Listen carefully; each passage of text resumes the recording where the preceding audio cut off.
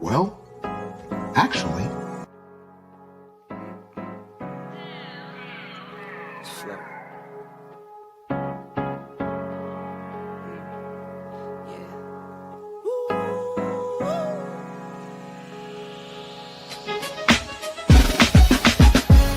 Yeah, I'm watching the rise, and I wouldn't say I'm shocked, cause I'm hardly surprised. This one's for the ride, this one's for who knew I'd make it, just needed some time. This one's for my wife, could've left 1,000 times just to by my side. This one's for the grind, I knew it would happen, just had the strength in my mind. To the videos, they thought I was a black guy. That's hard to get over. I'm foreigner in the sport, but I'm fully devoted. I don't take it for granted that the door's been open. I knew I was different, I knew I was chosen. A breadwinner, but I'm soft-spoken. Authentic like a 5950 and there's no cap. Let's have a toast to that. Let's have a toast for the real ones. Let's have a toast for the real. Let's have a toast for the real ones. Let's have a toast for the real. Let's have a toast for the real ones. Have a toast for the real. Let's have a toast for the real ones. Have a toast for the They done baptized the bad guy. Still don't follow religion. The fabric's not average. The cotton's Egyptian. 500 for the shoes, come dirty, but the European. Less is more and less is the bank. Up the score, I pull up from Trey. From the tray, I'm ballin' like Trey. Do what I can, I do what you can't. I wrote this 30,000 feet up. 10 toes, stay G'd up. I'm tryna get that type of wealth, like a house on the hills, can't see us. Say the money still me up. Stay humble, stay teed up. I don't tell you how to live, so don't hit me with no weak stuff. And if you know the deal, then you know the deal. If it's real, then you know. Yo, what's going on, y'all? This your man Marcus A. Brown, and I'm here to tell y'all that I just got done with my first consultation with the brother Andre of Love Crossing Borders. I just wanted to give him his praises. I need y'all to do two things if you haven't already. If you haven't, subscribe to his YouTube channel, Love Crossing Borders. Also, if you are going to Colombia, if you're thinking of going anywhere, traveling internationally, please consider booking a consultation with the OG Andre of Love Crossing Borders. You will not be disappointed. I'm a fan of the channel, so I booked a 2-hour session just to show support, just to show love and say what's up. He provided a wealth of information, way more than I was even expected. He has an excellent presentation. So I just wanted to let y'all know you will not be disappointed. Book the consultation, subscribe to the YouTube channel if you haven't already. Dre, man, I appreciate you. I will be out in Colombia, and I look forward to linking up with you. And y'all, get in tune with him if you haven't already. Tell him MAB sent you. Peace. Let's have a toast for the real ones.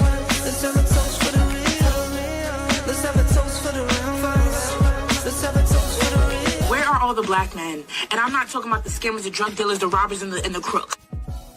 Well, actually...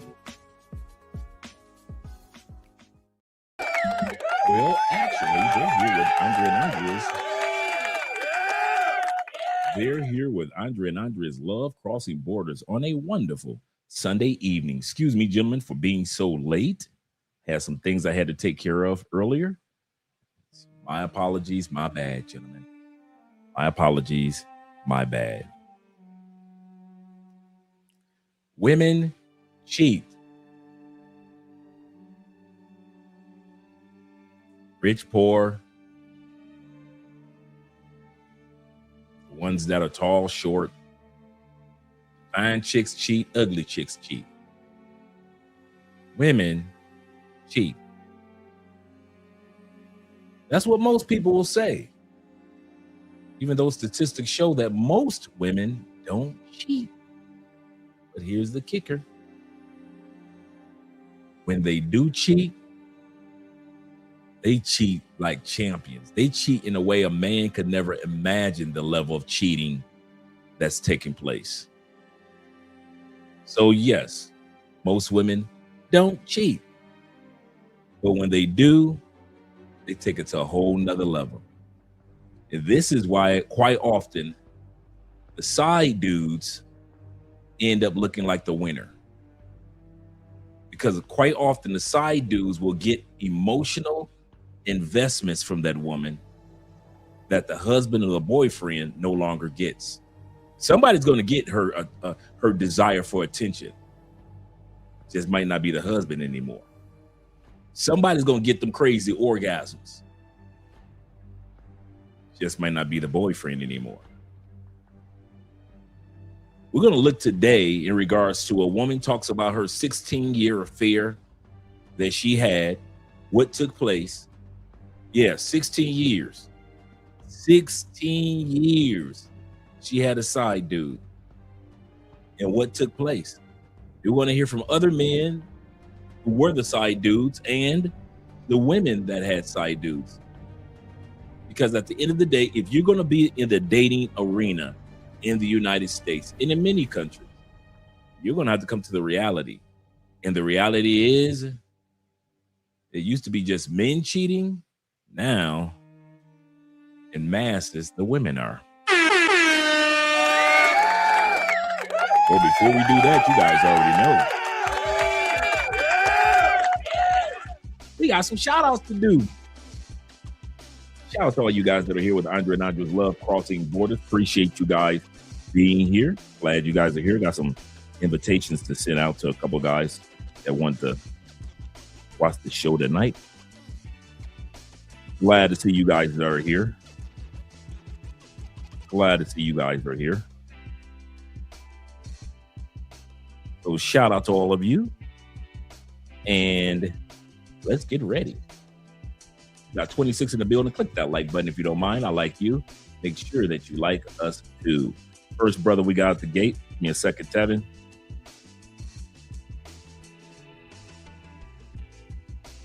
Show some love to one of my brothers who I was talking to on the phone earlier in regards to inviting him to watch the stream. Yeah, I had a little technical difficulty earlier, and that's what impacted what took me so long to come on the show. That's what impacted. But glad to see that you guys are here with me this fine evening. All right, let's get started. We say greetings, everyone. Remember to smash that like button, ladies and gentlemen. Tonight's topic is going to be a teachable moment. Yes, it is.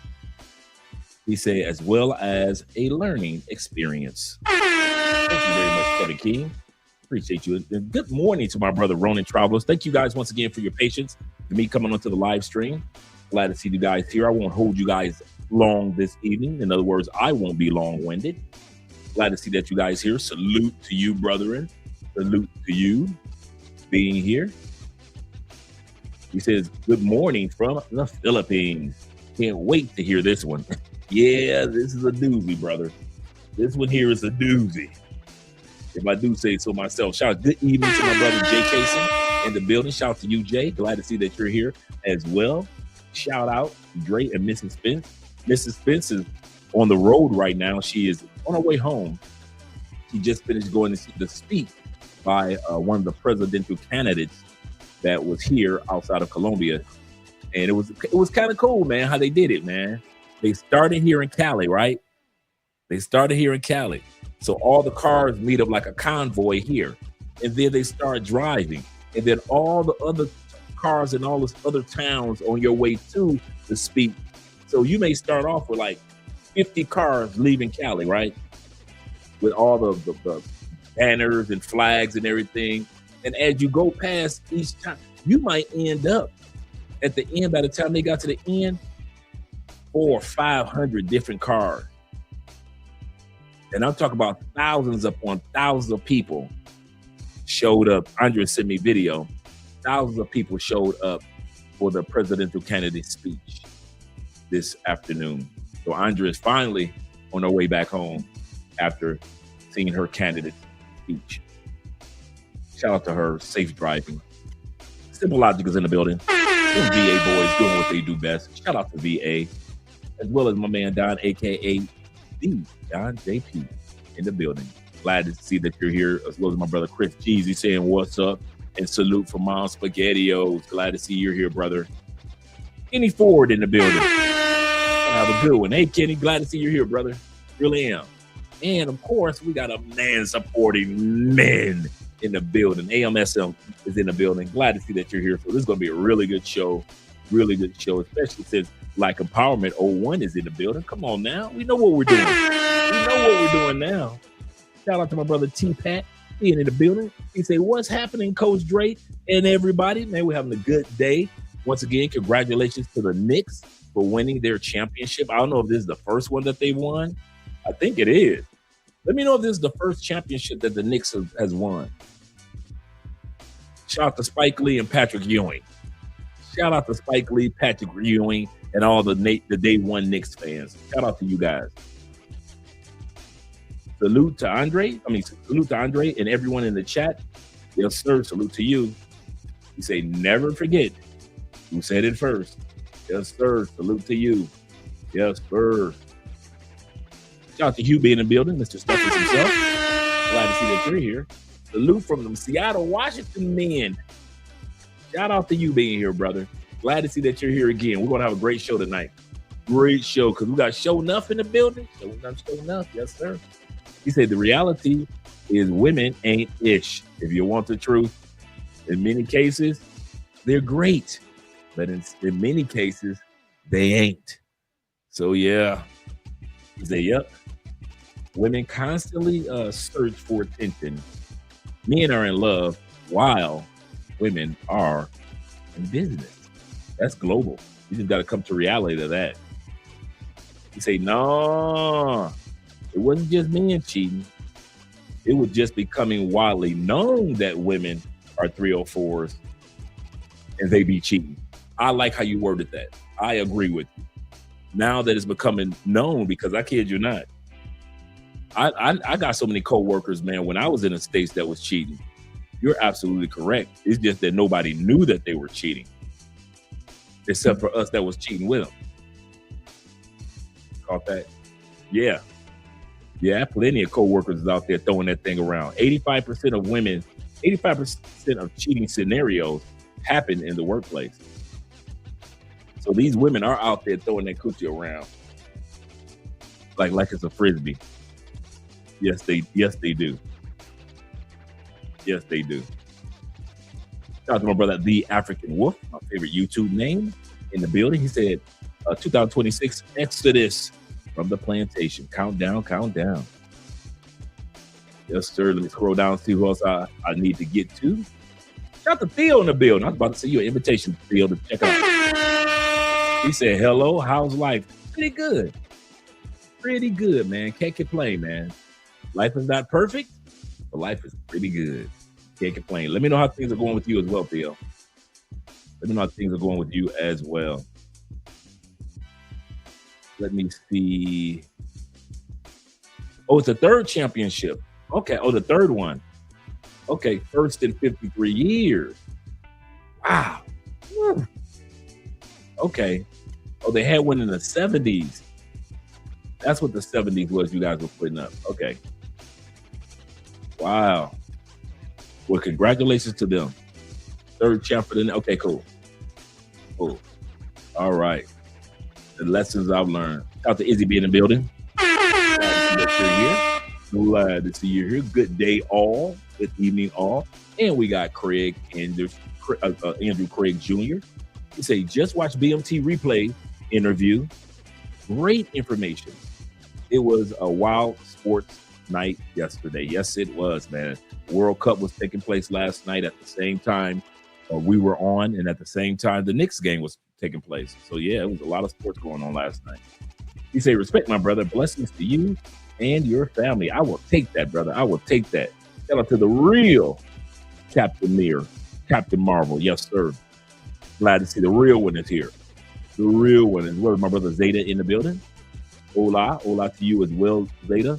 He say, fellow salute to all the Knicks won. Yes, sir. New York is a man. I don't get that one.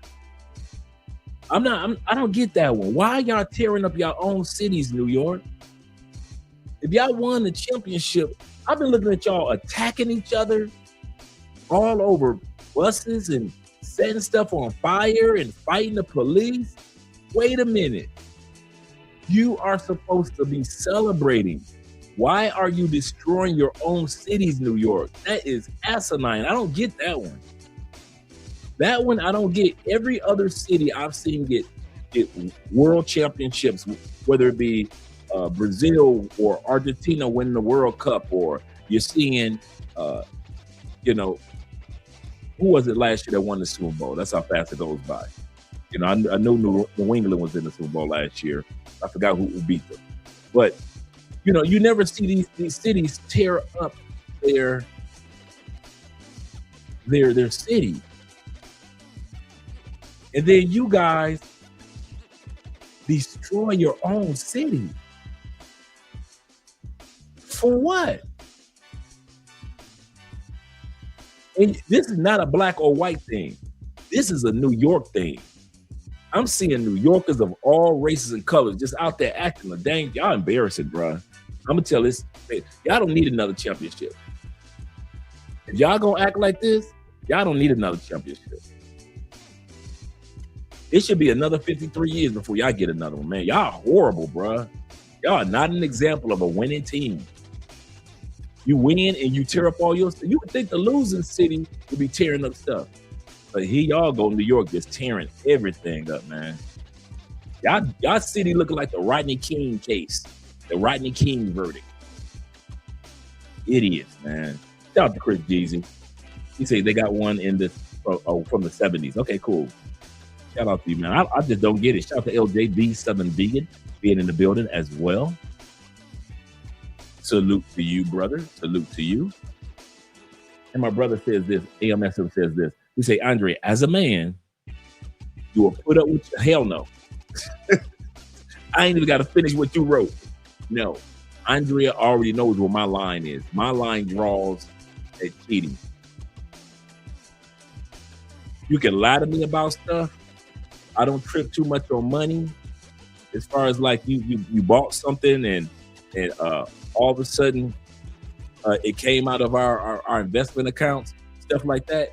I ain't gonna trip as hard. I'm gonna trip. I ain't gonna trip as hard. Cheating?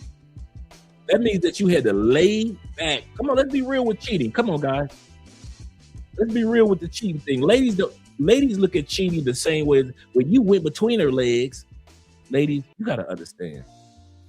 You had to physically lay your body back, grab your ankles, and spread them wide open. You had to submit to a man. See, if we cheat, we ain't submitting to nobody. We're the conquerors. I don't care how good she give head. We still conquered her. We looking down at her as she give us head. We are inside of her. We are making her shiver and quake. So even if we cheat, we still the conquerors. You cheat on us. What pisses us off is that you had to be conquered. Even if you on top riding, you are still being inserted. You are still being inserted, ladies. You can come on social media and twist it and turn it, but men this, but men that, but everybody cheats. You can use all those excuses, but you had to submit in order to cheat. Take it from a dude that's been with enough wives and enough girlfriends in my life. Every one of you dudes' girlfriends that let me get the coochie, she submitted. I didn't have to talk her out of the coochie. She laid back on that bed. She arched her own behind up in the air. I didn't arch her back. She arched her back. Your wife let me smash her in the back of my truck. I didn't tell her to jump up in that truck. I held the door open. She was the one that jumped in the back. She took her panties off for Poppy.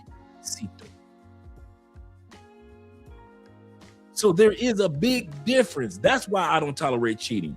Because in order for my woman, any of them that I had in my life, to cheat, she must physically, not maybe emotionally, but physically submit to that man. And in most cases, because a woman's mind is connected to her vagina, she had to emotionally or in some way mentally submit before she laid down in that bed and arched her butt up in the air. I could choose between her butthole and her coochie hole and her butthole. She gave me two choices when your woman bent over.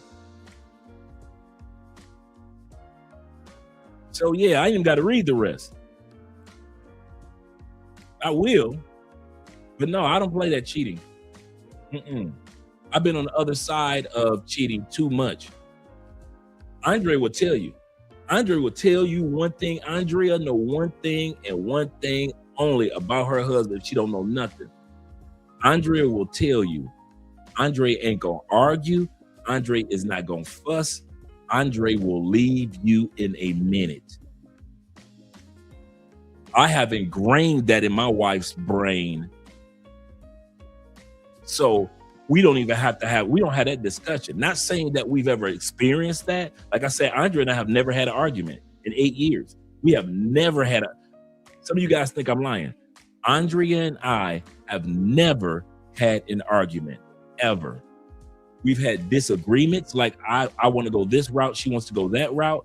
But as far as arguing, not a one. She doesn't like to argue, and I'm a walk away artist. So she can't stand arguments anyway, and I ain't want to stay around for argument. So we don't even put ourselves in argument situations. If we don't agree on something, we just talk about it. So we're so used to just talking about it in general, whether we agree or disagree, that bringing harsh energy into it, we don't even do that.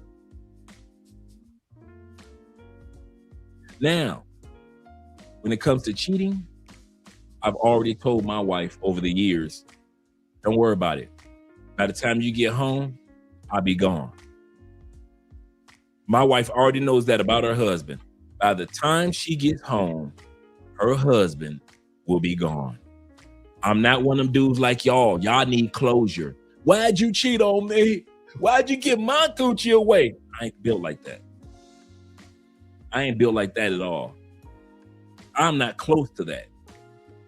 I mean, a woman ain't got to explain. When did it happen? How many times? You know how some of you dudes are. How many times did it happen?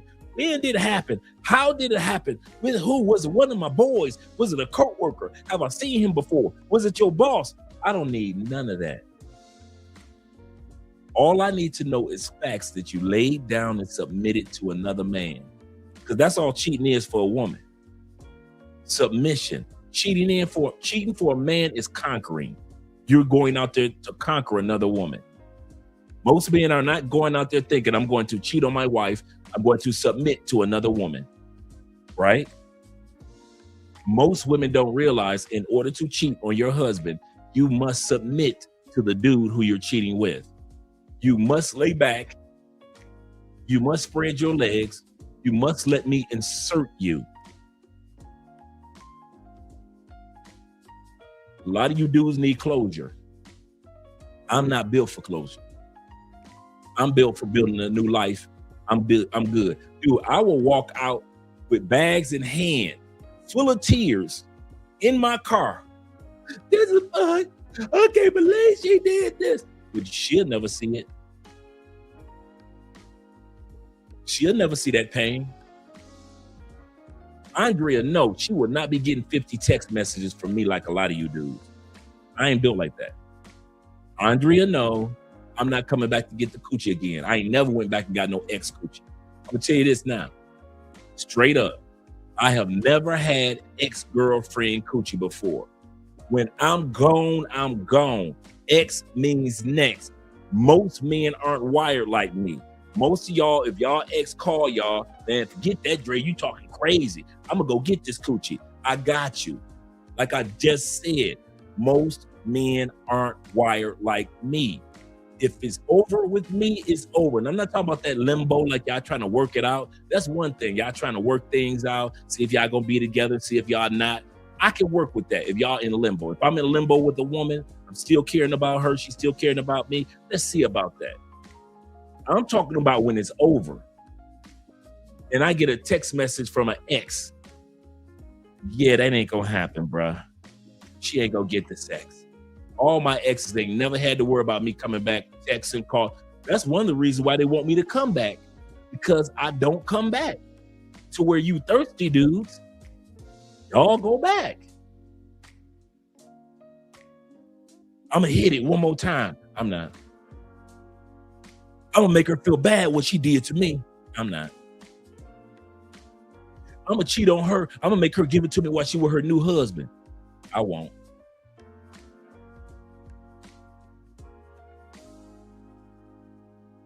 I've never seen the purpose of going back to an ex. I've never seen it. It's rare. Let's put it like this.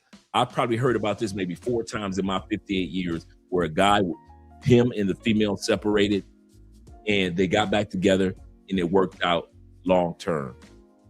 Maybe 4 times in my life. The other 99,000% of the time when you try to go back to your ex-girlfriend, God shows you immediately why you should have stayed away. In 3 days, you remember, oh my God, I forgot she used to argue about that, man. That's why I broke up with her. Now I remember. And I know I'm rambling on in regards to the statement by our brother, but I kid you not, that's one thing I do not tolerate. That is one of my standards. I do not tolerate flirtatious. I'm gonna tell you how I am. I don't tolerate even flirtatious social media. My wife is not permitted, and I'm not saying this as a ruler with like I rule with an iron hand, but my wife does not put provocative, sex alluring, flirtatious photos on her social media. Andre got a couple bikini, we were at the beach type of photos, but 98% of Andre's photos are all ladylike photos. We're going to take a look at that tonight. Some of you dudes will go in the DMs of some of the trashiest chicks. And then when you get with her and she does some trashy stuff, then you looking crazy in the face. Some of y'all will come to Colombia, go on Tinder, and you see the female got 10 trashy photos. And you will still try to get with her. And when it goes left, you wonder what happened. You saw what happened. It was in her DMs. I mean, it was on her TikTok page. She's trash. She's trash. So my brother said this. He said, Andre, as a man, would you put up with cheating? Men were created to have multiple women. Women weren't created to have multiple men. I agree with that. I agree that men, based off our religion, based off of our choices, you could choose to be with one woman or you could choose to be with multiple women in polygamous situations that work out well. I've seen polygamous relationships work out just good as regular relationships. So I can't sit back and say that it doesn't, but women with multiple men, there are some women that do that, but it's not the norm. And it normally doesn't work out. Seda says this, women cheat more than men, but they try to act like little angels. That's too easy. These chicks ain't ish, but hoes. I know what song you're talking about. I know exactly what songs you're talking about. Shout out to Theo. Shout out to my brother LJD, Southern Vegan in the building. Glad to see that you're here along with my brother Charles B. Charles said, he said, I've never liked people from NYC. Charles said, I don't like them people anyway. I don't know why y'all cheer up y'all city like that. Shout out to my Seattle brother from West Coast, man. Show him some love. Let's see right here. Shout out to the West Coast, man. And you scroll down, we got Ahmad Milner in the building. Mr. Milner, salute to you as well, brother. Salute to you. And Don, AKA, once again, showing some love. He said, and this is why you never take her back. Never. I never gone. You know how much peace I have had in my life because I have never gone back. And I kid you not, it is so peaceful to know that when I leave, women know I leave. In other words, I'm serious. Women know when Andre leave, don't text him. Don't call him. Don't come up to his job.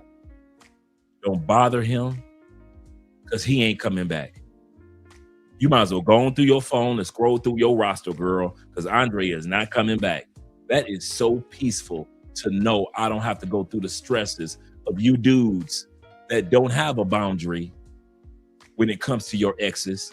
Not just when it comes to cheating, just you don't have a boundary when it comes to exes. So your woman who you with now don't know the rules of breakup. Any woman that I'm with, my wife knows my rules of breakup. Some of y'all women only know the rules of being in a relationship. I'm like this in a relationship, baby. I expect this in a relationship. I hope you do this in a relationship, baby. Your wife or your girlfriend needs to know what your standards are when y'all break, or if ever, God forbid, y'all break up. She needs to know, are you a stalker or not a stalker? Have you ever had a restraining order on you? Do you want her to have restraining orders on? You need to know all this. Is she crazy? Are you crazy? Because I'm going to tell you something. I used to say this to my stepdaughter. I say, a lot of men are built for relationships. They are amazing in relationships. But look out for the men that aren't built for a breakup. Some of the most dangerous men you will ever meet are not men in relationships, but men that can't handle the breakup. So when you're with a dude, don't just look at how he's going to treat you in a relationship. Also, question him about how you think he might treat you if it don't work out. Now, he might even lie, but you watch his character and see what type of dude he is. Because a lot of men are built for relationships, but they are not built for breakups. They are not built for breakups. Shout out to Sean D. Upshaw, the Upshaw family in the building. My dude. He said, all men are different. Absolutely correct. He said, I don't give a dang about cheating. He said, I have a different line that's drawn. And that's true. Every man has a different line. Now, that I can concur with. Some dudes, it don't even move them. We talked about this the other day. The reason why men that have millions, and in many cases billions of dollars, don't trip when they wife sleep with the pool boy because they cheating? No, because these men have built a brand that's more important than marriage. These men have built a brand that's more important than marriage. These men know doors open for married men more, and that's just statistics. I'm not saying something that's not. Everybody should know this by now. Married men get hired more. Married men get more promotions. Married men are in different networks that single men aren't allowed in. That's just stats. You can look this up. I'm not about to do your homework for you. If you don't know that by now, where have you been as a man? That's just basic global stats. People look at married men as a man that can be trusted, at least by way of stability. I don't know why. I didn't say it was fair. I didn't make those rules. But in business, a person will shake your hand and do business with you if your wife is there or your girlfriend is there to relate to his wife or girlfriend. It is what it is in business. There are some men that have built their brand around stability. For them to not be able to hold down a marriage, a lot of dudes question that in the business sector too.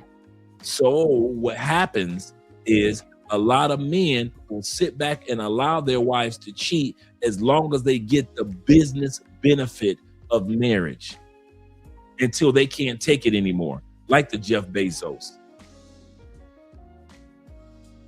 Jeff finally left her, but she had been cheating for a while. But she still walked away with $65 billion. So a lot of couples, me and Andrea and I, you guys know we've built much of our business around our brand as a married couple. I know you guys wouldn't be watching me as much if I was just a single guy behind a camera and blah, blah, blah. You would appreciate it, but for the most part, you guys like enjoying Andrea and Andre Love Crossing Borders. It is what it is. We've built our marriage into a brand. I've had women come on here to do interviews. You know why? A lot of those women come on our channel and not other content creators' channel, because I'm married and they can look at the content and see how I treat my wife, so they feel like this is a safe space and Andre is not going to be attacking women, because that's not what they do with their content. So it's easy for me to have women come on the show, not because of me, but because of the marriage brand that we have. It is what it is. Like I said, it's not fair, but it is what it is. And so there are men that says cheating is not where they draw the line. Some men draw the line before cheating even takes place.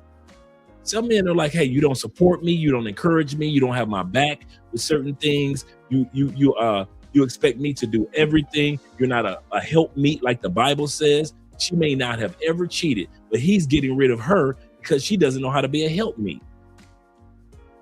She doesn't know how to cook. She doesn't know how to wash clothes. Or at least women don't wash clothes. I'm sorry. There is no woman that washes clothes anymore in the United States. Not one. Women load a machine. Washing clothes is when they had the washboard in the bucket. That was washing clothes.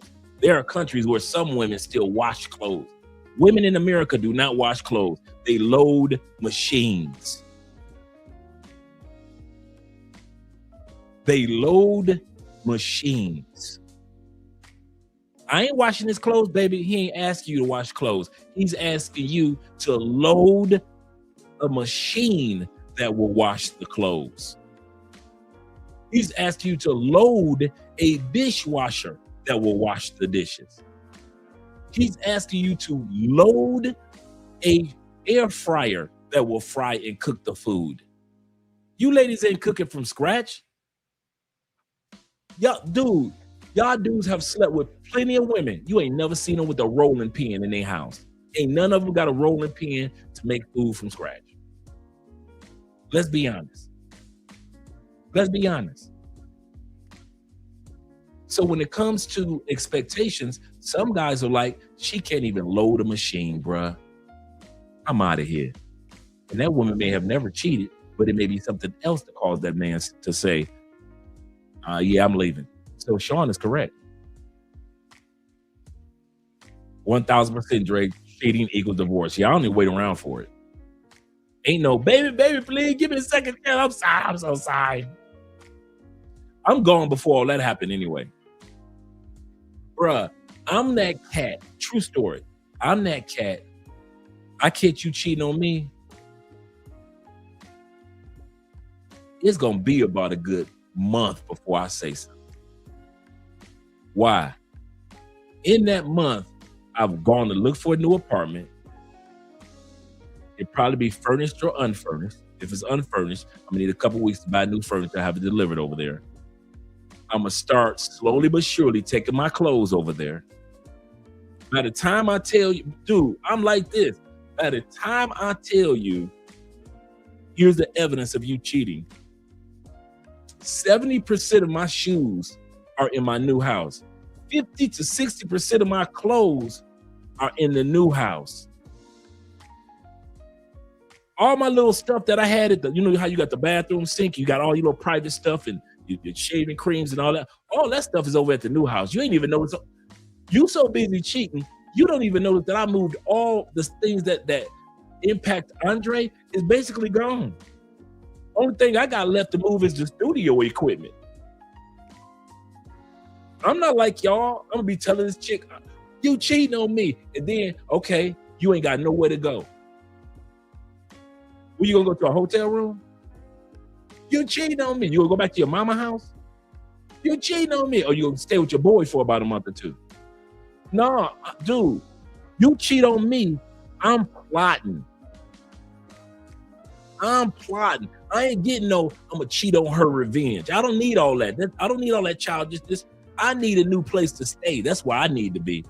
I ain't plotting, yeah, I'm gonna cheat on her, yeah, I'm gonna sleep with her friend.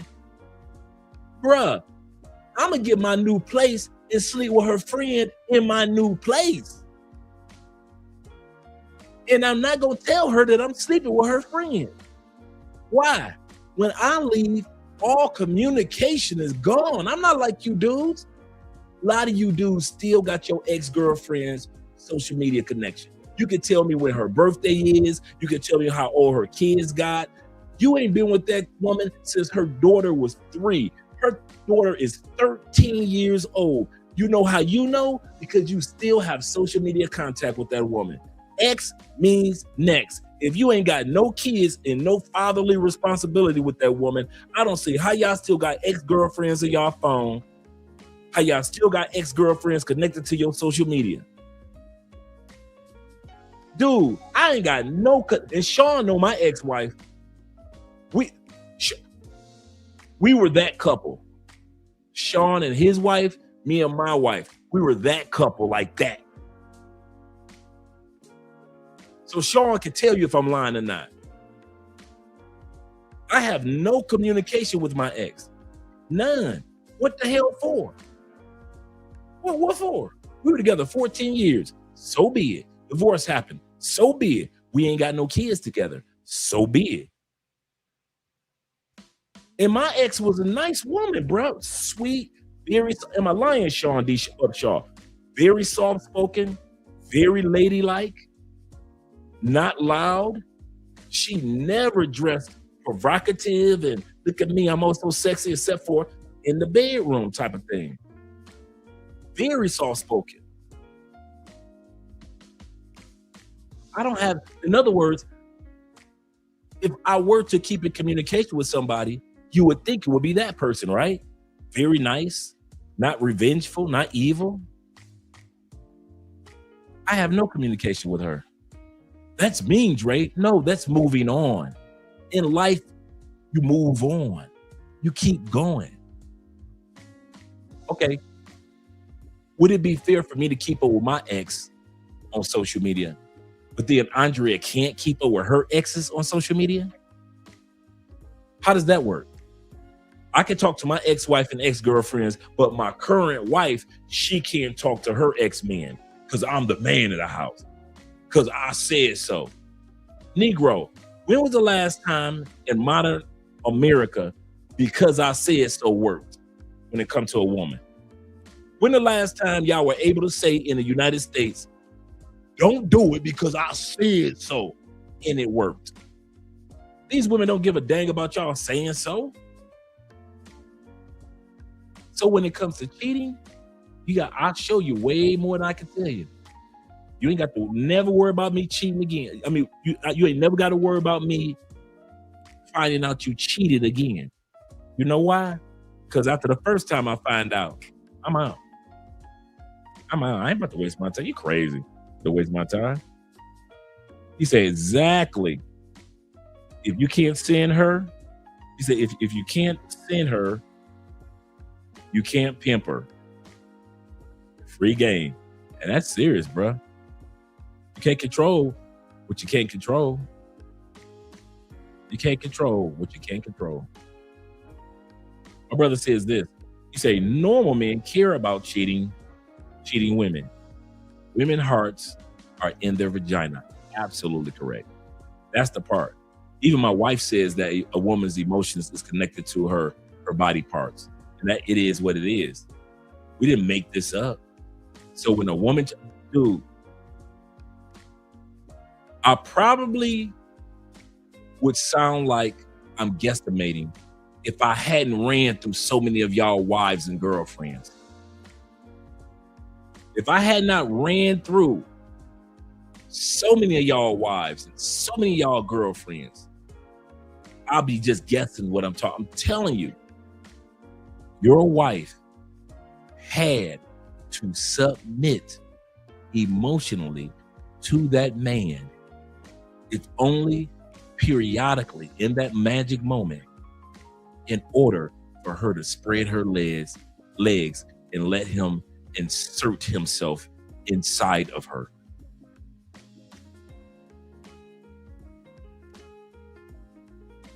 Andrea left me a message.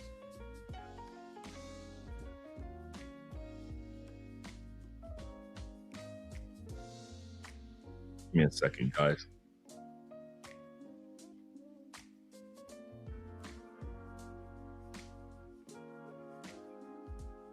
Give me a second. Mrs. Spence left me a message. Trying to make sure that I got it.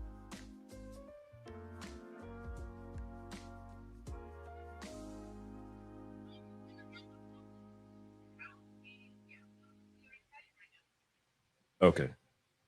She was just letting me know she's back in the city. Remember I said she went out of the city, her and her mom, to go see the presidential candidate that they're going to be voting for next week. So she was very excited. Andrea has been rah, rah, rah for this candidate. So she was very excited to hear, because I was telling her, I said, well, when is he going to give a speech in Cali? I said, it's the third largest city in the country. I said, so he's obviously going to come here. She was like, I don't know. So she did her homework and found out that he was right outside of Cali today. So her and her mom drove out there to go see him. Very excited. She had a really good time supporting her candidate. Banana in the tailpipe? Yep. Yep.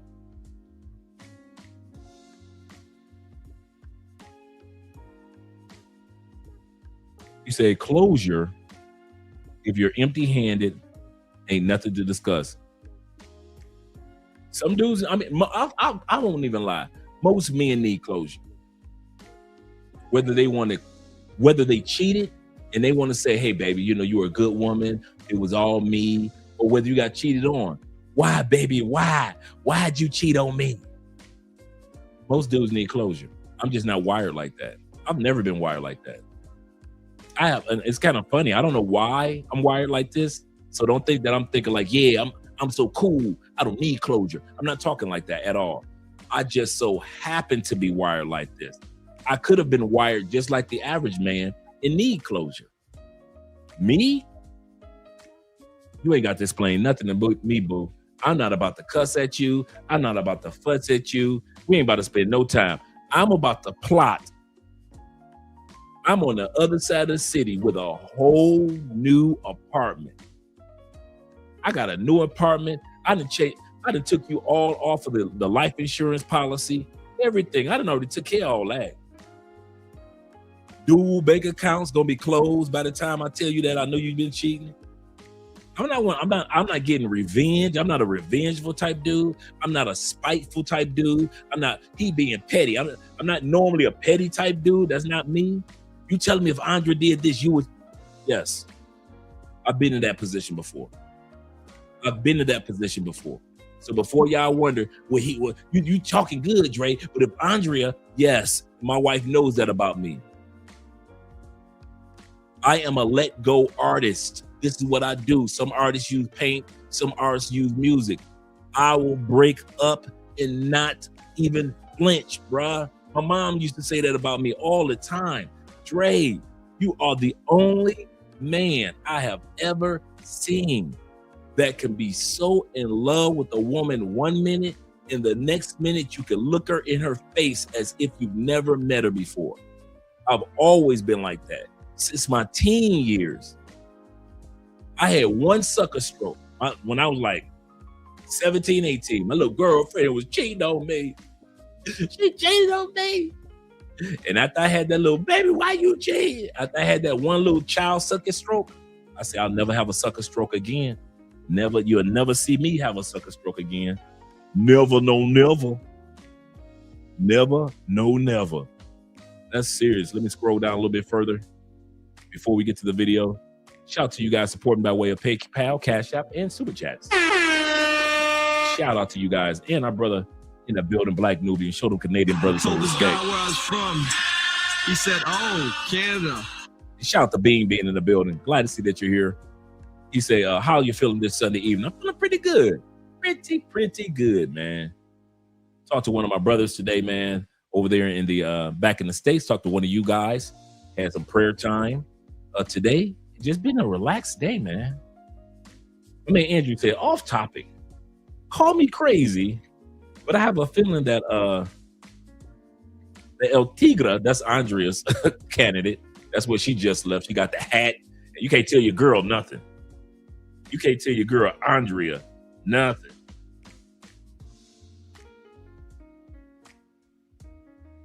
She just thinks she doing big things.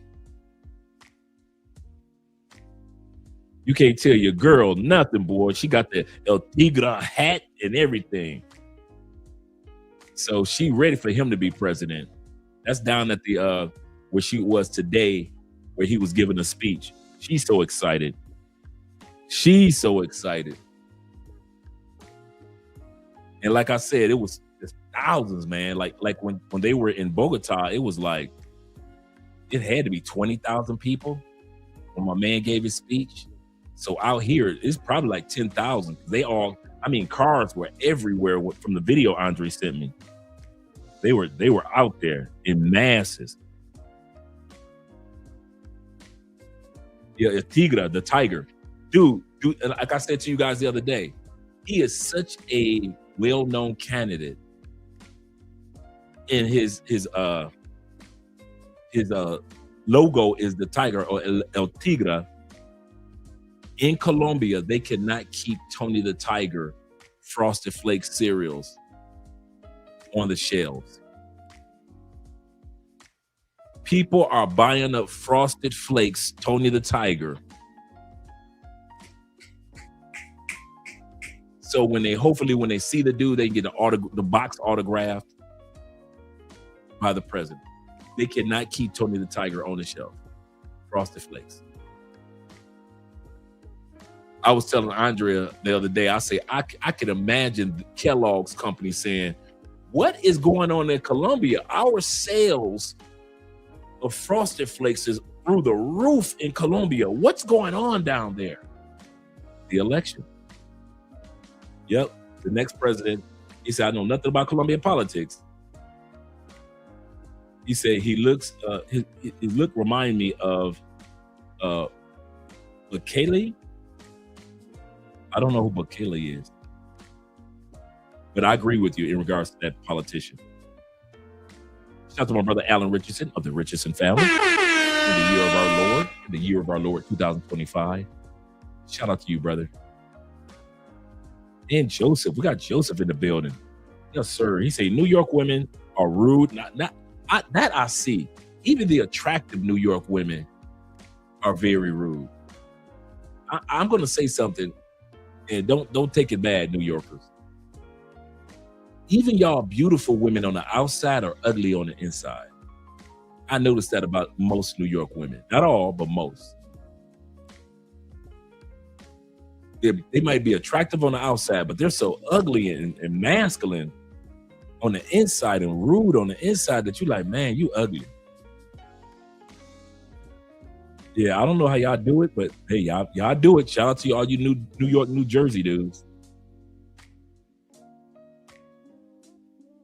Let me make sure I got everybody. If I miss somebody, such as my brother Ellis, blame it on my head, not my heart, brother. He said, that's fact. He said even Trump stayed married once he realized that he had a chance to win the election the first time. Yeah, I didn't say, I didn't make that rule about married men, but married men are just looked upon differently. Just looked upon differently. Izzy says this, yes, C-suite, corporate level, a wife is the essential tool for leverage. Married men are seen more stable, more grounded, aka mature mostly. That's a good way of putting it, gentlemen. Let me scroll down, make sure I didn't miss anybody. Yeah, he's talking about my ex-wife. Sweet as pie. Sweet. Very, very attractive, sweet, just wonderful, wonderful woman. I have nothing evil to say about my ex-wife. That's one thing you'll never, ever hear me say, that she did this and she did that. No, is that she was going in her direction with life. I was going in my direction with life. She's at peace, I think, and I'm at peace. But my wife never would not know. My wife could be mad, and she raising her voice is not her raising her voice doesn't even sound like it's raising her voice. Super soft-spoken woman, very, very feminine, very ladylike. So when I tell you guys, I know nothing about being with hood chicks. Sean can tell you, I don't do no raggedy hood, Aisha, LaQuisha, and all them. My Uncle Jeffrey Ghostface that's in here. All these men can tell you, I don't know nothing about no hood chicks. I don't know nothing about no chick that ain't got no job, that ain't got no career. Let's put it like this. I mainly dealt with women that had some type of career or decent job that was making good money. But I do not do no broke, raggedy, Aisha, LaQuisha. I don't do no regular weed head chicks. I don't know nothing about that. Chicks that smoke squares. I don't mess with no chicks that smoke squares. She an alcoholic. She got to get back, shot. I don't know no chicks like that, bruh. When I say I can't relate to certain things, I mean I can't relate. Yes, I've been with a lot of women. No, I have not been with a lot of hood chicks, bruh. Y'all got way more experience with them chicks that are just straight hood than I have. That's why I never dated a New York chick, because you ain't never gonna see me deal with no chicks like that. Like Nubian says this. He said, I tell you what. He said, any of my exes are up to whatever any of my exes up to, I don't even know if they are alive or brother. If you don't preach.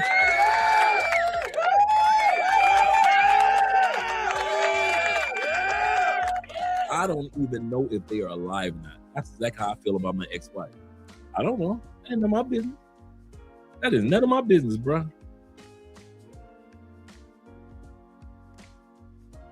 He say, sorry, fellas, my question got Andre's rant. I know, you know how that goes. You know how that goes. You scroll down a little further, looks like I got just about everybody. Got 55 in the building. Click that like button. Shout out to them Detroit boys in the building. You better back the fuck up out my face, goddammit. I'm from Detroit, Michigan. Don't play with me. Yes, sir. Yes, sir. He said, hey, sorry, checking in late with you. Right on cue. I was the one that was late. He said, I want to say everyone hit that like button and subscribe to Love Crossing Borders, LCB. Yes, sir. Shout out to you guys that are watching from Andre's channel. Appreciate that. You scroll down because we got Jay Anderson, the great, in the building. Glad to see that you're here. And we're going to make sure that we got I think I got everybody. Like I said, if I missed somebody, name it on my head, not my heart. We got my SpaghettiOs in the building. He said, definitely staying away from hood and Project Bro. Yeah, I can't even relate, bro. I ain't got, if y'all ever listen to any of my stories, guarantee you ain't got no broke chicks involved. I ain't got no story to tell y'all about no unemployed chick. I ain't. Out of hundreds of stories I talk on this show, I ain't got one unemployed broke chick story. He said, Andre, leave my beautiful moderators. Yes, sir. Yes, I will. Yes, I will. He said, between New York and Texas chicks, he said, I'd rather be with a hood Latina chick in Texas than a New York chick.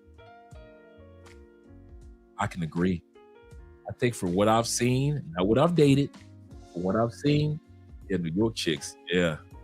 He said, yeah, no lie. He said, New York women are very, very masculine. Even some of the Asians, Latinas, and Italian women, women seen a bunch of them cute but aggressive. He says, is El Tigre related to the El Salvador? No, he's not. They look similar. They do, but he's not. He's actually a very famous attorney. I forgot what T-Mac would know if he was here. I forgot what family he comes from. But he comes from a very, he comes from $1 billion family. So he's far from poor, and he's an attorney. And a lot of people in Colombia are upset because Trump supports him, because he's a Republican, and the president that they have now is a Democrat. Is the first Colombian Democrat that Colombia has ever had. So Colombia is going back to Republican. He said Chicago chicks are masculine. Yeah, them Chi-Town chicks. That's true. He said my family comes from the streets. So does mine, Theo. Sadly, so does mine. Let's get ready to get started with the video. This woman cheated 16 years. 16 years.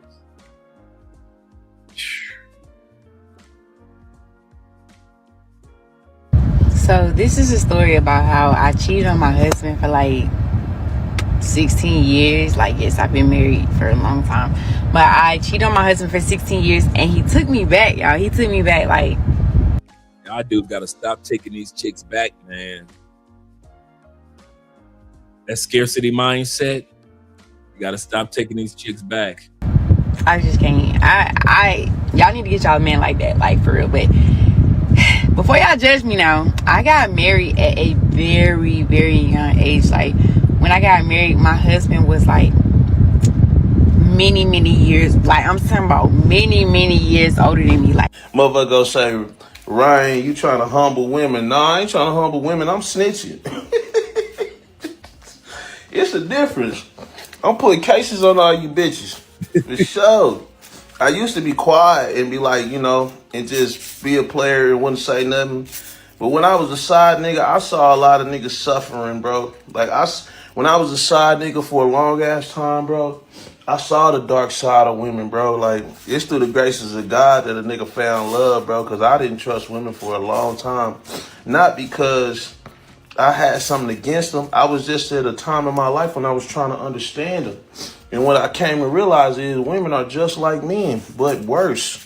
Because men have morals with the way that they move. Women really don't. If they really don't like the nigga, don't fuck with the nigga, bro, they will do some all-out outlandish shit, man. Your business was doing good. The woman was in love with you. Business doing not so good. And now she getting distant. If you somebody who been experienced to that, right, that side of female nature where women are with you with the highs and then they bill on you with the lows, and you ain't got to be in the streets for that. You can be just working a 9-to-5 job and lose your job and experience that with females. If you experience that, you're going to be emotionally unavailable because you've seen the dark side of female nature, how cold-hearted and cutthroat it can really be. So you're going to be emotionally unavailable because you think in your head, she's incapable of loving me. She's only can love me as long as I'm doing well. So a lot of bad boys have had these experiences or been exposed to these experiences before.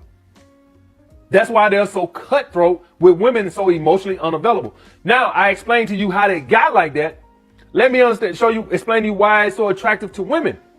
When you're so emotionally unavailable to women like that, what it shows to women, comes off to women as they're not good enough, that you're higher value, that you're holding out for a better option than her, which causes her to chase and seek your validation because you're not giving it to her. It sends off a signal to her that you're high value, that you think you can do better than her. That's why it's so attractive to women. It's like you're rejecting her without rejecting her. When women reject us, they reject us, put us in a friend zone or basically now a sex partner. A man rejects a woman by not promoting her. So you'll be fucking her and rejecting her at the same time. Because how women perceive is they want the status of a relationship or marriage. And when they can't get promoted to those things, they take that as a rejection, even though you're fucking them. Since different. I gotta agree with him. It took me a minute to analyze it. He's right. I have slept with women and rejected them at the same time. Yes, you can give me the coochie. No, you can't be my woman. Yes, you can give me some kids if y'all have some kids. Yes, you can give me some kids. No, I won't marry you. Yes, you can be my side chick. No, you can't move up in status. Yes, you could be my second side chick. No, you can't be the first side chick. We do that. We accept them. We'll smash them, at the same time reject them. Women will call it, he was playing mind games with me. He had me thinking. Ladies, hear me out. Men are too simple to play mind games. Our lying skills are horrible. Our conniving skills, terrible. Our scamming you skills still need work. We are simple-minded. We are very, very, very, we're so simple-minded that no matter where you go in the country of the United States, we basically repeat the same thing to you that the last man said to get the coochie. We basically repeat. You can get smashed, ladies, you can get smashed by a dude in Ohio. And one of our brothers in Seattle, Washington can smash you, and he can literally repeat verbatim what the dude in Ohio said to smash you. That's how simple men are. We are not complex. We are not coming up with a new game plan. The same game plan that your granddaddy said to get in between your grandmama legs is the same game plan your uncle was able to get into your auntie's legs. We are so simple that we use the same game plan from generation to generation to generation. You know why, ladies? Because it works. I hate to say it. It works. Men being simple and to the point works. The person that continues to lie to you, man to the next man, to the next man, for you to spread your submissive legs, is you. You ladies, the moment that you stop lying to yourself about what we men want, that man, you ladies, come on now. He walked up on you with a wife beater on. You thought that was husband? Did you really think he was a husband? He walked up on you with a wedding ring on. Shania Latham. Remember that movie Shania Latham was in? The Tyler Perry movie where she was in love with her white boss. And she thought her white boss was gonna leave his husband, leave his wife. Shania Latham's of the world. That man is not gonna leave his wife. You knew that. And yet you submissively let him insert himself into you. All men, ladies, for the most part, not all, but most of us. I know how you ladies are. He said all. Most men, we are so simplistic in thought. We are point A to point B to point C thinkers. That's why you could be with a dude in New York. He can give you some certain lines, and you could be with a guy in Wyoming. And he's from another race, and he'll give you those same lines, and you will submit and spread your legs. It's you ladies that think red flags aren't red flags when we are red flags. It's you ladies that don't want to admit that there are more green flag men out there in the world that you could be with, but you keep submitting to red flag men. So you think that every man is a red flag because you only sex, for the most part, red flag men. Us red flag men got the same game plan over and over and over, and it works for the Asian girl that we slept with, the black girl that we slept with, the white girl that we slept with. It works for the white man who uses this game plan, the black man that uses this game plan, the Latin man that uses this game plan. We use the same simple game plan. Either you are with it or you're not. Some women say, no, he's a red flag. I am not dating him. Thank you very much. But too many of you, here's the problem. Too many of you will say yes to a white man that's a red flag, a black man that's a red flag, a Latin man that's a red flag, a Asian and beyond man that's a red flag. That's what your problem is. You think red flag men are green flag men, and the green flag men you don't want. The day that y'all start wanting green flag men are going to younger women. And you hate it. All of y'all could have had a green flag man, a man. Y'all always go Kevin Samuels. I've had 5 men propose to me. I've had 7 men propose to me. Well, I've had 4 men propose to me. So y'all had all these proposals from what y'all consider good green flag men. But when it was time to have babies, when it was time for your knees to come out the feet in the middle of the night, you were spreading your legs for us red flag men.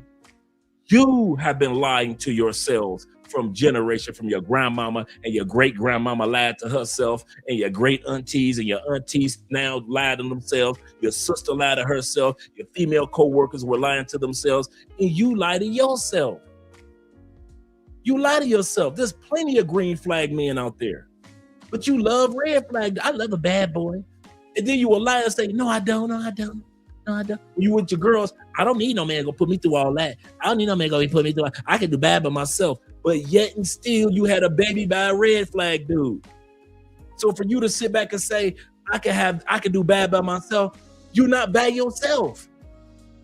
You are in a house with 3 babies that are the offspring of a red flag man. Ladies, don't you get it yet? You can go on all these social medias. I've been listening to y'all on TikTok whining and crying about men. All these excuses y'all give. Y'all give each other all the same excuses. Men have been running the same lines on y'all from generation to generation. We don't change. That's how simple men are. We're so simple that y'all fall for it every time.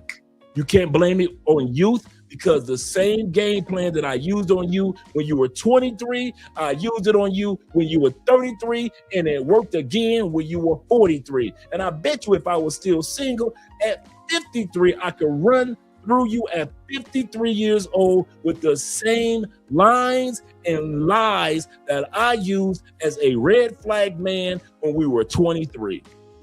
So that excuse of, I was young. Well, if you were young and it worked, okay, cool. How come I can use the same lines over?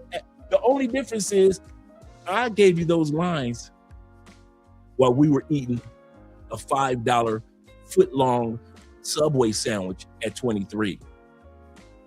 At 43, I'm giving you those same lines over a candlelight dinner. The lies didn't change. That's how simple men are, ladies.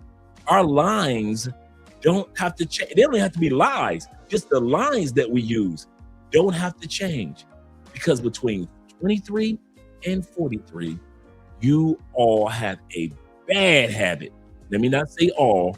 Too many of you have a bad habit of submitting to too many red flag men and keeping the green flag dudes either in the friend zone or in the waiting room, like at the hospital, or ignoring the green flag men. You ignore them until you got 3 babies. You ignore them until you're going through your second divorce. You ignore them until you need some money. You ignore them until you want to get married now. But you didn't want them when you were 27. You didn't want green flag men. You didn't want the green flag men when you were 31. So ladies, men are simple. The lines that we use are simple. That's why I say There is no need for a dating coach. You don't need me to give you advice, gentlemen. You don't need alpha male strategies. All them lame dating coaches, you don't need all that. Dude, just reach into your subconscious. Use the same lines that men have been using for years. Excuse me, what's your name? Where you from? Can I take you out tonight? That was Luther did not lie. To a movie, to the park. I have you home before it's done. Just to make the woman feel comfortable. If you think that I was saying something mystical, magical to women, or you guys in the comment section were saying some mystical, magical, voodoo type wizardry, like we're Gandalf in the Lord of the Rings, I'm not Gandalf. I don't have the wizard hat in the staff. I'm using the same lines my granddaddy used. I'm using the same lines on women that my great granddaddy used. I'm using the same lines on black women and white women and Asian women that my father used. I'm using the same lines that you dudes used. We all using the same lines. So stop using these dating coaches as if us other dudes that's getting coochie are saying something special. We're not. We're saying the exact same lines that you're getting. And for the most part, we get the same results. Some women say yes, and some women say no. Some give us the coochie, and some of them don't. You got them alpha male strategy dudes, got y'all thinking that they get like a 90% coochie rate, and nobody ever says no to them.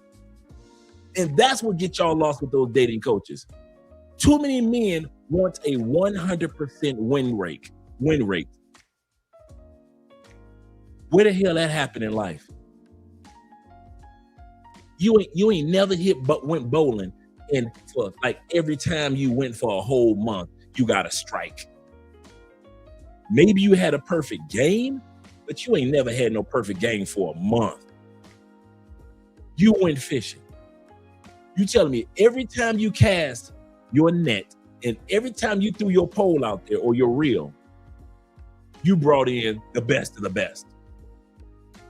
Every time? Every time. You telling me that you went out and played golf, it only take you 18 minutes because you're going to get a hole in one every time? Every time? All you dudes that mess with these dating coaches, the problem with you is you are not preparing yourself for rejection. Rejection is a part of getting women. It is that's global. That's what you guys don't like.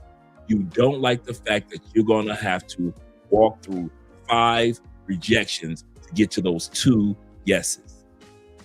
What makes me and other men confident when it comes to approaching women, because we already know she can either say yes or she can either say no, and it's on to the next. If she says yes, it's on to the next. If she says no, it's on to the next. Just because some female just gave me her number, that don't mean I'm gonna stop hollering at chicks in this club. Okay, this chick gave me her number. Okay, cool. We in the DMs and we sharing information. We gonna meet up. Okay, cool. You think I'm gonna be in the club and I'm gonna stop to holler at one chick in the club? No, bruh. If I get a yes from this one, I'm gonna go to the next one, and she might not say no. Guess what? On to the next. She gonna say yes. On to the next. She'll say no. She'll say no. She'll say no. Some of you dudes just don't want to deal with the no's, and that's a part of manhood. That's the fairness of the unfairness of manhood. I'll say this again. That is the fair part of being a man. That you already know that life ain't fair. Women try to convince themselves that life should be fair. Remember we watched yesterday where they put the top 5 ladies, if you're going to be a 1 to 5, who do the women do? The women put the big girl at number 2. Well, she should stand here because beauty is equal and everybody should be loved. No. The fairest thing about men that I love about us men, when men come to the reality that the fairest thing about us is that we know life ain't fair. All men know it. in different languages, in different countries, in different regions. We all know one thing and one thing only. If you were born male, life will never, ever be fair. That's what's fair about being a man. All of us, you got money if you don't got money. You got dudes that got money and they still got on suicide watch. You got dudes that got looks and they still get rejected. Oh, he look too good, girl. I ain't gonna be with him. He look like he got a bunch of women. So if you look too good, they gonna reject you. If you too tall, they gonna sit back and say, he tall. I like him tall like that, but no, he look like he got a bunch of women. So you gonna be rejected. Life ain't fair to men, but that's the fair part. I ain't gotta feel bad if I don't get no woman and you get a woman. You know why? Life ain't fair. Next week, I'll get a woman and you might not get a woman. Life ain't fair. You might got 3 women with you this week. I might got 1 this week. Life ain't fair. Next week, I got 3 women. You ain't got nobody next week. Life ain't fair. Men accept that. But you men that don't know how to realize that when it comes to this dating market, the majority of who you're going to walk up on is going to say no. That's what your problem is. You scared to walk up on women, to embrace the no so you can get to the one that will say yes. And this is why I'm going to end it with this until we go back to the video. This is why you will never see me if I was single, in the face of a regular chick or ugly chick. I'll do cute chick. I'll do pretty chick. I don't need no dime. You smash dimes and throw them away.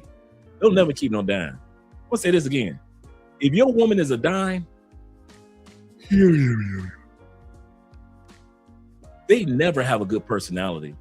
I'm not saying that women or dimes are rude. I'm just saying it's very rare you run across a dime and they have something interesting going on. They're like, what do you do? Wow. When the last time you was with a dime and she had something going on in her life that made you say, that's impressive. That is very impressive. It don't. Dimes don't got nothing going on in their life. Rarely do they have something going on in their life. You are the only thing that's going on in their life. They are the most boring women. Dude, you cannot talk to them about nothing philosophical, nothing historical, nothing. Every blue moon you meet a dime with a brain. But most of the time, 9s and 10s are straight for recreation. You treat them like baby mama, even if they ain't got no kids. Do not be sitting around acting like, well, I got a dime and she what? She what? Talk to me. What do your dime do? She don't read. Dimes don't read like that. Stop it. Your dime can't play chess. She can barely play checkers. She don't even know what backgammon, how to play backgammon. She can't play Monopoly. She can't play Uno. She can't play Tunk. Your dime can't even play spades. So tell me, other than looking good in the car, tell me what that heifer good for. Arguments, they known for that. Jealousy and insecurity, they're famous for that. Dimes are used for recreational purposes and showing them off only. Ooh, look what I got. I got this dime. I'm going to smash her. Then I get rid of her. That's what dimes are for. That's it. When the last time you saw a bunch of married dimes? I'll wait.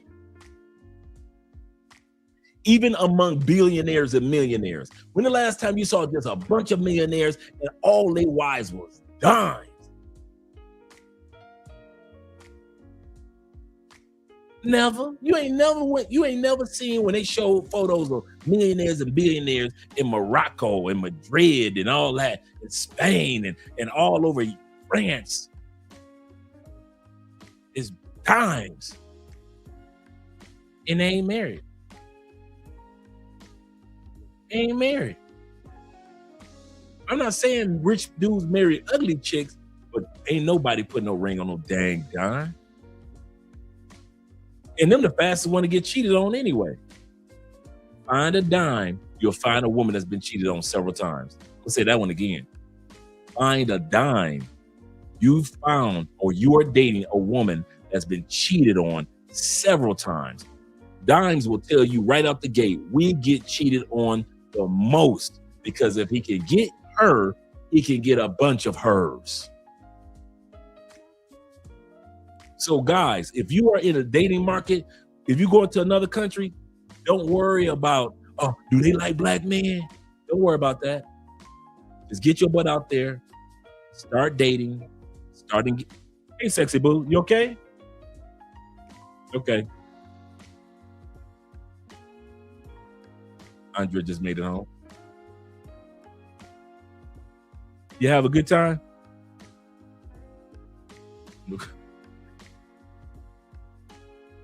Sean says this: behind a dime is 2 nickels he had definitely cheated with.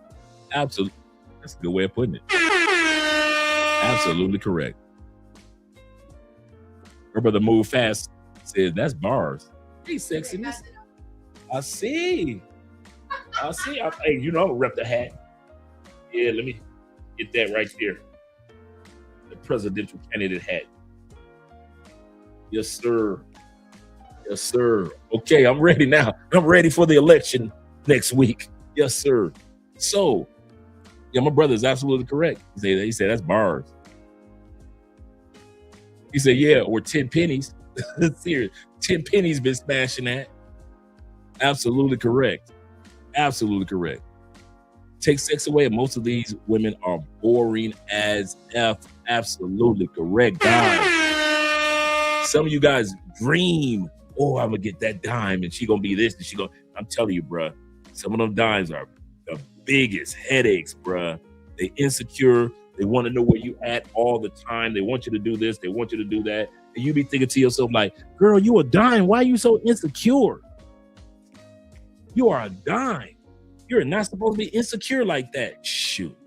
Man, some of the most insecure women you will ever meet is the sexiest women you will ever have. He said, I agree, Dre. He said, but everyone's scale of a dime is different. That's true. That's true. He said, what a dime to one guy is, could be a 5 to another. And this is true, my friend. This is true. Let's head back to the video. Good points, gentlemen. But yeah, man, these dudes right here, these dating coaches, yeah. Different than our rejection. Rejection with us is we don't get the phone number or we don't get to take her on a date. That's our rejection. We'll fuck a woman and be rejecting her at the same fucking time. And when a woman rejects you, what is she telling you? When a woman is single and you can't get her number, what she's telling you? She's telling you you're not good enough. Well, what the hell does you think it means when you're dating a woman and she— Pause. No. Hell no. He said that when you walk up to a woman and ask for her number, you ask for her number. According to our brother, she says you're not good enough. Based off of the dating habits of the modern woman, you ain't trash enough. You ain't trash enough. These women need trash dudes. You ain't got enough red flags showing for these modern women. They want and love a red flag. You don't look like a future baby daddy. A lot of you guys don't get women, not because there's something wrong with you in the States, but because you don't look like a baby. I love my wife. I love my wife. See, this is what I'm talking about. This is what I'm talking about, fellas. Yes, on ice. This is what I'm talking about. Where's the love? Where is this? Who y'all gonna listen to? This dude, or you gonna listen to your brother? You gonna listen to your brother? All right, let me go ahead. Shout out to all you guys.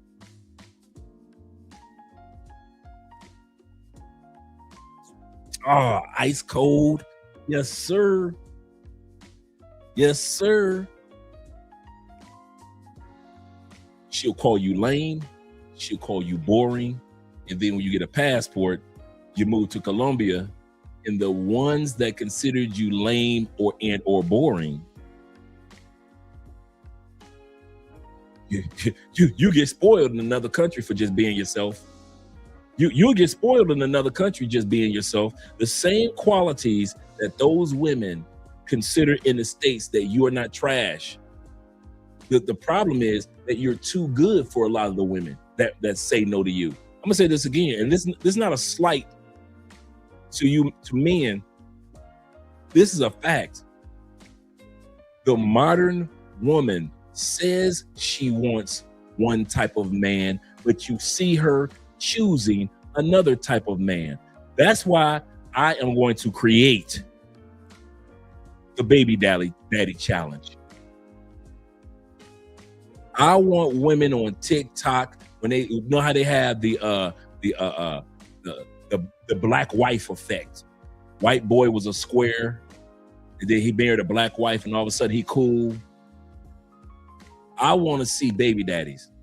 I want to see some baby daddy receipts. I don't care what women say. I don't care what they say about who they date. If they date older dudes, younger dudes, I want to see baby daddy receipts.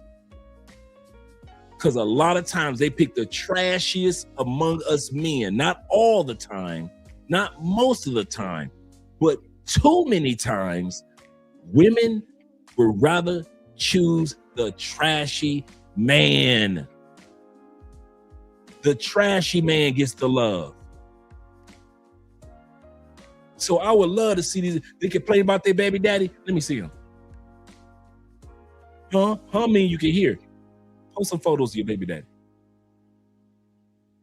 I ain't gonna do it. You post photos of everybody else. You post photos of your new man. You post photos of the kids.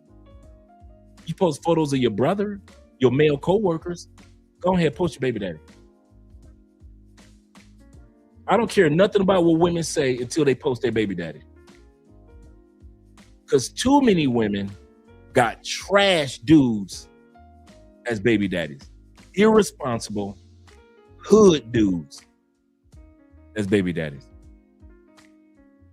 And I'm talking about black and white. So don't just think I'm talking about brothers and sisters only. No. I know some trashy white dudes, trashy brothers that got the coochie. Trashy dudes was beating that coochie in. And I mean, these dudes ain't had a job in like 12 years. Them dudes ain't started a business. Them dudes ain't wrote no books. Them dudes ain't done nothing. They ain't read a book. And yet them dudes been beating these chicks' backs in and putting baby after baby after baby in these dudes. I mean, in these ladies. That's what I'm looking for. I don't want to hear no excuses about men. None. Let's continue on. She can't get promoted to girlfriend, or you're in a relationship with her, but she can't get promoted to wife. You're telling her you're not good enough. You're not it, buddy. That's true. That's not for you, buddy. That's what you're telling her. What you have to understand, you in there. Peace. A lot of girls, they've seen my face on TV so many times that that's what they want. They want to be associated with that person. It's the fame that gets these people. It is not me. It's the fame. Because I've watched females look at me when they didn't know who I was, and I could see it, nothing. And then as soon as somebody whispered who I was, it's this glare in their eye. You make yourself want that person, you know? How do you feel about... That's an amazing line that Tupac said. He said, you make you want that person. Talking to the ladies, you make you want the thug in the hood. You make you want to cheat on your husband. You make you want to sit back and be with a dude that don't want to marry you, but you stay with him for 13 years. You make you do that. Women love blaming us for stuff that they make themselves do long before they do. Some of y'all didn't even think she was going to be dumb enough to stay for 13 years. Okay. So y'all trying to tell me that every one of y'all just had coochie from the top of the Shaolin temple. All the women that you've been with were gurus. I'm going to tell you something, and I'm going to be honest. I don't see how 90% of the women that gave me the coochie. I don't know what was on their mind when they spread their legs and grabbed their, I don't know what was going through their mind. 10%? Yeah. The 90%? Dude, I'm going to tell you now. I'm flabbergasted. If I was these ladies' brother or dad, I would be highly disappointed in all the women that slept with Andre. I ain't gonna lie to you. 10%, I got you. We were trying to build something. The other 90%, you knew I was not looking like, acting like, moving like, treating you like. I told you I wasn't trying to build nothing with you. And you still laid backwards on that bed, spread your legs, and let me insert you into orgasms. If y'all think I'm sitting around like, yeah, I had all the ladies. No, bro, I'm sitting around like, what was on y'all mind? Why was you stupid enough to sleep with me? Me, after you saw all the red flags. Dude, okay. So I'm the only one that spent most of their adult life when it came to women as a red flag. I only had in my life maybe 2, 3 women, maybe 4 women I was a green flag for. Maybe 4 in my life. The rest of them, dude, I was a red flag in a suit. You knew I wasn't gonna marry you. You know, no, you ain't gonna be no girlfriend. Half y'all knew I was already married. No, I don't care how much money you got, boo. No. Thank you for the gifts. Thank you, ladies, for the gifts, but I'm a red flag. No. Y'all gonna quit acting like y'all whole life, you dudes are walking around as green flags. I was just a good man to every woman I ever had. I never did anything wrong. Every time I had sex with a woman, it was expected, it was cordial, and we both expected to have sex. No, dude, I'm gonna tell you something right out the gate. Most of them, I did not know that they was gonna be that stupid enough to sleep with me. I did not know that. The more I slept with women, it wasn't like my ego like, yeah, all the ladies want me. I was thinking like, you must be crazy. What is wrong with you? You got daddy issues. You just got emotional baggage. That's how I'm thinking. And like I said, I'm not even dealing with broke hood chicks. I'm dealing with educated chicks or chicks that got nice jobs and careers or major positions. So I could see if I was a regular dude talking about Aisha from the Walmart in the hood, right? But y'all know I don't mess with them chicks. I'm talking about the ones that when you see them in public, you think they got everything together. You think they are on point, poised as can be. And I'm gonna tell you something now. As poised as they look, they was giving me the coaching? Me? The red flag of all red flags? There was nothing about me that was saying, girl, you should give it to me. I'm a good man. Hey. You should give it to me.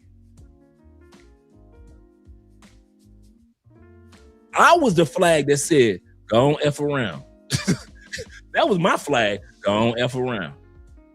Go on F around and give me that coochie you want to. Hey. Go on F around. I suggest you keep on walking. Hey, sis. Did you not pray to God that he don't send you somebody like me? You done already had enough dudes in your life like me. You prayed last week to God to send you a good man. Why do you have me in your bedroom knowing I am not husband material?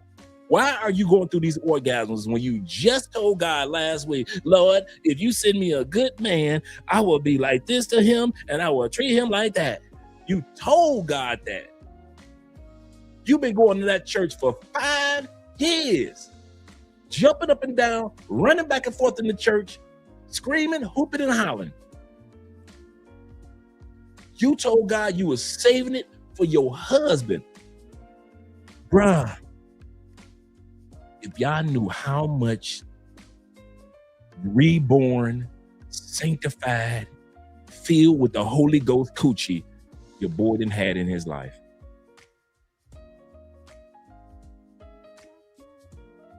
You told God wasn't nobody gonna get that coochie.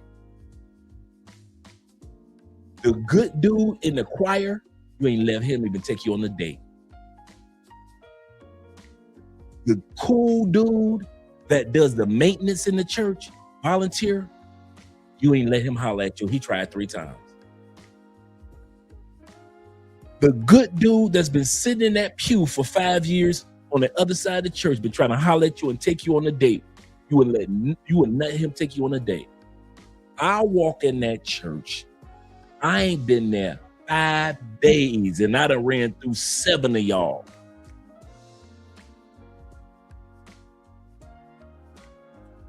Do not tell me, ladies, you don't recognize a red flag. He's fooling you. He's tricking you.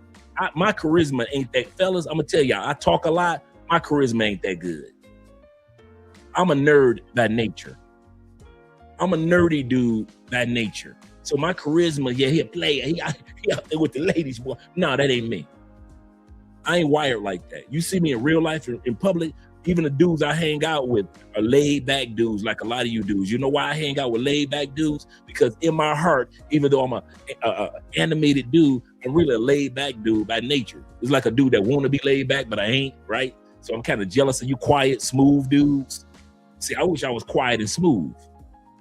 So I hang out with you quiet and smooth dudes, right? So people think Andre quiet and smooth too. No, I ain't. I just wish I was, right? Ladies, you knew I was a red flag. And I easily say, being honest, 90% of the women I slept with knew I was a walking red flag in that moment. I don't show my green flag to every woman. And most men, if you want to admit it, you do not show your green flag to every woman. Every woman did not see my green flag. I'm sleeping with wives. It's not a green flag. I'm sleeping with somebody's girlfriend. That is not a green flag. One night stands are not a green flag. Sleeping with the strippers when they get off work, that is not a green flag. Some of you dudes think because I can sleep with the stripper when she get off work, so it means I ain't have to pay for it. So I'm that dude. No, you are just as much as a red flag as the dudes that was buying that same coochie while she was at work. We both red flags. Y'all gonna quit acting like I'm the only one that was just a red flag walking through life. And every woman I met, she saw the green flag in me. That's why she gave me the coochie. No, most women saw the red flag and ignored it. They saw that I was a red flag. They saw that you was a red flag and they ignored it. They spread their legs anyway. That's why a lot of us got stories of, and I didn't even know how I got that coochie. Dog, I could have swore she was that one was gonna never give me that coochie. I don't see how she laid down with me.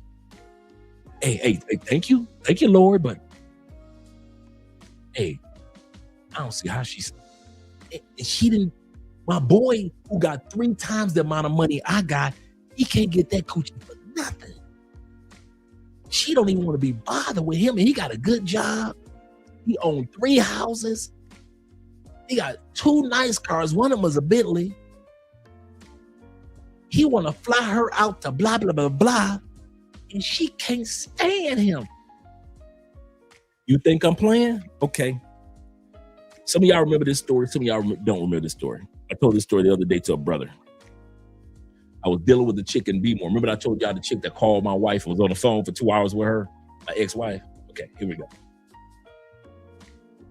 We ain't dating no more. You were one of the most beautiful women I've had. We ain't dating no more. She's dating a brother in Baltimore, where she's from, multi-millionaire brother. You know, he works for a politician. He's got his own business. The brother just did the right thing with his life, right? Mr. Georgetown. I live in Georgetown. She said he took me out to a nice dinner. She lives in a nice area. She works for CNN, so you know she doing her thing. She's an editor for CNN. She says, I'm on a date with him. She said, and I started crying. She said, I asked him, she said, as my eyes start watering, before it got bad, He was like, anything wrong? Did I say anything? She said, no, you didn't say anything wrong. She said, I'm going to go to the ladies' room if you don't mind, and I'll be right back. He said, okay, sure. She described him to me, even though we weren't dating anymore. She described him to me because she hit me up, and she needed closure. All right. She said, I went in the bathroom. She said, and I told myself, Ish, he is gone. He is not coming back. Get your Ish together. Now, she was talking about how much she missed me. Remember, I was married. This was the side chick. I let the side chick go. Y'all know me. I'm a cut-off artist. Side chick called me to tell this story because she needed closure. Okay, let me listen to your story for closure. She says, I'm looking in that mirror in that bathroom, and I'm looking good. She said, Dre, I was looking good too. She said, I was really looking forward to going out with this dude. She said, but the more he talked, the more I thought about you. Yes, sir. Yes, ma'am.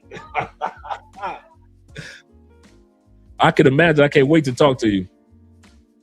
And Andrea said it was so packed during the president's, the future president's speech. And so the chick said she went back out there on the date. She said, okay, cool. She said, I sat down, had my composure together. She said, and then we started talking again. She said, before the food came, she said, could you take me home? And she said, I said it so calmly, so nice. She said, I told him, can you take me home?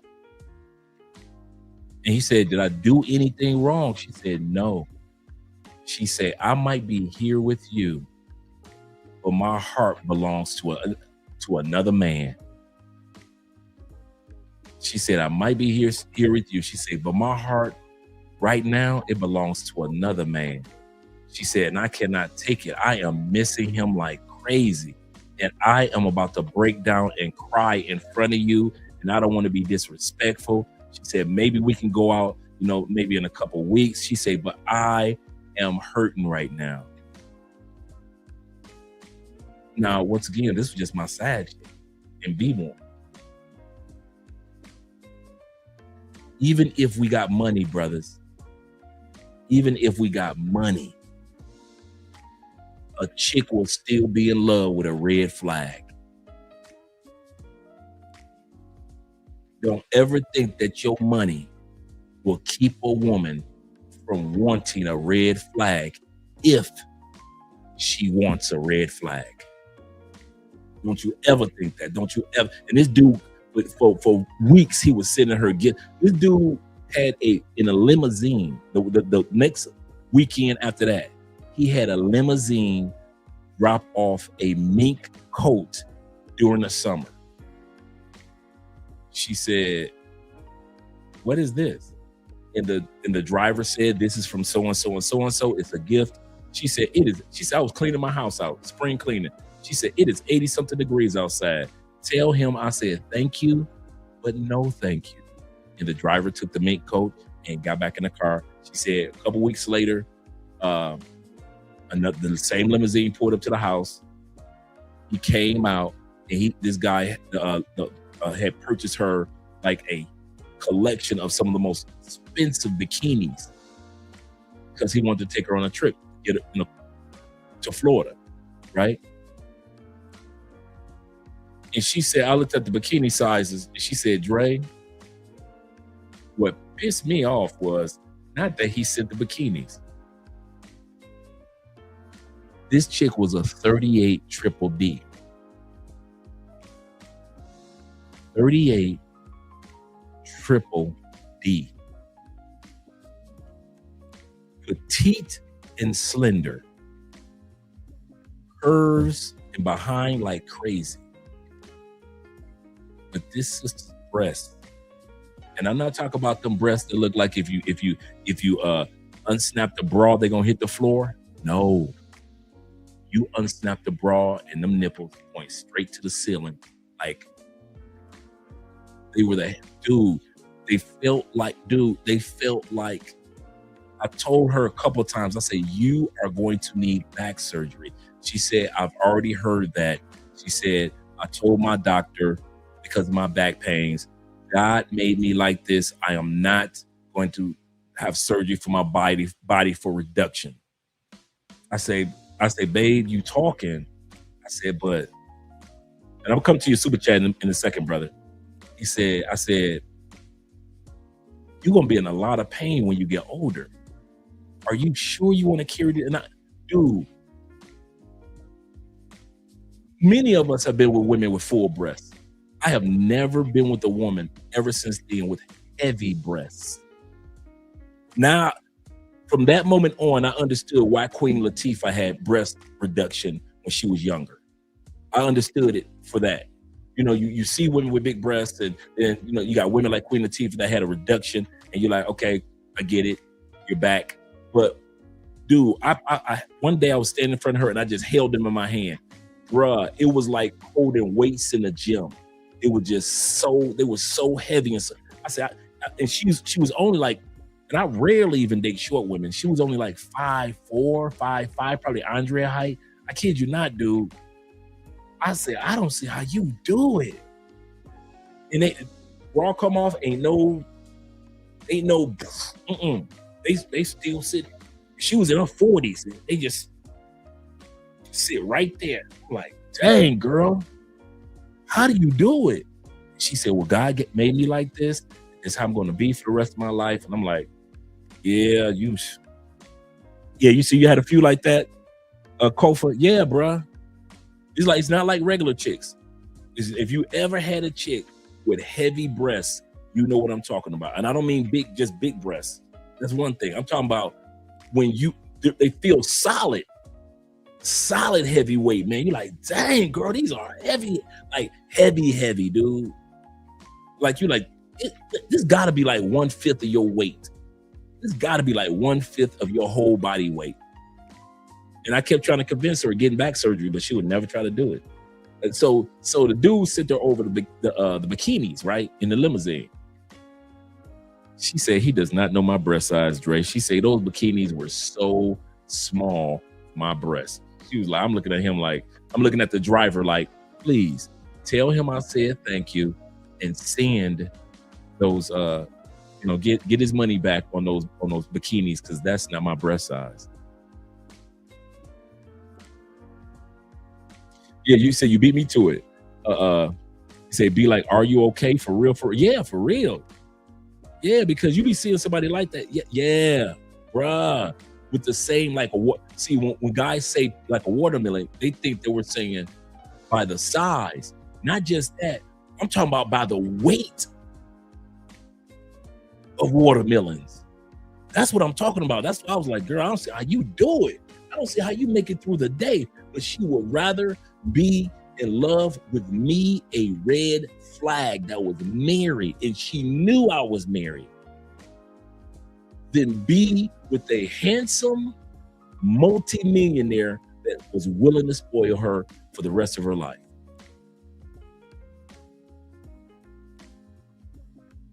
So guys, I kid you not, most women will accept you as a red flag before they accept the green flag brothers that's been trying to date them.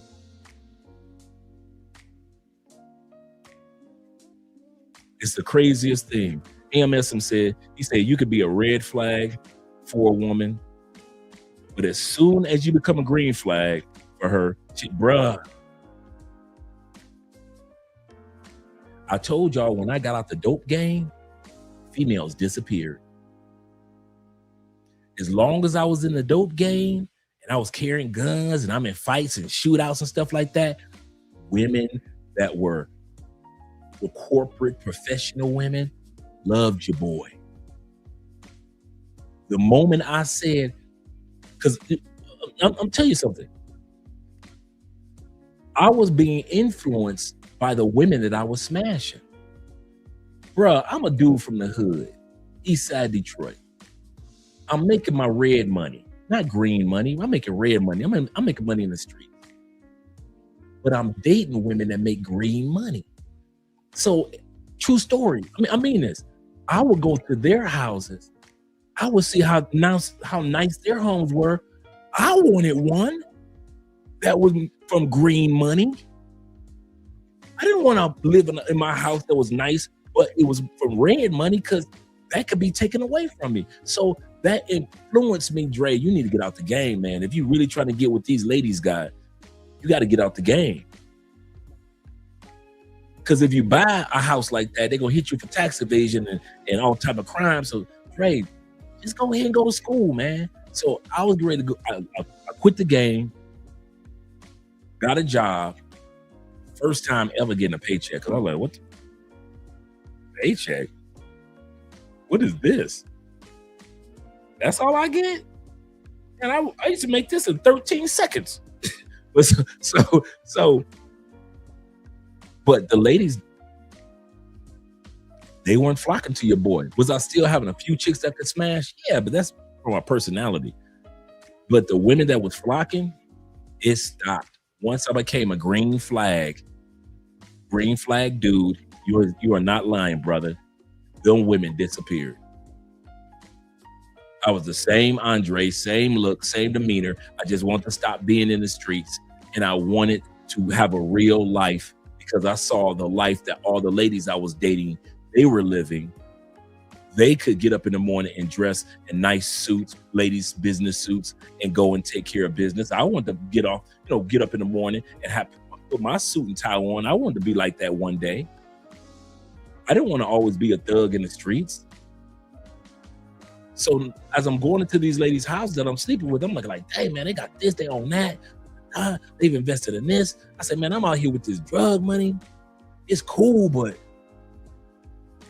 and I'm looking the part, but everything I got is illegal. So I can get caught up just on racketeering charges. I can get caught up on conspiracy charges, tax evasion charges. If I buy anything that's too expensive. So I said, let me go ahead and go to school, man. And them chicks disappeared, bro. They disappeared.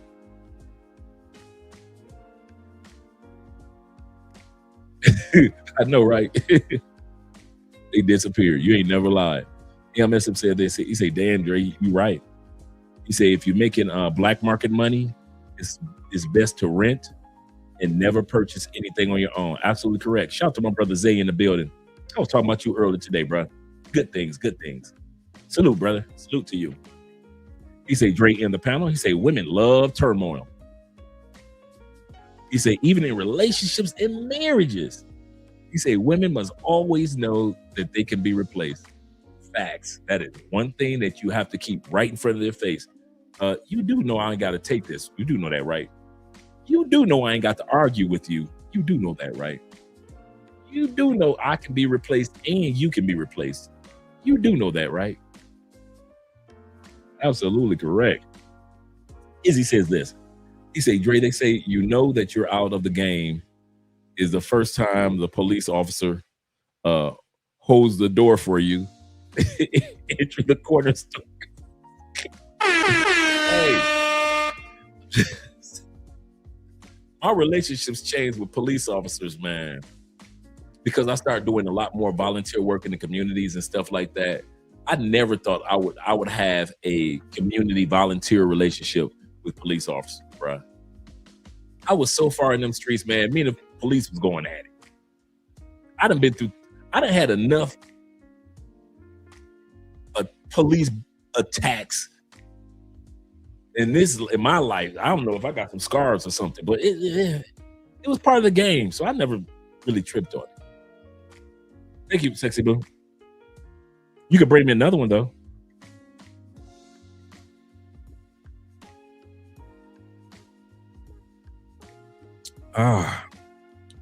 My wife brought me some beers. Boy, I love that woman. I love that woman. Yes, I should love you. That's right.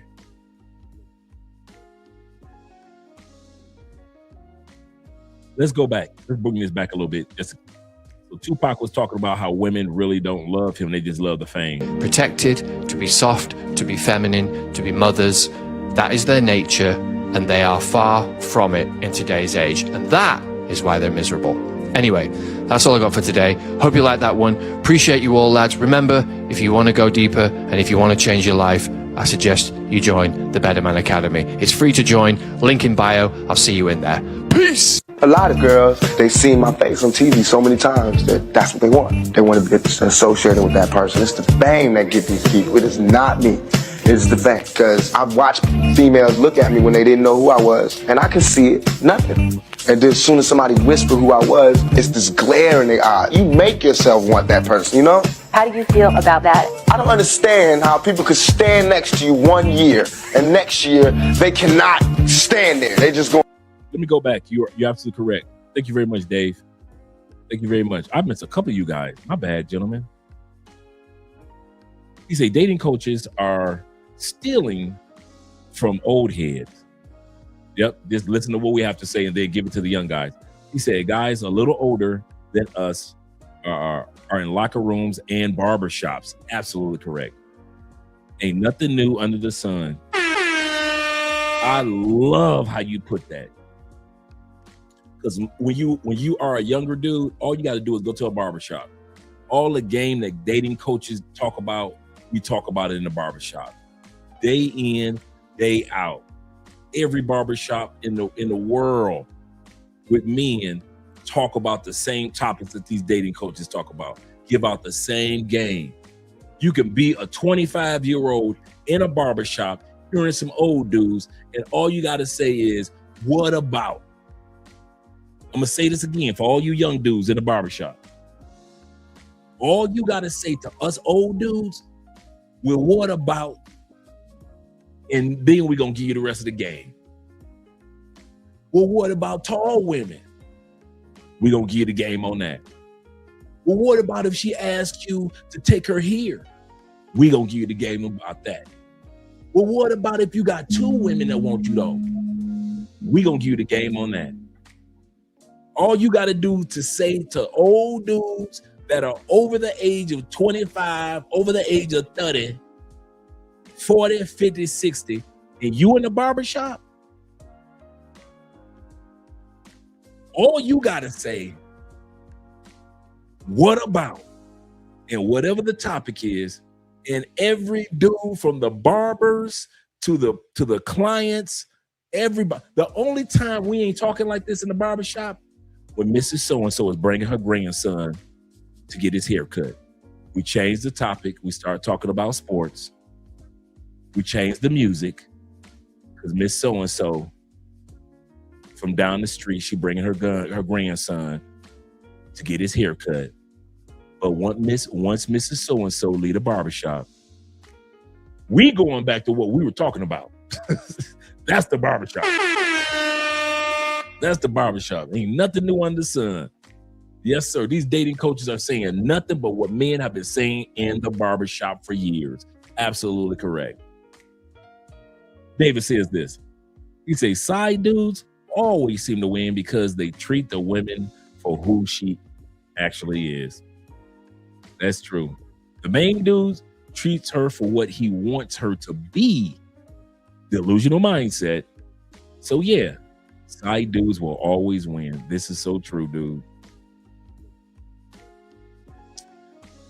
I'm gonna say something a little controversial.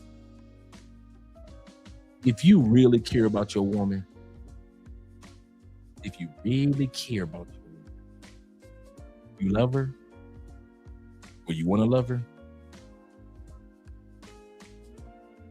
you got to treat her like the main chick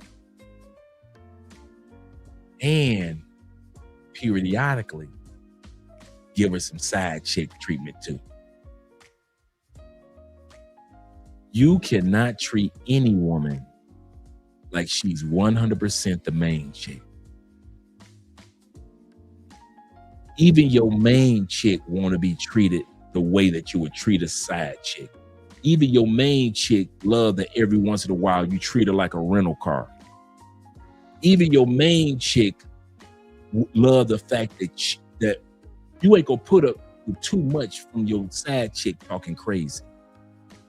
Your main chick want to hear that side of you too. I'm gonna tell y'all again, you cannot treat your main chick like the main chick and think she gonna stay the main chick. There's a time in every relationship that your side chick, that your main chick need to be your side chick. You like a woman that wear heels in bed so you can crack that coochie? You need to tell your main chick, girl, go in that room. I don't care which pair of heels you got. Don't throw them heels on, girl. Nothing else. Throw them heels on. So when I hit it from the back while we standing up, you tall enough, go and take this good from the back while we standing up. You kiss all over your main chick. Your side chick, you take that, all you do is just dating these foreign women with all this long hair. I don't care if she's Afro-Colombian. I don't care if she is traditional Colombian or Asian. You take that hair and you snatch that hair back while you hit. You hit it, you steady pulling. You cannot be caressing your main chick all the time. Sometimes the main chick loves being treated as if she was a side chick. I'm not saying I do it all the time. But what I'm saying, dude, treat that coochie like it's a rental car. Like you ain't gonna never get it again.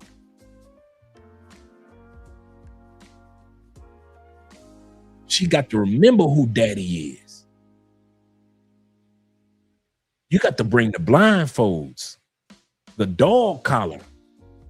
My wife is not like that. I know your wife ain't. But you treat her like she your side chick, that is. You don't take your wife to a toy store. Today, you taking your side chick to the toy store who just so happen to be your wife, who happen to be your girlfriend. Okay, if ain't nobody going to the toy stores, then why in Colombia we got more toy stores on the corner than liquor stores? Am I lying? There are more adult toy stores in Colombia than liquor stores. There's a toy store on everywhere you turn. You can get this sex toy, that sex toy.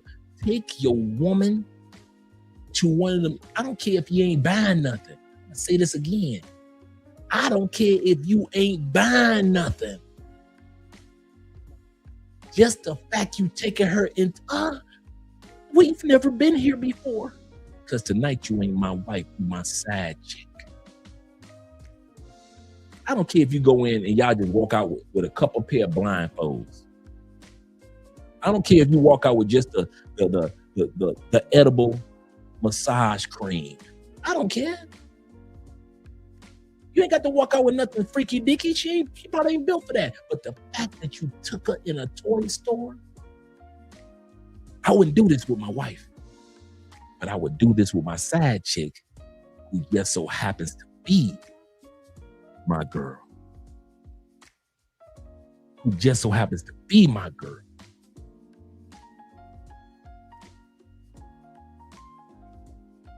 Shout out to my brother in the building. He says this.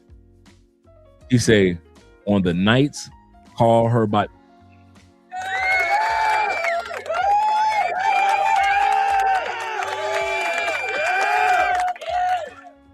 Man, if you don't stop giving out these secrets, if you don't stop giving out true secrets, listen, if y'all don't know what your woman club name is, what's your club name? What name did you used to give dudes when you went out to the club? Well, I used to tell guys my name was, that's your name tonight. That's your name tonight. That's the same name you used to give dudes who used to go out to the club. That's the name we using tonight, baby. We using that name tonight. My name when I used to go out to the club was, right? And so y'all gonna use that name tonight. Role play, bruh. Role play. Because if you had this is the crazy part. You know, and I know, if you had a side chick, all the stuff that we're talking about right now, you would be doing. Going to the adult toy store, take the side chick. Doing shots before y'all have sex, you'll do that with the side chick.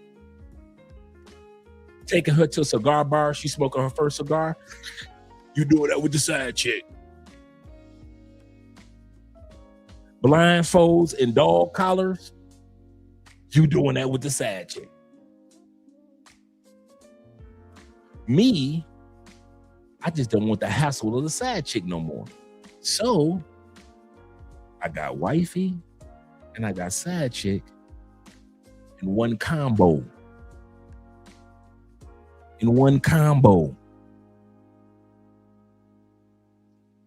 He said, you got to bless the youngins. Okay, this is true. You got to bless the youngins. This is so true. But come on now. Y'all preaching now. Y'all preaching. Come on. Y'all don't need me. Y'all doing the show tonight. Y'all do not need me. Yes, sir. But plugs, dog collars, lubricants, no TV in the bedroom either. Never.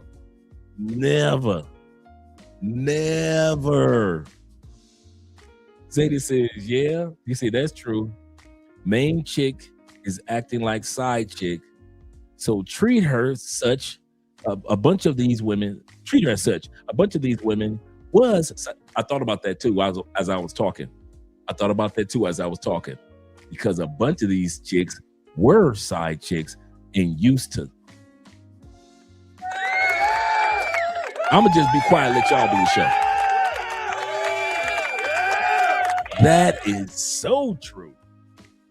You can treat your main like a side chick because 9 times out of 10, a lot of our mains used to be somebody's side chick. You know how women compete. He said, yep, they love the image of a thug, a bad boy image, and the fame that's not legit. They make these fantasies in their heads. Absolutely correct. Ronan says this. He say, I'm going to have to replay this one, Dre.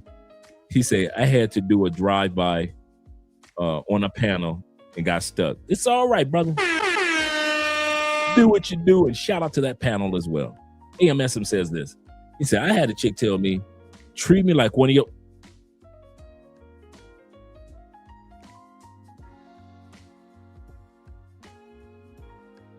Treat me like one of your...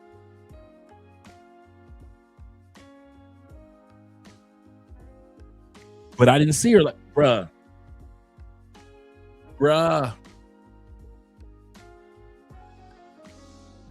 I'm like this. Until you tell me not, that's how I'm gonna treat you. You got to, them ladies had to tell me to not tell them, call them a certain name. You got to lay down some ground rules, because if you don't lay down no ground rules, I'm gonna lay them down.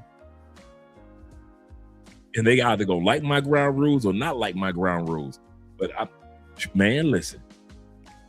If one of her ground rules is to treat her as such, I am going to treat her as such, even if she my boo.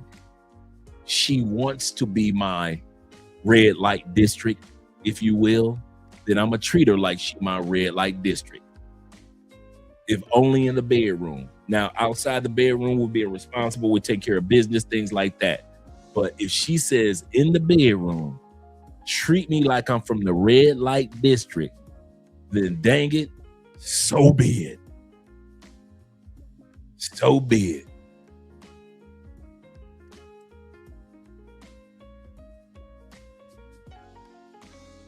He said, yep, I got toys in my possession. Man, I had so many toys, man, they called me Milton Bradley. I wasn't an urban brother, I was a Parker brother. I had so many toys and game. What? Man, you know how many? Man, I'm having paddle flashbacks. Let's not talk about the paddles, man. You know how many women still owe me a... You know how many women using the mop paddles on their man tonight? You know how many paddles out of leftover chick house?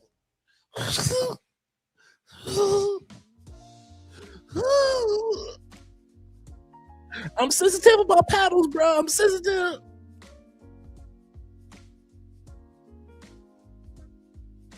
There's some dudes spanking the heck out of some exes with the paddle I purchased. And even worse, they spanking him with the paddles I purchased. Shoot.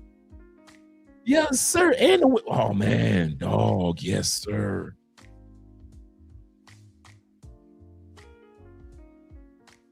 I'm having paddle flashbacks, man.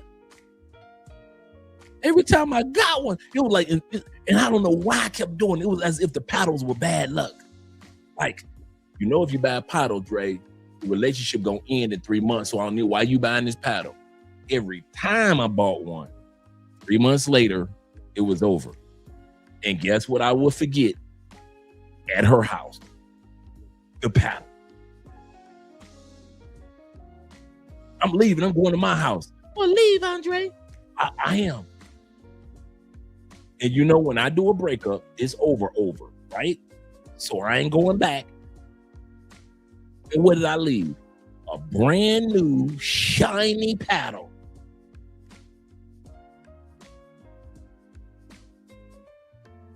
I swear.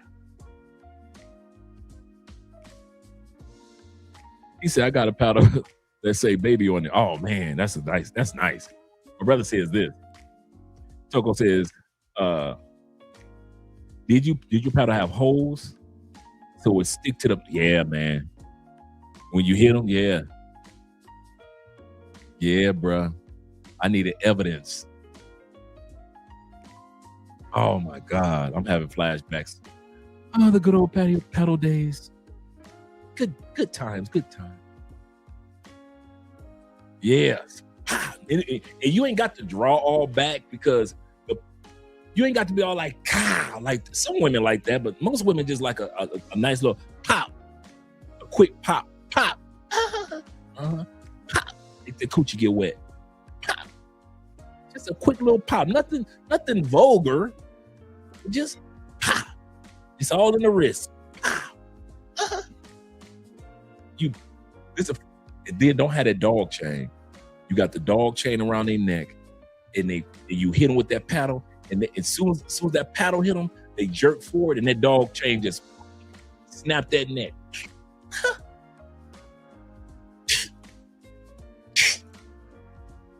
I love you forever. I would kill somebody about you. I would kill somebody about you. He say, not just gentle pop. I know, right? I know some chicks that be like, bring it from the like you playing baseball. Bah. He said, yeah, we need to save this for... Speaking of Patreon, I was about to say Patreon. To say this for Patreon. We're doing tomorrow a Patreon live. Tomorrow is my day off on YouTube. So we're going to do an hour on Patreon tomorrow. I'm going to have those lives right around 6 o'clock Eastern, like 6 o'clock Eastern over on Patreon. So I'm going to drop the link for Patreon for guys that want to join us over there for these type of conversations. But yeah, I kid you not, bro. Yeah. Crossing Borders After Dark. That's a good one.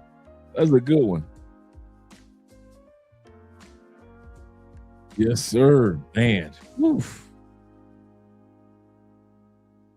He said, I need one of those. Yeah, dog. The first time I discovered the dog chain, me and this chick was in the toy store and had the dog chain around her neck. And dude, all I saw was that neck snap on that pretty face. I pulled that chain and that neck went. And I was like, she was like, and I was like, oh yeah, we got to take one of these. We got to take one of these with us. We got to take one. We got to take one of these with us. One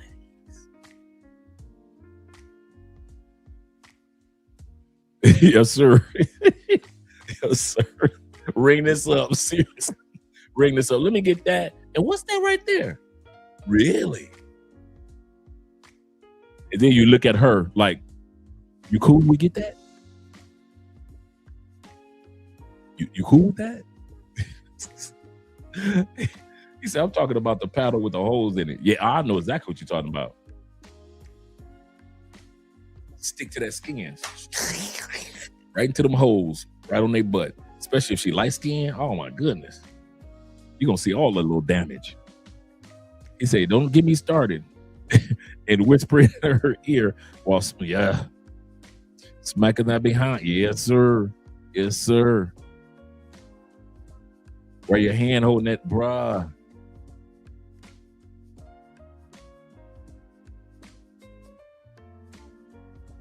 I'm telling you, everything ain't about just the stroke.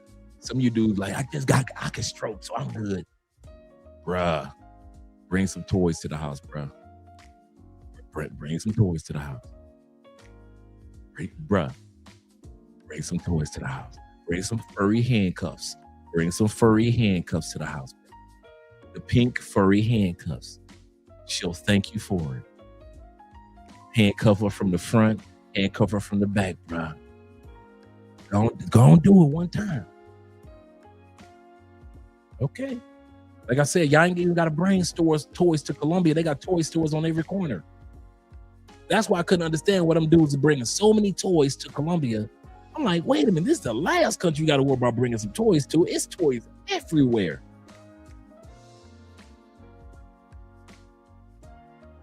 Oh, yeah. Now, that one I didn't do. I didn't graduate to the ski mask, man. I know exactly what you're talking about.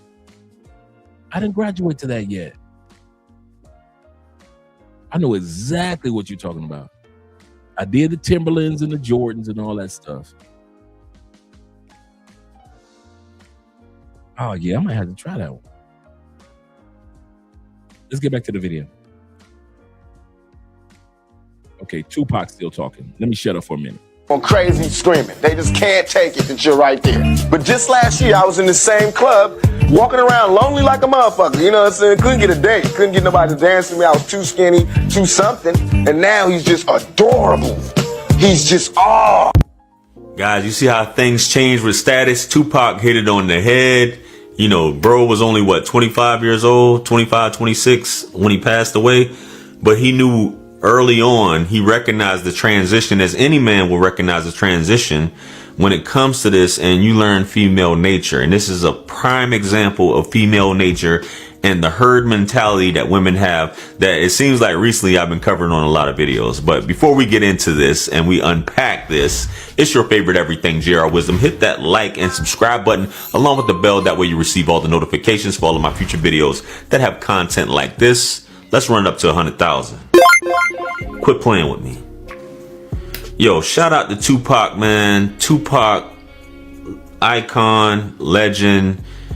You know, he hit it on the head with this in terms of female nature and how they operate.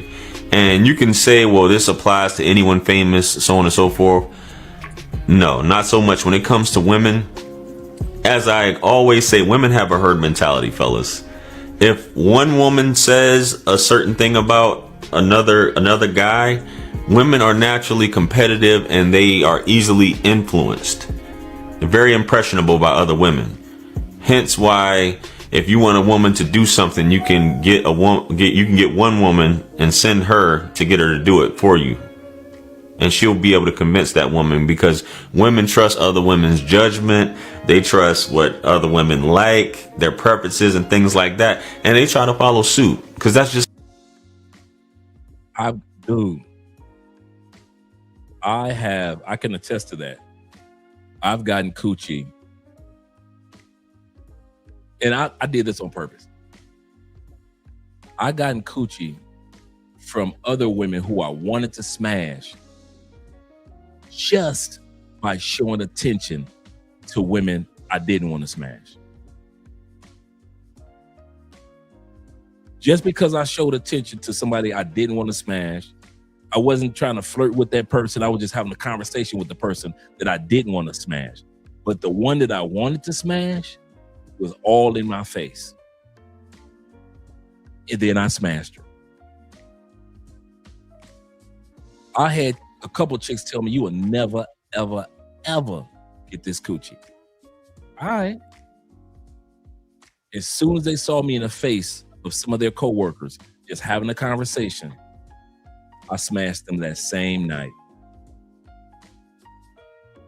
Women really do have a herd mentality. They really do, bruh. If one chick want to give you the coochie, it's like all the other chicks feel like they want to give you the coochie. You like, if I see a chick want to smash one of you dudes, I am not going to be sitting around like, I want to smash her too. No, she's attracted to you. So do your thing, play. I'll see you later, right? That's how men are. I see you. I see what you're working with. We happy for you. Not women. Women see one chick want to smash you. It's with everything. Even with salsa.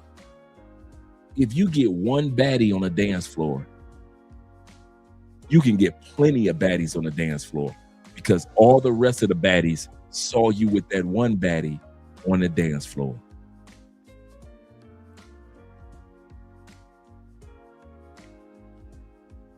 Yes, sir. Zeta says that cosplay, foreplay, under a different alias. Don't call me Zeta tonight. I'm Kong. Kong the Conqueror.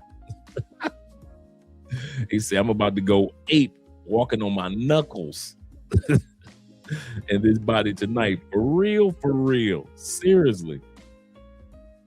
He said interrogation, war, crime, tactics. 101 taught by LCB head coach straight tonight. Shout out to you, brother. I like that one. Oh my goodness, you dudes are wild. Zay says this. Shout out to my brother Zay again. Zay say, best for a man to chase money and purpose. Absolutely correct. First or fast regularly. Stay fit in the gym. Facts. Treat all women just as replaceable as you are. That is a wise way of ending that.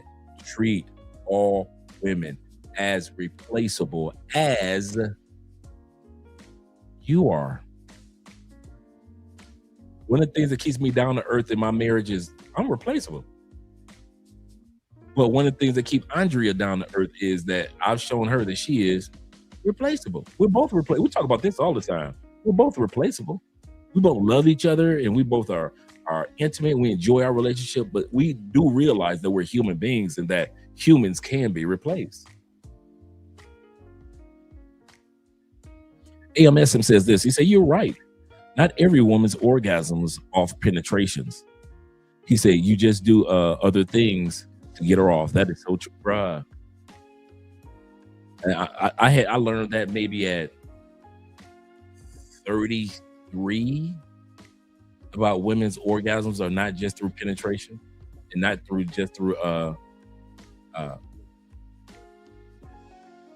not just through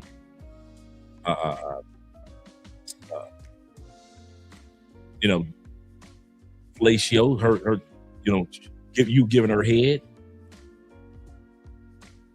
I remember a couple of times women were fully clothed and had orgasms. Fully clothed, we were just kissing, caressing. You touching the body before you take the full blown, quivering, destructive, destroy the world orgasms.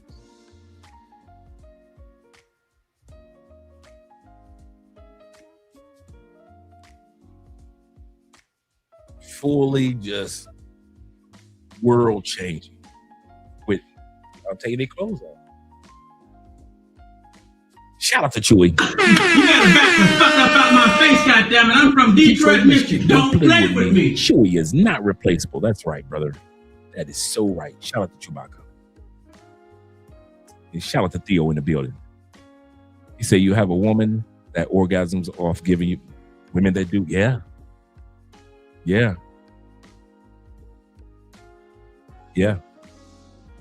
I've had women orgasm off the talk. I've had women that orgasm off the compliments of talk, because I'm being for real. These were beautiful women. So many guys would look, but not too many guys would approach and make them feel confident. They would just say, "Ooh, you pretty. Ooh, you pretty," and they would never really go any further than that with trying to get their number, or because they would be like, "Man, she probably got a man." And so I've had women say in bed they will want the compliments of how they make you feel. They want you to tell them how good they make you feel, and that gets them off. They want to know that they're driving you crazy. They want to know that you're doing the right things by that. They want to hear you say, "Ain't nobody ever," even if somebody did do that to you before. "Oh my God, great, nobody ever did that to me. You driving me crazy." They want to hear that. They want to hear that they're driving somebody crazy, just like they want to tell you that you're driving them crazy.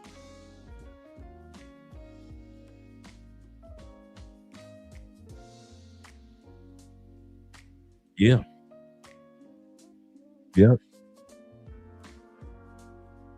Absolutely correct. Protect your assets from divorce and divorce lawsuits. In case women come after you, trust under IRS and EINs. Never name the trust after yourself. Man, that is 100% game. That is 100% game. With the right voice, that's true too. The voice, you can make an orgasm from the depth of your tone. This is so true. So true. I introduced I like that one. The bedroom bully. I like that. Hey, she come back addicted and scared, simultaneously hooked. Gave her an element of danger and excitement. Yes, sir. Yes, sir. Yes, sir. All right, let's go back to the live stream. Let me shut up for a minute.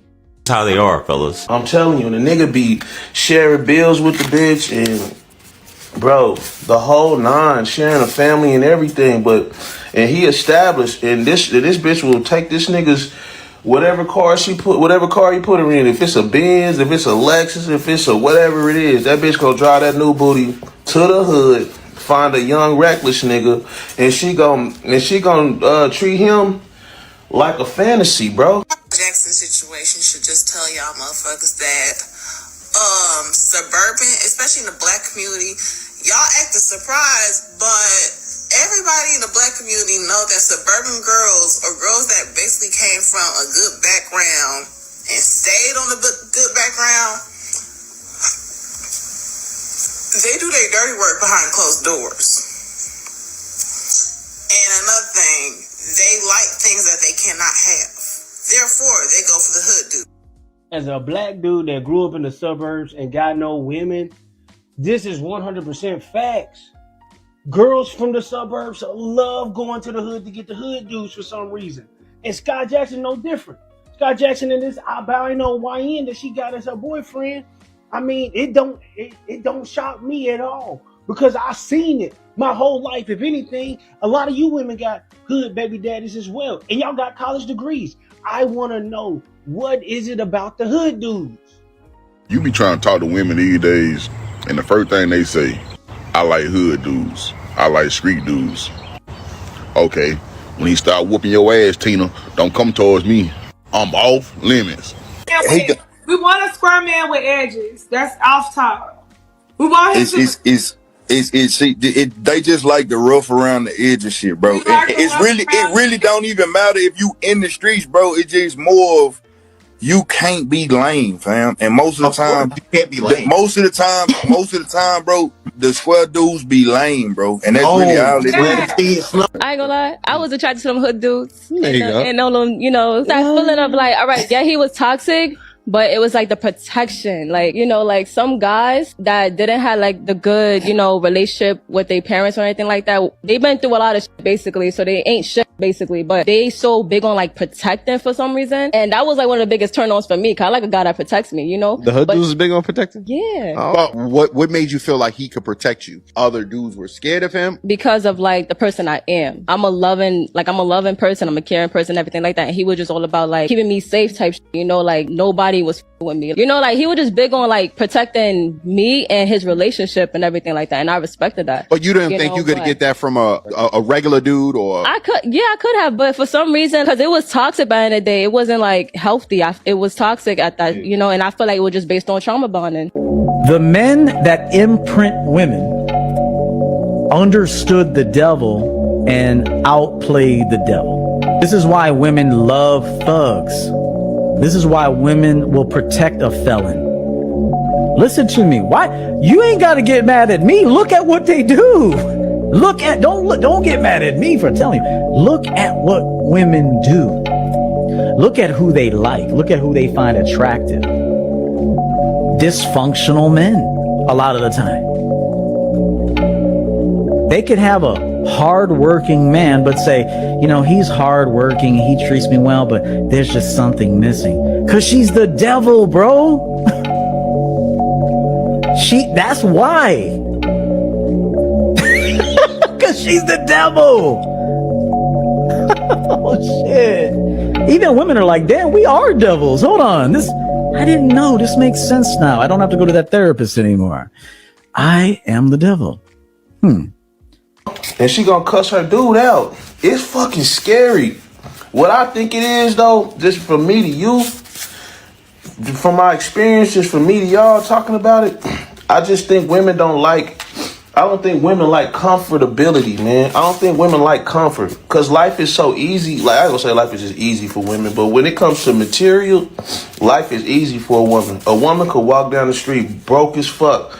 If she got on the right dress and she wearing it right, she probably won't even make it to that fucking corner without a ride picking her up, because that's the reality of a woman. A man who wants your time and energy but doesn't do anything to make your life easier so that you have more time and energy is a waste of your time and energy. I feel bad for a lot of women because they operate within their own arrogance and they don't count on men with confidence not giving a fuck about that stupid shit, and plus realizing that it's stupid. So for an example, right, I remember when I had such a problem that this girl didn't want to hang out with me no more, and I'm just thinking like, damn, I'm bothered by it, but she's okay.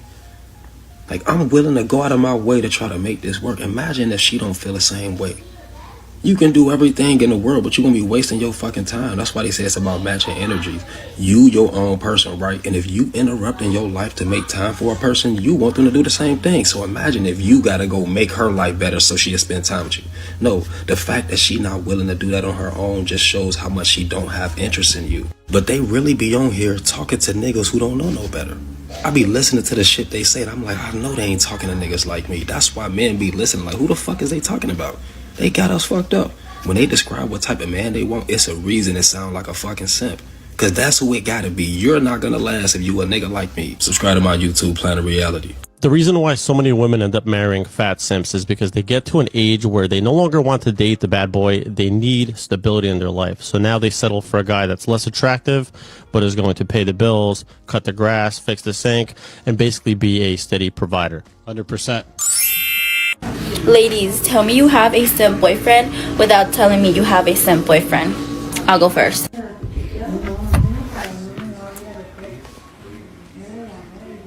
I already picked the movie, babe.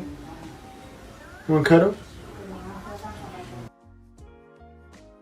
He said, I already picked the movie, babe.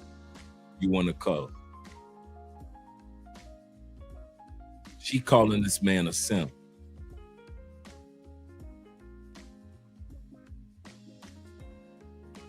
Crazy part is, if this same brother was in another part of the world, his chick will be up under that blanket with him. His chick, if this same dude with this same personality was in another part of the world, his woman will be up under that blanket with him. happy than a mother. That's the crazy part about American women and Western women. What they hate, the other 96% of the women in the world love. I'm gonna say this again. I don't know if you guys realize this by numbers. Right, that's not even a simp. Quite obviously, she already knew that the brother was gonna be in there. He already knew that they had movie date night set up. You know how many movie nights me and Andre done had together where we just sat back and watched some Netflix and chill? Want to call that man a simp for Netflix and chill. But if this same dude got a passport and left her, then she want to call him a lame because other women want him. I want you guys to come to a reality check real quick, dudes. Only 4.3% of women live in the United States. That's it, bruh.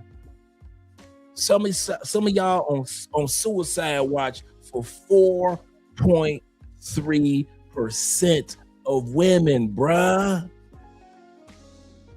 You frustrated, you tired, it's dudes that's having sex with multiple women, tired of women in the West. It's dudes that don't get no sex, tired of women in the West. It's dudes that get sex periodically, tired of women in the West. Only you telling me y'all so willing to tolerate with 4% of the women on the planet that y'all gonna ignore all the 96% of women that would be under the blanket with this dude. Some of the stuff that you guys like to do, there are plenty of women in the world that like to do it. I'll give you an example. Every once in a while, I could get a woman in the United States that likes to go to museums, right? Every once in a while. I come to South America. These chicks ain't never got no problem with going, riding the quad bikes, going to the museums, going bowling, going to different small towns. They ain't need to go into a bar.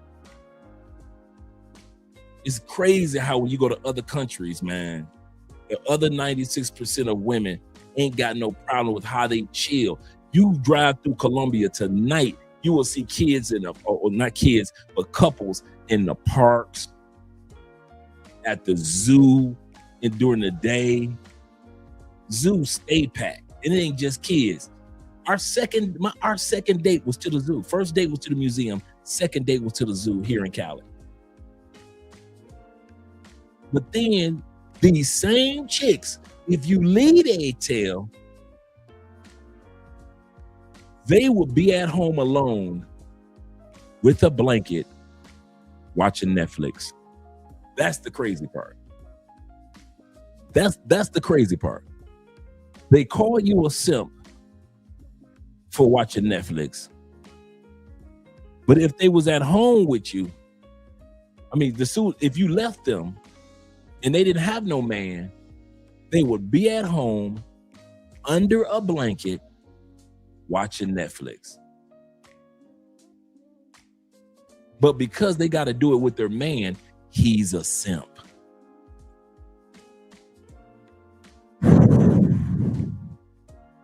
Y'all have fun out there in the West, bro. Y'all have fun with that one. Come cuddle. What's that? What? What, this? It's her snacks. Brother got the snacks. What? You gonna come cuddle with me? There's a lot of simps in the world. Yeah. The simpy men, like the ones who don't care. I like, love simpy men. Those are the men that we live off. I'm not gonna lie. Like, those are the good ones. You know what I love? Like She said they live off simps. a simp man who like is still powerful. Mhm. Like a powerful simp. Yeah. Who like he doesn't care that women rule the world. He knows it. Yeah. And he accepts it. And like he likes it, if Yeah. anything. And he still makes his own bread and his own stuff. But like he doesn't deny that women are very powerful. I don't know why women think they rule the world when they don't do anything. If it's not an air conditioner involved, a woman won't even take the job. 90% of all jobs that have air conditions or some type of central air conditioner, women take in the United States and around the world. Did you guys know that? That's a global thing. 90% of all jobs that entail some form of air conditioning, women will take those jobs. That's why when you any of you dudes in corporate America know that all the coochie is right there for you. You ain't got to go to no club or no bar, right? All you got to do is go to work on Monday. You know why? All the coochie is right there. More women work in areas where I don't care if she's a doctor, a surgeon, an attorney, a judge, a politician. All of them got air conditioning in their office. I was just looking today. I say this: how much men rule the world and take care of the world that women don't even think about it. I was looking at one of the most dangerous jobs in the world. When ships come in and they need somebody to put the ropes on the docks, ain't no machines. Dudes have been doing it the same way since the dawn of sailing. The rope comes in and you tie it onto the dock. Here's the crazy part.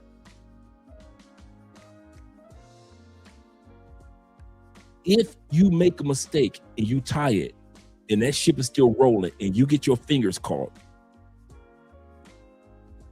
your fingers gone. I mean, they're gone. If the ship is rolling too fast, and even though you've tied it to the dock and you're standing there, if that ship is too heavy for those ropes will snap and are like almost like a metal whip, slice men in half like it's nothing, like we're made of butter with just a regular rope.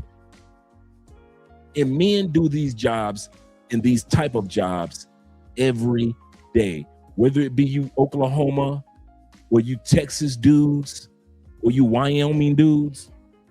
Yes, ma'am. Thank you, sexy boo.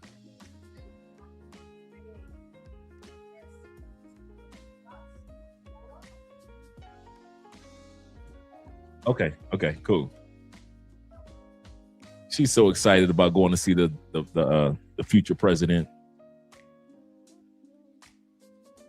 Men do so many crazy jobs. Ooh. All the people that were there today. Huh? We'll bring it to the beginning. Say it again.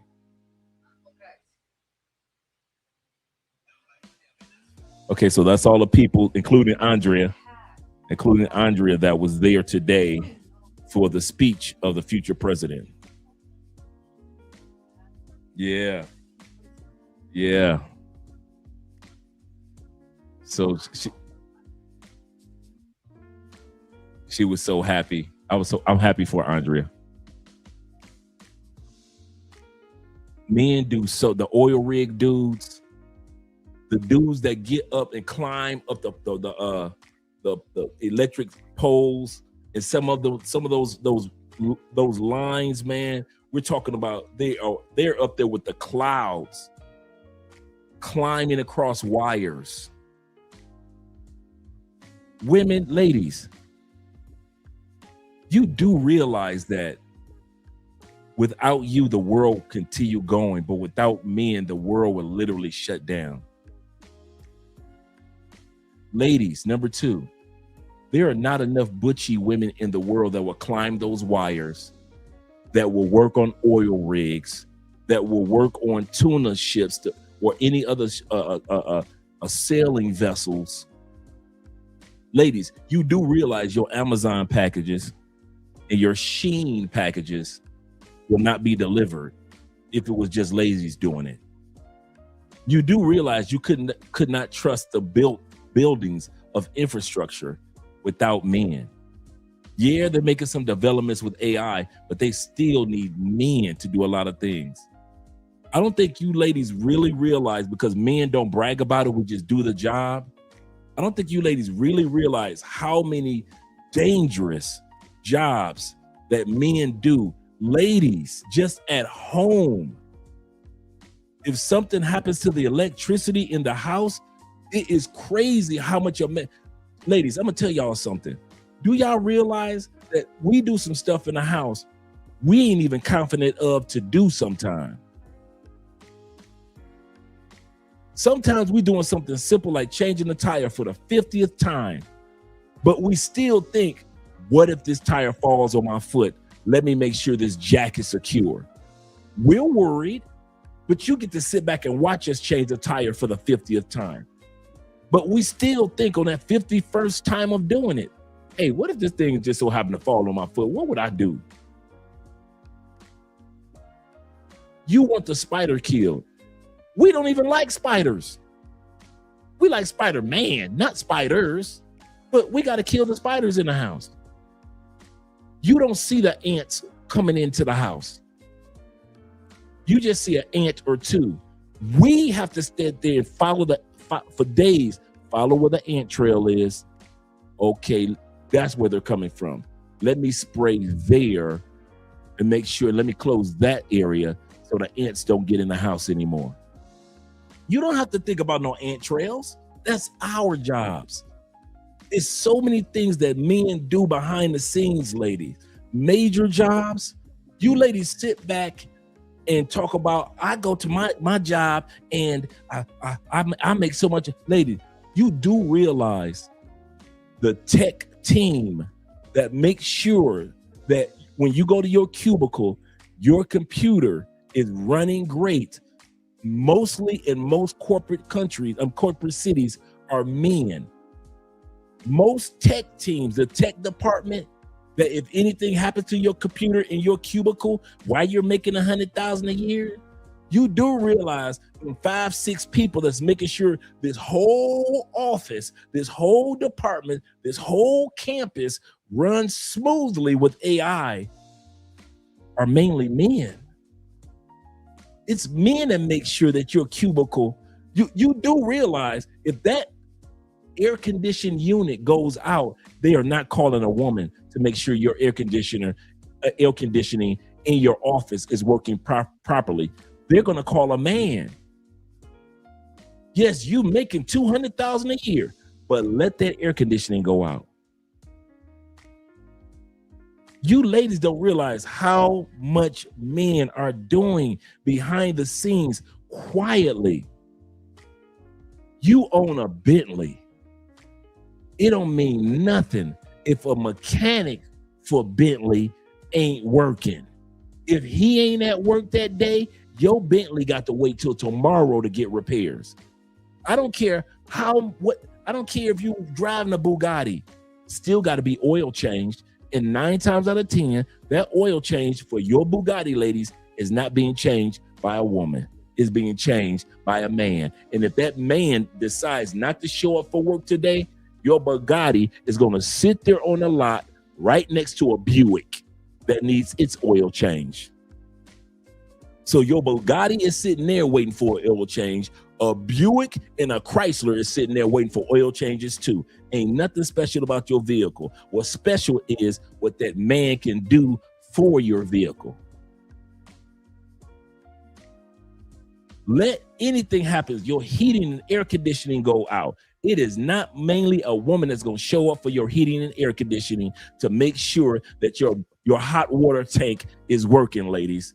Your air conditioning unit is working, ladies. It's going to be a man that's going to crawl up under that house and make sure everything is working great with your heating and air conditioning. A man. I got too many friends that are in this field.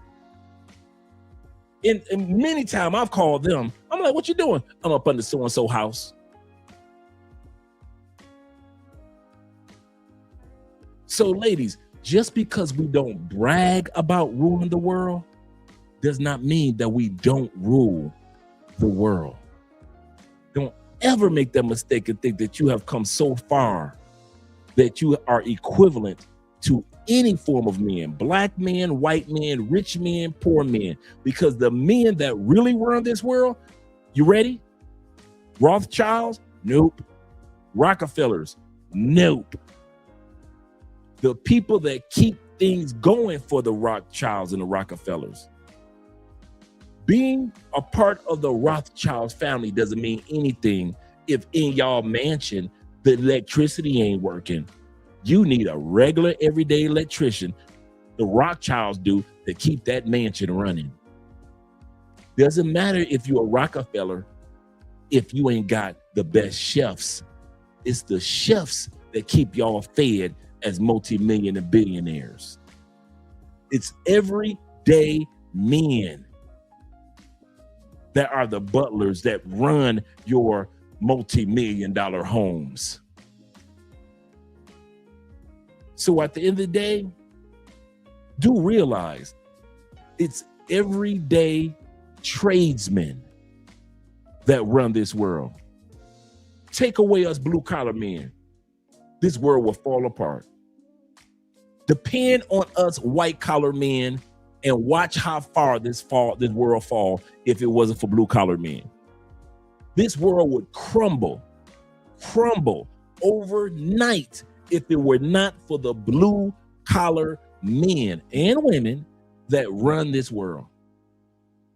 Don't y'all ever think that y'all need to rush to become a millionaire, rush to become a billionaire. Because I'm telling you, or rush to get a degree. Get you a trade, bruh. It's you guys that's running the world. And robots cannot replace you. They gonna try, but it's gonna be a long time. They can come out with all these articles. You know, AI is gonna replace that, but it ain't gonna replace this over here. They ain't got no AI robots that can go up there and climb them ladders and go all the way to the top and make sure that the wires are working. They ain't got no AI that's going out there and getting all that crab and lobster on the crab and lobster ships. They do not have any AI that right now is doing all those, going out to Alaska and getting on those Alaskan boats for weeks on end, so we can have some tuna when we decide we want some tuna and open up a can of tuna. Ain't no AI out there. Ain't no AI out there catching them fish. I'm telling you, it's too many jobs that AI can take, but there are millions of jobs that AI will never be able to take. Those robotics would rust. Think about it. You got 10 robots on your ship going out there to catch the world's largest tuna on the outskirts of Atlanta. Can you imagine how fast their joints would freeze and their components would just fall apart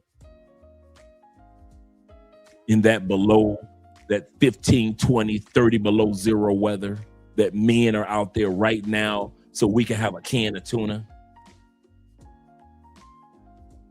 Man, y'all sleeping on the blue collar. I don't like. And I think since I'm from Detroit, I'm sensitive to that. I am very sensitive to, even though I'm a white collar dude, I am very sensitive to the value of all the contributions that blue collar men have done. And I'm gonna say it like this, I'm gonna let it go. Blue collar men have done more for my life than any of us white collar dudes. The only thing a white collar dude did for me was give me a job and give me a promotion. That's all a white collar dude has ever done for me. Thank you for the job. Thank you for the promotion. And networking, networking and working alongside. Blue collar dudes run this planet. White collar dudes own some stuff, but I'm gonna tell you now, your stuff don't mean nothing if blue collar dudes sit back and say, I ain't fixing it. But it's my Bugatti. I'm not fixing it. Well, it's a $300,000 Lamborghini. I don't care. I'm not repairing it. It doesn't matter what you got. It takes blue collar dudes to go out there and take care of that. Man, y'all sleeping on the blue collar brothers, man. All you do is going to school for trades, including AI, including that. Why you think it's called cloud engineering? Because you're an engineer. You are working in cyber, you are working in tech, but you doing your job is to make sure anything that don't go smooth get back to going smooth in the era of tech, or the area of tech. You think Theo just teaching us stuff? Just hey, I have nothing to do. Let me teach them cloud engineering. No, Theo is teaching us something that if the ish hit the fan for the company, they looking at us for help. They looking at us to build infrastructures. They're looking at us to do the research on how we can do this better and more effectively. How do I work with AWS and I'm able to use a cloud system for my business? Man, y'all keep on listening to these old knucklehead women, man. I need them. So many videos have been coming out lately talking about, I not only need a man that makes 6 figures, I need him to have a particular type of job making 6 figures. So if you're a doctor, they want you. But if you're a plumber, they don't. If you're an attorney, they want you. Shout out to Lead. But if you're an electrician, they don't. Well, who the hell you think the doctor goes to when something happens and they need an electrician? Who do you think the attorney goes to if something happens with the pipe in their building? A plumber. Dude, I learned a long time ago. I know I sound like I'm ranting, but I'm giving flowers. I learned a long time ago. There is nothing. It doesn't matter how much money I have. I will never be able to have enough money to where I won't need blue collar help.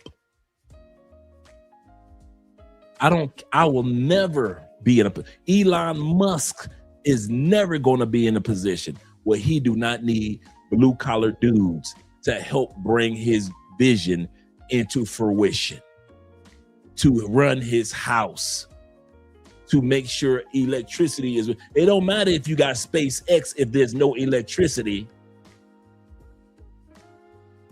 If there's no delivery of products and items to build rockets, doesn't matter. You can have all the SpaceX you want, but if it ain't got no blue collar involved, SpaceX ain't going to no space. Bet that one. If you do not have the truck drivers driving these items from point A to point B, yeah, you can go on with that SpaceX. You need blue collar. Don't y'all ever think this because you white collar that you don't need blue collar brothers.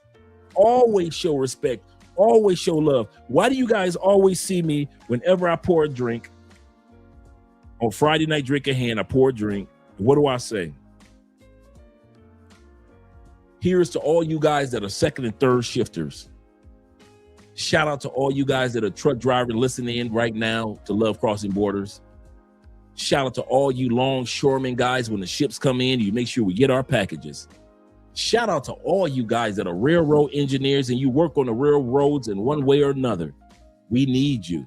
We appreciate you. Shout out to all you military men and women that make sure that we are well protected in whatever we do. Shout out to the security guards that are working third shifts and second shifts. Got your back, brothers. Listen in to Andre and Andre's Love Crossing Borders. I appreciate that. Shout out to you brothers, man. Do you ever hear me say, shout out to you white collar brothers in the cubicles? Shout out to all you white collar brothers that own businesses and you're in sales.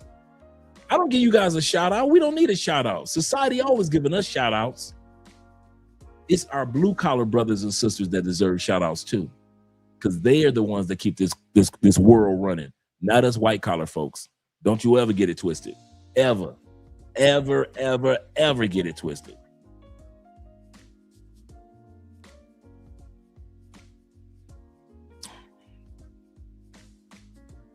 Absolutely correct, brother. I like how you said that. You said it ain't cheap. You were correct. It is not cheap. That's serious. Man, I got partners, man. I got blue collar partners that make money. Money. I got a partner, man. He started off HVAC, heating and air conditioning. True story, man. This brother started off, man. All he had was his license and his tools. His ex-wife had just cheated on him and left him. She told him she was moving and she told him she was visiting family in Chicago. True story. She took the kids and never came back. Never came back. He was living in Indiana. So now he's missing his 2 kids. Ex-wife left him. She cheating again with another dude who just so happened to be in Chicago. All this brother had was HVAC. He went to work.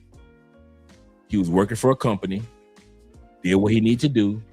He learned the business side of HVAC. Fast forward to today. New wife, strong relationship with his kids. He ended up starting his own HVAC. He has over 19, 20 employees now, 9 HVAC trucks, a whole warehouse, bought some land, built a baby mansion on the land, him and his new wife. She went to school for her master's in accounting, joined the company, and now they're closer than the Wonder Twins on the Super Friends, and they travel the world. All from being blue collar. So when I sit back and I say, I know what being blue collar can do. And I got respect for blue collar because I'm from Detroit and I've seen blue collar my whole life. I enjoy being white collar with the suits and all that. But I'm going to tell you something, boy. Them blue collar brothers, I ain't got nothing but love for y'all, bro. I ain't got nothing but love for y'all. Let's continue on. Usually it takes a lot of years, though. Like that, I'm thinking of like a 40-year-old man. Anyone younger, like still trying to prove that men are everything. Like, no one cares. No one cares. Men are not everything. They're not. Men are not everything. They're really not. But women, however, women are about to become everything. No, we already are. Yo! Women use simps against attractive men. When women can't get or control a man who's attractive, they use simps to feel better and try to make other men jealous. Simps aren't men who are good to or respect women. They are men who will sacrifice anything, their self-respect, for an attractive woman. Attractive men refuse to simp. That is actually a huge part of why they are attractive, because they have self-respect. This can confuse a lot of women who aren't used to men who have self-respect. It often stems from their own insecurity and feeling small because of the attractive man. He has levels of security that she is not capable of. So when she can't get or control him, she uses simps against him. She'll suck them dry of validation, attention, effort, resources to feel better, worthy, like she matters, and to flex on other people. Many times to make men they do find attractive jealous. She competes with presents on the backs of simps, using them as leverage to feel powerful, when it's really insecurity. Insecurity seeks to control. It comes from ego, wanting to feel secure through validation. Except attractive men see through this nonsense, that it's just a false portrayal of value, that it's hidden insecurity, and to let it be. Even if he feels a little jealous, he will never sacrifice his self-respect, no matter how pretty she is. Watch my YouTube for more. One-on-one calls in the bio. Drizzle, drizzle. Now, just because she can do that, that don't mean that it's easy. Because women choose dudes like men. We study women. We learn how to mac. We learn how to get turned down. We learn what works and what don't work through trial and error. So we, from trial and error, we learn how to pick and choose the right one. We learn what signals work and what don't. Women don't do that, and I can prove it.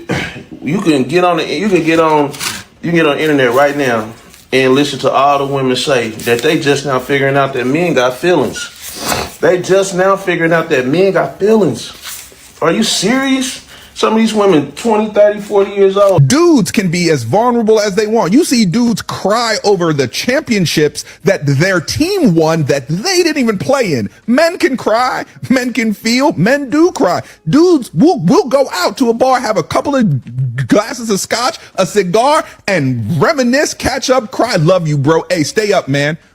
But that's not how y'all do it.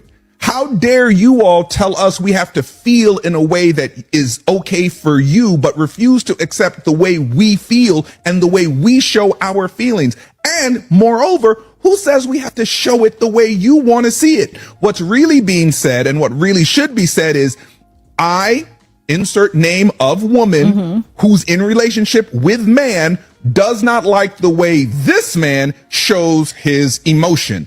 And that man should be able to say, I don't want to show it the way you want me to show it. Can you deal with it? If the answer is no, go your separate ways. But do not blame men at large and say we are toxic. And don't ever fix your mouth to basically say, oh no, I want a man to be the head of the household. So you want us to be like our daddies, but not act like our daddies? So this is to the men, stop internalizing how you feel. That was a good point he made. He said, so y'all want us to be like our daddies, but don't act like our daddies. That is true.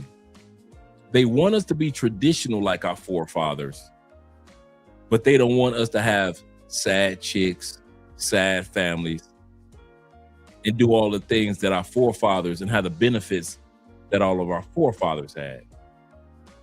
Okay.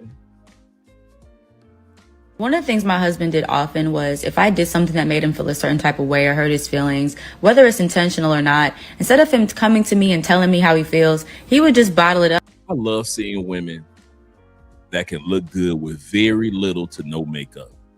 I love it. I love seeing very little to no makeup, especially on our chocolate sisters. Shout out to the chocolate sisters. Up and deal with it on his own time. And it hurt us more than it helped us. Because when I was ready to communicate about how something he did made me feel, he would then blow up and would finally bring up all the times where he felt a certain type of way and said nothing about it. And I would ask him, well, in the moment when you felt that way, why didn't you say something? He would tell me, well, it didn't really matter. It wasn't that important. It's not that big of a deal. And I believe a lot of men feel like they have to internalize because if they put too much weight on their emotions of feeling sad or their feelings being hurt, they are adopting a womanly characteristic. Nope, that's not it. Why do men not share our feelings as often or share traumatic moments with women as often? I got a call today from a brother. I'm not going to go through the details. Got a call from today from one of you brothers. You're going through a really, really rough patch. I mean, bad moment right now. We had a conversation and I let it, you know, I listened to what he had to say. We had prayer and he said, even though I got my brothers, he said, even though I got my sister, but because of what I'm going through, Ray, I ain't got nobody to talk to. I say, man, you got me? I said, what you talking about, man? You got my number. Call me anytime. He said, man, I don't know your schedule. I say, my schedule is my schedule. That's what my schedule is. My schedule is my schedule. I said, why you think God blessed me to have an open schedule? To be able to talk to you brothers that's going through some stuff, man. So we talked for about a good hour. And we chopped it up. He said he was feeling better after we had prayer and we talked and I listened to what he had to say. And, you know, I can understand what he's going through. He's going through a really rough patch with his parents getting older. And one of them passed on already unexpectedly. And then the other one is scheduled to already pass on soon. And so that's kind of rough, you know. Shout out to my brother. The reason why we can't say stuff to women, the honest thing is they'll throw it back up in our faces. Let's be for real. We don't know who to trust. Like Muhammad Ali said, if I saw 1,000 snakes coming down the street, I'm getting out of the street because I don't know which one is poisonous and which one's not. And I'm not going to wait around to see which one is poisonous and which one is not, ladies. I was listening to TikTok today, a panel. A brother was conveying himself, telling his story, part of the story, right? A sister on the panel thought she heard him say something. She thought she heard him call her a derogatory term. He didn't. The rest of the people on the panel is trying to tell her he didn't say that. Before she could catch what she said, all she did was, because they had been on panels with each other before, that's why your ex-wife did this, that to you. The rest of the panel's like, why'd you do that? Now, this was a panel of men and women, brothers and sisters. Black panel. Why'd you say that? He did not say blah, blah, blah, blah, blah. Somebody else on the panel said he didn't say that. He actually said blah, blah, blah, blah, blah. And everybody else on the panel was like, that's correct. Well, why would you do that to that? Oh, well, I'm sorry. My bad. Whatever, and I put in the comment, whatever you thought he said about you, you just proved that that's what you actually are. You just proved that even though he didn't say that about you, that really is who you actually are. A lot of times women don't want to admit, we can't talk to y'all. Because we know if we tell it today, we're going to hear it again someday. It is hard to find a woman that knows. One of the things that I love about Andrea, she does not throw stuff in my face that she could. She always encourages and builds me up, bruh. During the greatest times when things are going wonderful and when times are not going great for Andrea has always had a hug and a word of encouragement and a prayer to build me up. These are the type of women that we need, that will not throw stuff back in our face. That's one of the vetting things that you need to do when you're looking for a woman in another country. Is this the type of woman that will not throw stuff back in my face? No matter what country you living in. I kid y'all not, bruh. I kid y'all not. I couldn't believe that. I'm just listening to TikTok and I'm like, really? She gonna just put that man business out there like that? And it was something major, like this is why your ex-wife did that. And this was something that the brothers shared on a different episode that they had a couple months ago. But that sister had remembered that. It couldn't wait to use it as arsenal. And everybody on the panel like, girl, you tripping. Well, I apologize. My bad. It's too late. That's why I sit back and I feel sorry for you brothers in the States. I ain't gonna lie to you. My bad. I thought that things was gonna at least start to get better. Man, what y'all dealing with in the States is a horror story. They should call the United States the American Horror Story.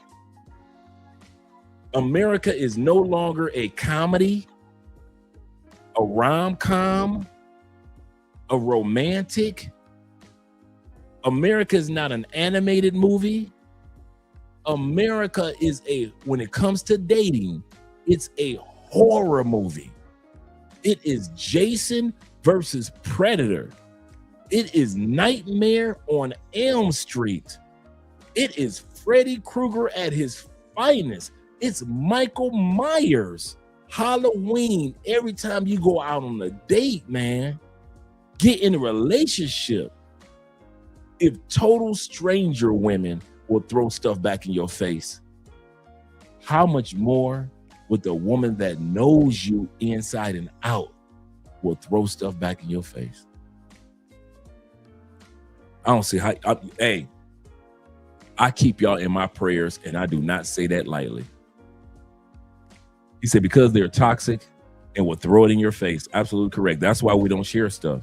And she's this sister right here on the screen, and God bless her. She's trying to be nice about her husband, but she doesn't understand what her husband knows about other women, and he doesn't want to, gamble. Like I said, Muhammad Ali said it best.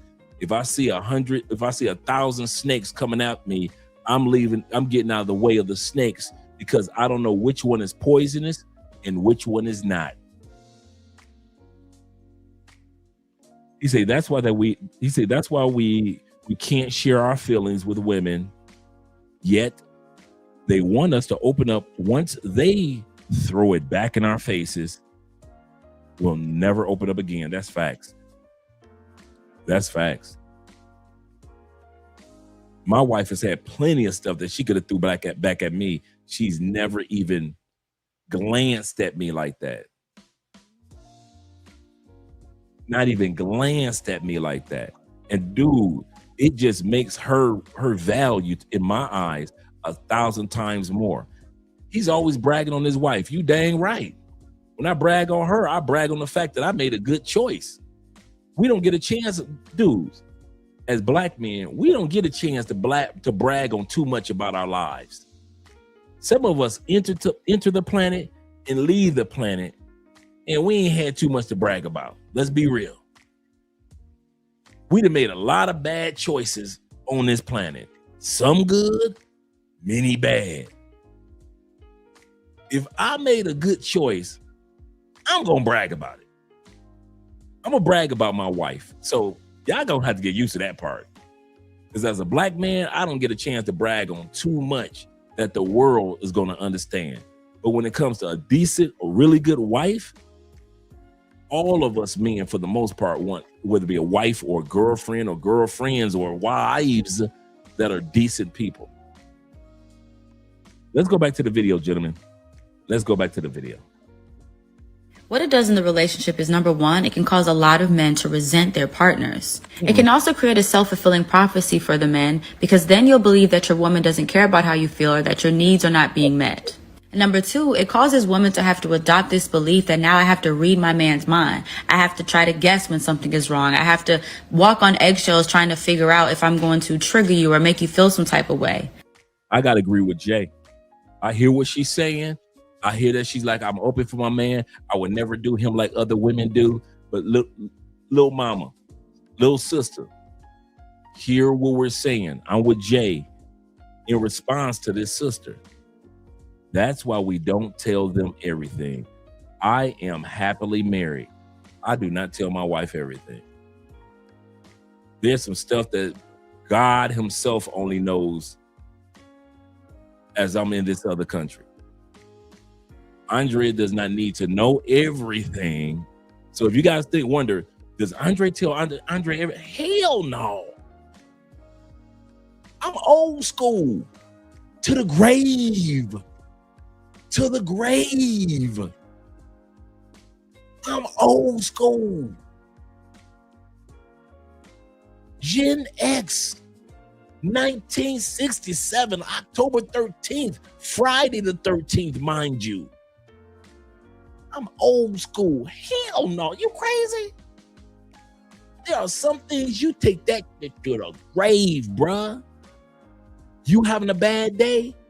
You better take it to the Lord and take it to the grave.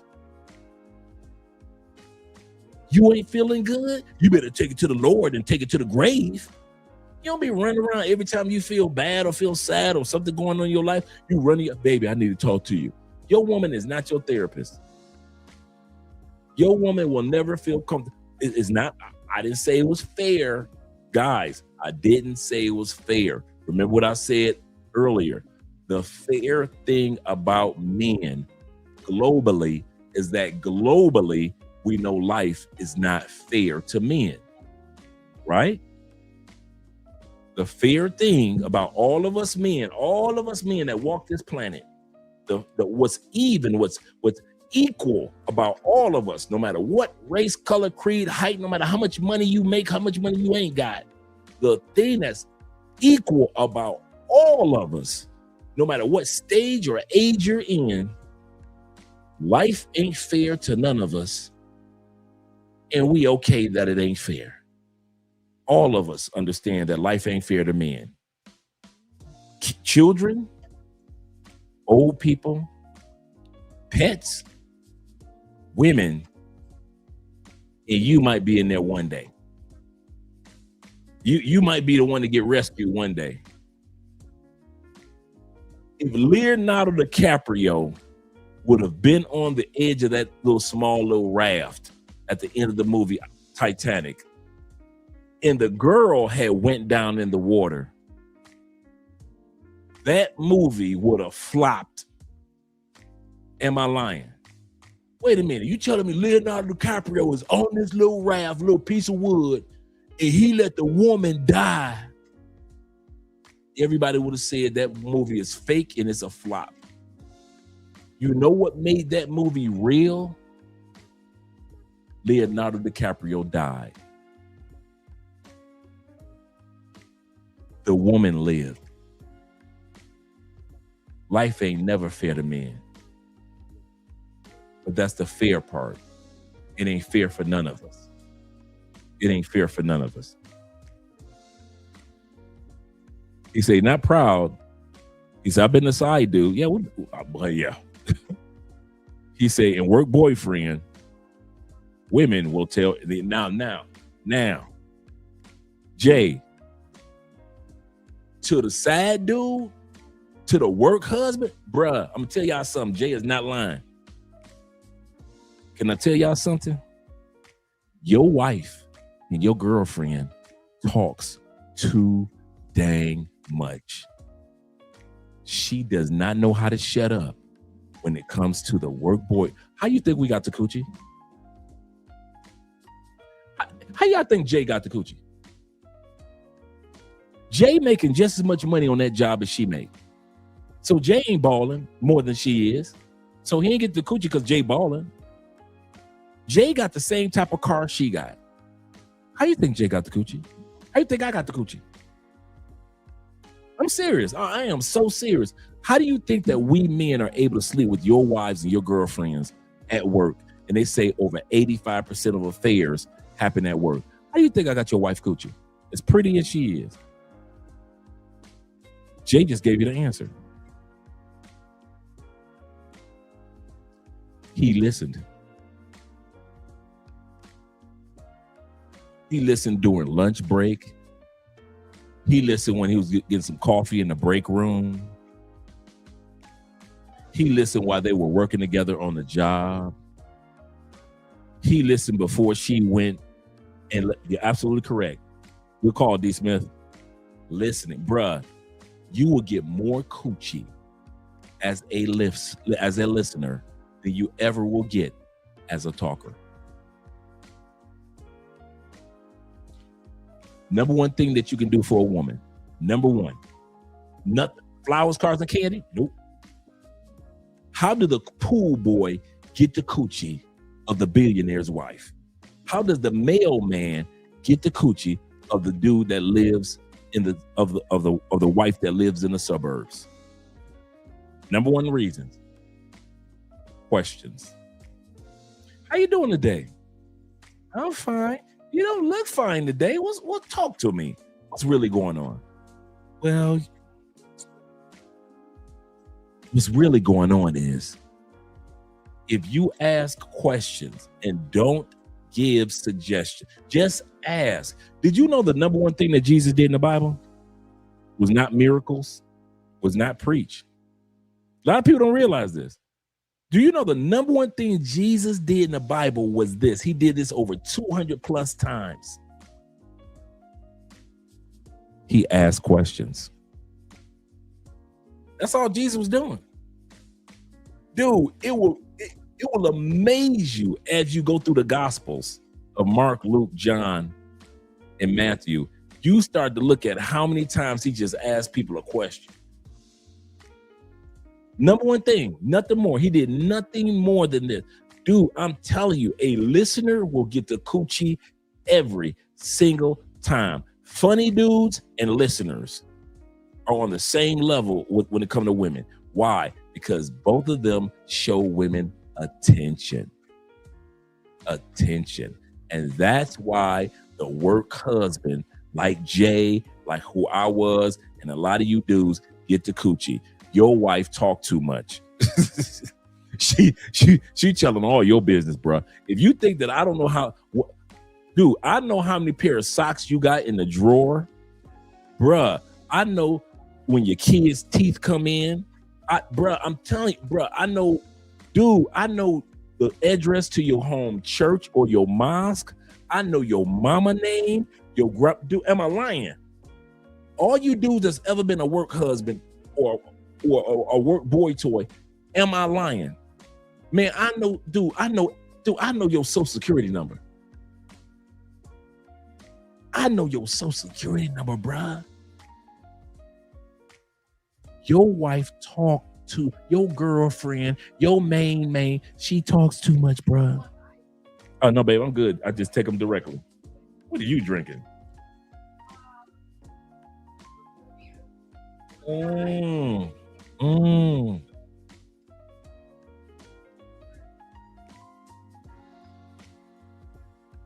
Okay, sexy.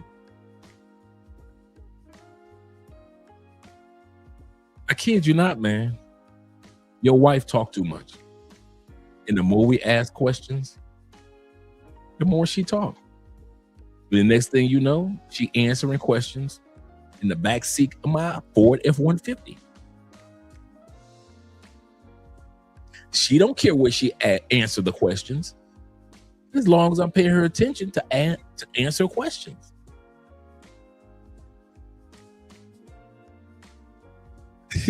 He say, bruh, they don't know when to shut the right. They don't, dude. And the more questions I ask, the more details they're gonna give. He say, side dudes know more about the boyfriend and the husband than the CI. That bruh, you just don't know. We know everything. We know everything. As a man to a man, you know, we ain't gonna be looking at you on social media talking about, yeah, I know this about your woman anyway. No, we don't do that. Dude.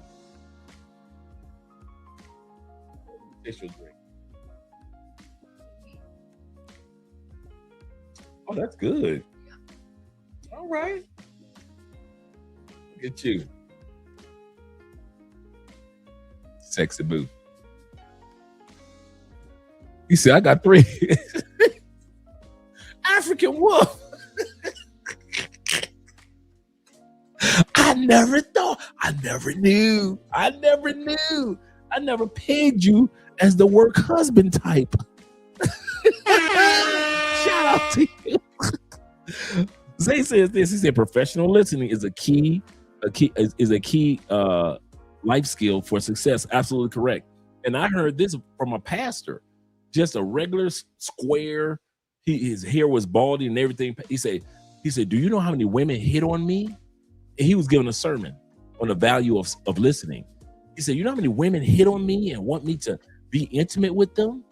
He said, do you know what the number one reason is why they want that? Because pastors listen. He said, and women love the fact that we give them attention through listening. He said, I'm not special. He said, look at me. I'm a balding pastor. I got this big, thick mustache and no beard or nothing. He said, I'm a square looking dude. He said, but I listen. And I got so many women all over me, even though they know I'm married, even though they know I'm faithful, even though they know that I'm the pastor of their church, they still want to be with me. He said, and I know because I listen. Same thing with the work husbands, bruh. Believe you me, you'll get spoiled by women as a work husband because you listen. You say, women, how's your day? Yup. Men, good women. What'd you do today? Men, work. That's how you answer it. Plain, simple, to the point. Not women, though. They want to go through some details. Jay said they volunteer information. You don't even ask them for that information, and they steady telling you stuff like, "Did I ask you about that?" Shh. He say, "Yep." He say, "Facts. I've listened to too many women." And if you the boy toy, you are a therapist and the sexual healing. If you think that you're gonna be a side dude and there ain't gonna be no therapy involved, you crazy. You are not a real side dude. You are not a real boy toy. A real boy toy knows I got to listen to her with her problems while I'm getting this coochie. While I'm getting this coochie, I got to listen to her talking about her kid problems, her man problems, all these issues. I'm gonna get this coochie.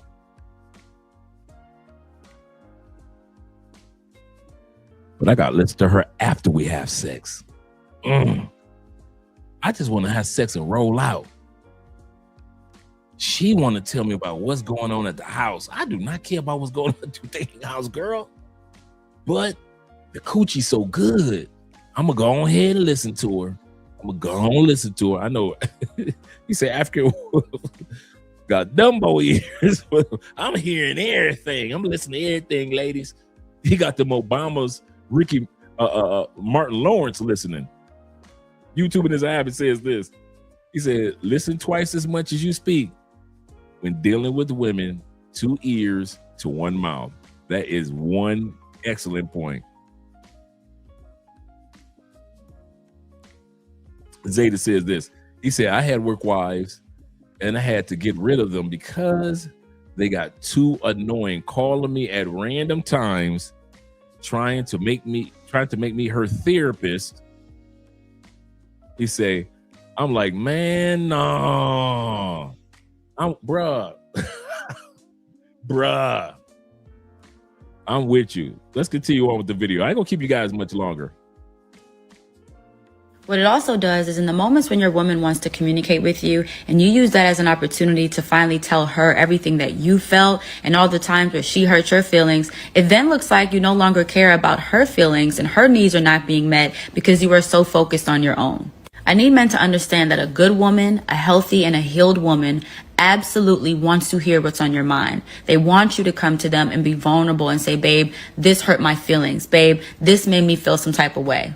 Being vulnerable in a relationship does not mean that you are adopting womanly characteristics. It means that you are healthy, it means that you are whole, and it means that you are invested and willing to do what is necessary to maintain the dynamic of your relationship. Men don't get to feel. And it really hurt me that he felt that he believed that.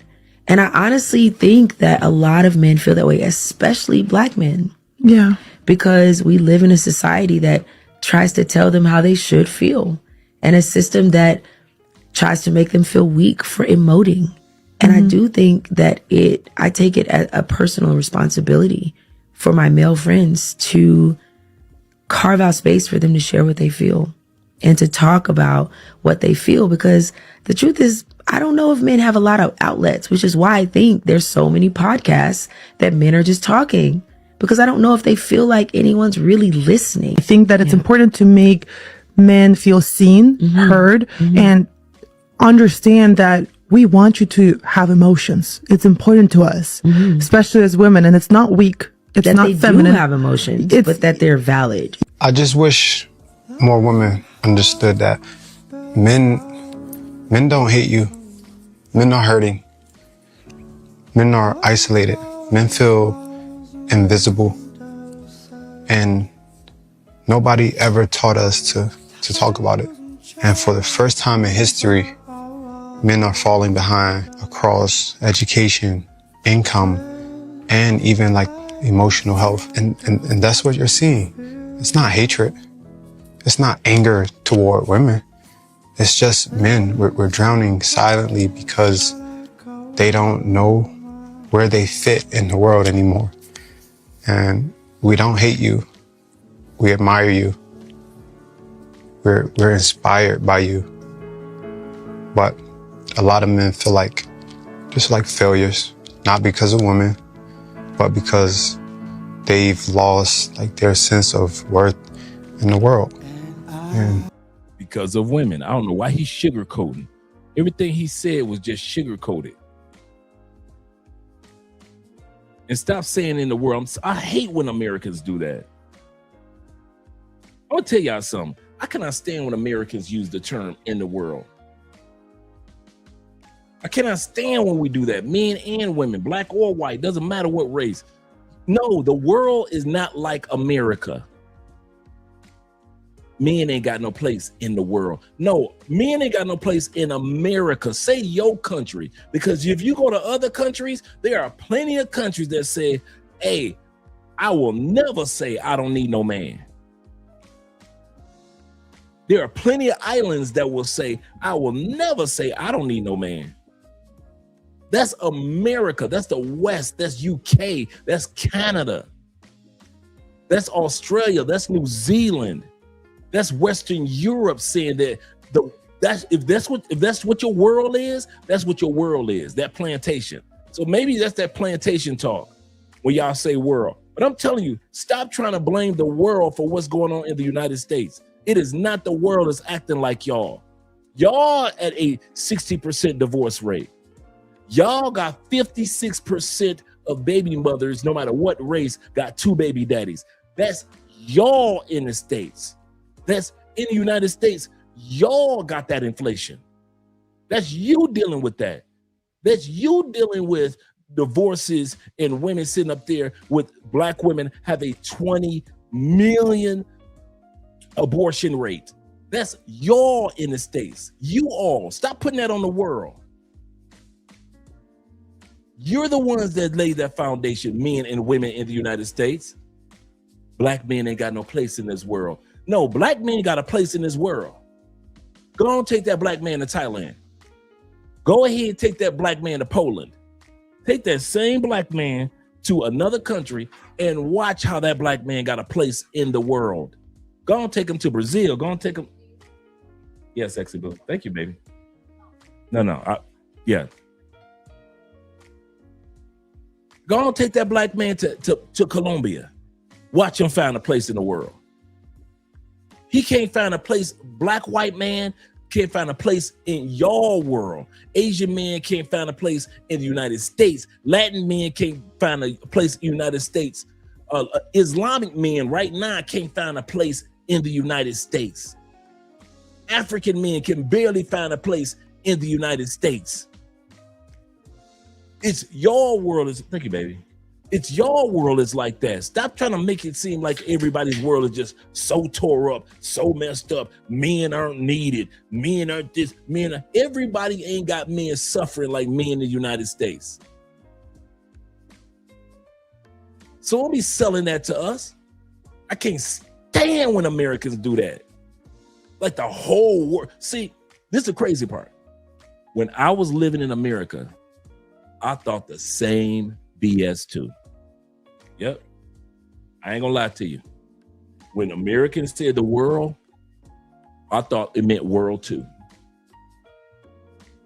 You know, all the women in the world are like this, that, and this. I thought the same thing too. When Americans say, hey, everybody, all men in the world are going through this right now. Well, you know, all the countries in the world are dealing with it. I thought that too. I really did. You know what changed my mind? When I got my black butt out here in the world. And I realized everything that they were saying about women in the United States ain't going on in Brazil. Brazil got feminism, but they ain't got it like on the level of the United States. Colombia got feminists. Chile got feminists, but they do not have it on the level and the same type that they have in the United States. Stop blaming the whole world for the hell that you live in on the plantation known as the United Plantation of the United Snakes. That's y'all plantation. Honduras is not like the United States. Belize is not like the United States. Colombia Not like Argentina, not like the United States. We're just talking about relationships. So all you do is talk about those are third world. We're not talking about economies. We're talking about how men treat women and women treat men on this episode. And on this episode, it's your world. That's how you are going through hell in the United States. You are living in hell when it comes to dating in Canada and UK. That's your hell. Don't put it on the world, because around the world are not like that. Women in Philippines are treating men different than how men are being treated in Chicago. Women in Chicago are treating their men different from women in Cambodia. Don't be going for that word. And the reason why I'm doing this, I'm talking about this particular part. I'm here to let you guys know, whatever y'all going through in the United States, it is not happening in the world. It's not going on in the world. Why do you think we keep trying to tell you, get your out in the world? Why do we keep saying that? You're going to learn once you finally make it out here in the world. Why do you think we say ASM? He don't know what he's talking about. He ain't going to understand until he get out here in the world. Yep, that's American victim mindset. You say black men have a place overseas. Absolutely correct. He said we devolved as a society. That's true too. Shout out to Esco in the building. Appreciate you being here, brother. He said these dudes want to coddle women's feelings. I can't stand with dudes, in the world. Coddle women's feelings. So true. So true. Let's continue on, gentlemen. I didn't mean to rant about that, but I just get so tired when Americans assume that the whole world is going through what y'all going through. No, the world is not going through what you going through when it comes to women in relationships and divorces and the divorce laws and the child support laws. The world does not have the same child support laws. The world does not have the same divorce laws. That's America. Deal with it.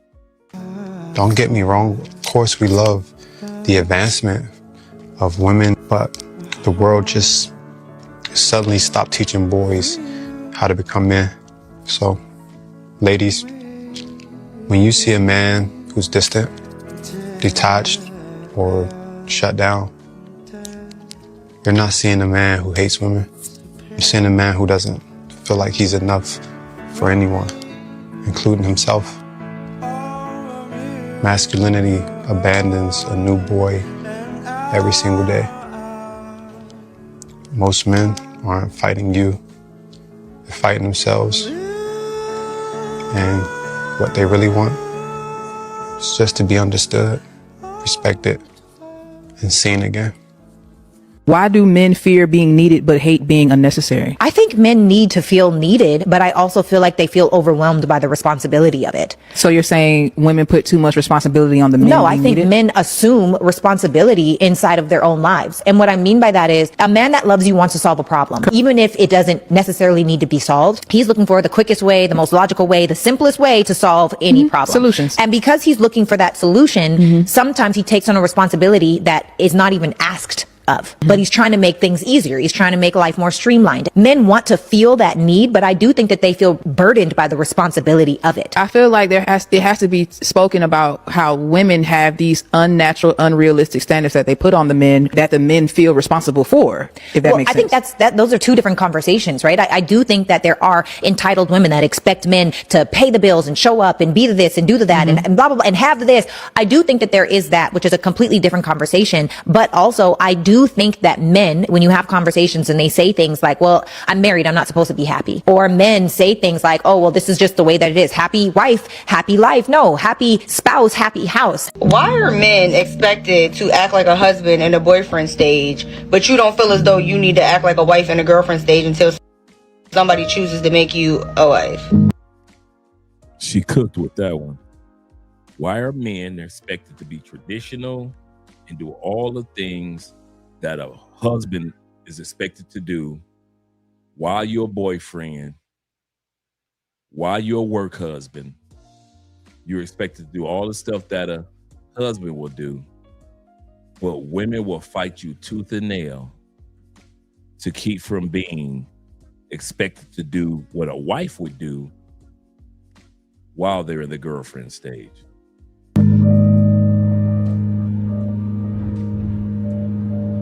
Make it make sense. If you never displayed qualities of being a wife, why would anybody want to make you one? It sounds like women just never want to put any effort first. Like, we feel like we just have to offer minimal effort and that should be significant enough. That and the cat should just have it in the bag. I don't know about y'all, but if I'm choosing to be in a relationship, I'm in it to win it. Do you want dinner, baby? Massage, baby? Baby, what do you need? Y'all are literally admitting to doing and then wondering why you still are not a wife. And they got the audacity to be complaining about why Suzanne's a wife before you. You haven't showed anything. You're doing what any other do. Stand out. Most women want that 6 foot tall, 6-figure, 6-pack, above 6 inches man, which is all above average. The average man isn't 6 foot. He's 5'9". He's not making 6 figures. About 55 grand. You don't got that 6-pack. In America, the average man is overweight. And you know the rest. Be thankful you got 5 inches. So we're all chasing this above average man who's what, like 10% of the population? But most men are average. Are we being unrealistic? Plus, he's got to be confident, socially respected, emotionally intelligent.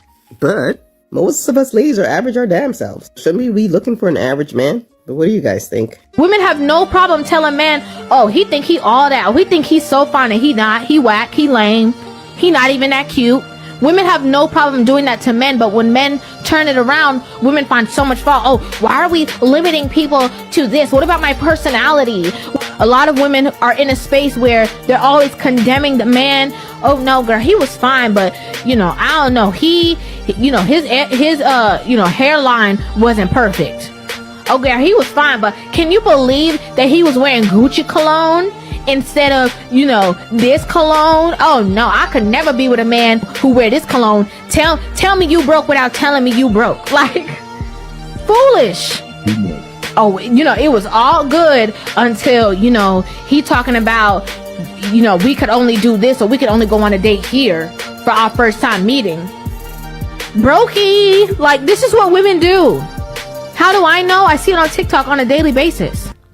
Women are taught or even encouraged by other women to believe that they can find this man that does not really exist, right? So this man that has expendable income, that he can just take them on, excursions and getaways, and he's cultured. He is able to, go into a boardroom and carry himself in a way that is able to get deals on the table. Like, they've been taught to believe that, like, a combination of Jay-Z and Warren Buffett. Yeah, a lot of the women. This is the funny part. This is the funny part. Let's go through the list. Danica Marie. There's a certain list I'm creating. Chantel Simone. Right? Crimson Cure. Love Dorsey. Six the Goddess. And maybe I'm missing one or two. When Kevin Samuels was alive, these were the only women that were consistently, and Tay-Tay, gotta show some love to Tay-Tay, and Pink Book Lessons. These were the only consistent advocates on social media for men. These few, and maybe I missed one or two, that supported men even while Kevin was out. While Kevin was doing it, Tay-Tay was still doing her thing. Pink Book Lessons was still doing her thing. Danica Marie was out there before Kevin. She was all over Facebook doing her thing. Love Dorsey was destroying sisters to this day. She was doing her thing. Crimson Cure always has been doing her thing. Six the Goddess, consistent in putting her foot on the neck of sisters. After Kevin died.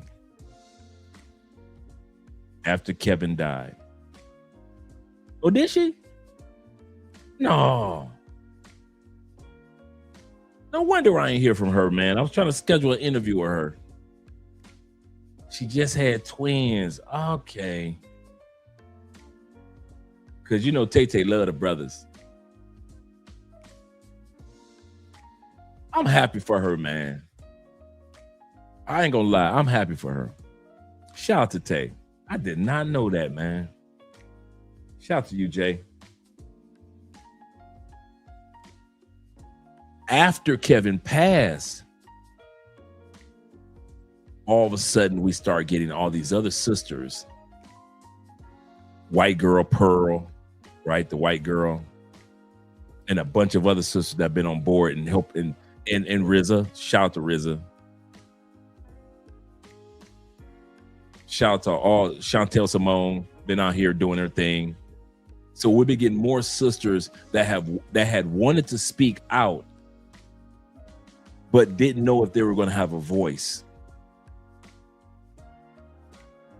Now they don't care, and they're speaking out against the women that are doing knucklehead behavior. And I support these ladies. But yeah, I did not know that Tay had some. Okay, I get it. I get why she's so busy now. I guess because I'm gonna have her on the show. I guess I'll go ahead and reach out to some of the other ladies that have on the show. Yes, sir. Maybe I'll get Chantel Simone back on the show. She's been on here a couple times. Were these women before the manosphere? He said, I'll wait. No. Manosphere started like once again, the foundation of the black manosphere. The manosphere been around forever, but the foundation of the black manosphere was like 2015. O'Shea, Angry Man, and Obsidian started. These are the forefathers, the actual guys that were together and created the movement, the Facebook page, the Instagram, the website, everything. I used to follow these guys on a regular basis, so I know who these guys are. Angry Man, O'Shea Duke Jackson, Obsidian Ali, the forefathers of the Black Manosphere movement. Hands down, nobody else. Everybody that came after, including Kevin Samuels. Kevin Samuels blew up off of not just the Average at Best video, but because of some of the things that he learned from O'Shea Duke Jackson.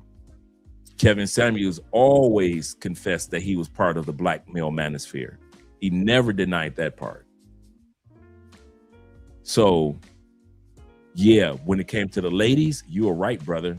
The ladies were not around for that movement. It ain't like you're lying. It's not like you're lying. Yep, that's what's up. I know, right? Let's continue on. And like is out there waiting on them, and this man does not exist. And that's the problem. And I think, you know, especially the social media narrative is pushing this, like, wait, you know, if he's not treating you this, if he's not buying you this, he's not worth it. And it's like, who are these? Y'all gonna be waiting, and he's not out there.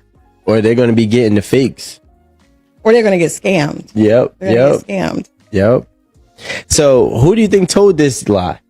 Well, I think social media tells the lie now. But before? Social media tells a lie. But I think what happened is, like, women in my parents' generation, we saw them, they could not work. A lot of them could not work, or they didn't have the skills to work outside of like being domestics, right? So they were at the mercy of their husbands. which is a horrible place to be. Yeah. Right? Because then there was a lot of abuse and men were taking advantage of that.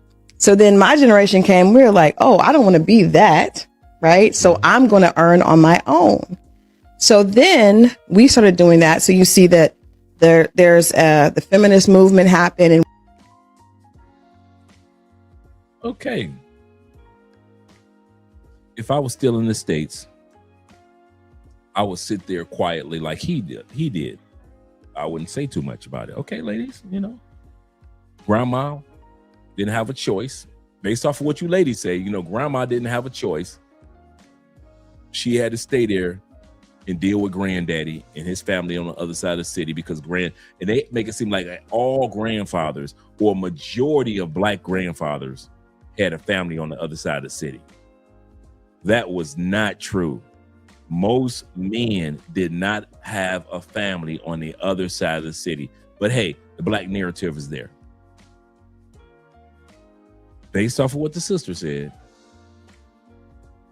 and if I was still living in the States, and I mean this, she said black women had to pick up the mantle and go to work and make our own money, support ourselves, support the kids, because we didn't want to be in a situation like grandmama and them. I would agree with that if I was still in the States. Because outside of the States, you still see women have professional positions, have a husband, still got kids. It will amaze you how many women in South America got really good jobs and they can still make a plate or a glass of beer.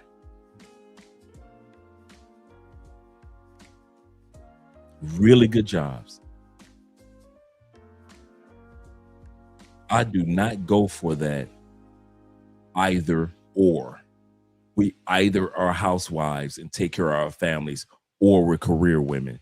The United States sells women and men on that narrative. The West itself, UK, Canada, sells that same narrative. But when you go to other countries, how many of y'all met women in the Philippines that have a job, come home, that house is spotless?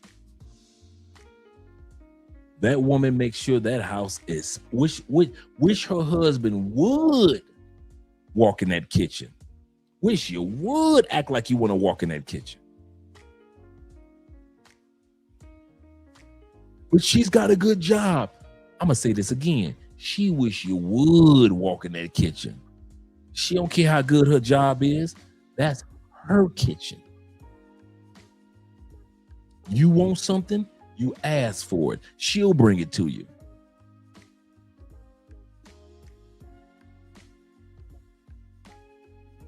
Women in the States act like they cannot walk and chew bubble gum at the same time.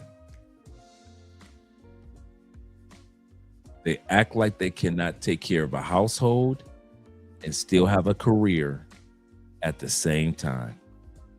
And yet I see women in other countries do it all the time without a nanny. He said that man sitting next to her has already traveled. Yes, sir. My brother has traveled overseas and experienced better treatment. Yes, he has. He says that all the time. He knows what's up. That's true. Women started doing more, becoming more educated, and in some places really have surpassed men when it comes to education, right? And that's because anything that's oppressed, especially us, especially people of color, we're going to rise to it. So when that happened, then our daughters saw that, right? So then mixed with a little bit of toxicity, and then you have the city girls, right? It's a little sprinkle. Yeah, a little sprinkle, and it becomes like, I don't need a man unless he's paying. And but it all came from, there's a trajectory of toxic relationships, dysfunction, oppression, women being oppressed, not wanting to deal with that, and then it not being addressed there's not a lot of fathers in the house at one point, where fathers were taken from the home. So there's no one to say, hey, we're people too, right? And so now you have a generation of women who see men as ATM machine. Yeah. Right. I mean, I agree. The thing is, you know, they have that old saying, teach history so it doesn't repeat itself. Right. But I actually came to this conclusion, and I'm not saying that this applies for all the time. Right. But maybe you shouldn't, because we teach history and all it does is bring forth the same situation or a traumatic response to a situation. Yeah. Because we teach history and we tell people what happened and, you know, the reasons why it happened, but we never told people how to deal with what happened. I'm going to be a totally 110%. I think I didn't find my husband yet because all the women expectations is really having the men go into a hole. Because who the hell is y'all to say y'all want a man that makes $500,000 a year? You don't make half of that. You don't make They high because of y'all unrealistic ass expectations. Hey, man. Send me somebody that got enough to make sure that I got lights on, water running, I'm smiling and we eating. Y'all asking for the most. Y'all want a man to buy y'all a boat. I can't even say it right. Y'all want a man to buy y'all a boat, a yacht, and a crib. Where's reality? Pay for your kids' schooling, your desires, your kids' desires. Like that shit. You hear how unrealistic that shit sounds? This how a lot of y'all women sound. Ridiculous. Amen. That's why we ain't got nobody yet, because y'all scaring them into a damn hole. Please separate me from everybody else. Separate me too. Husband, come find me.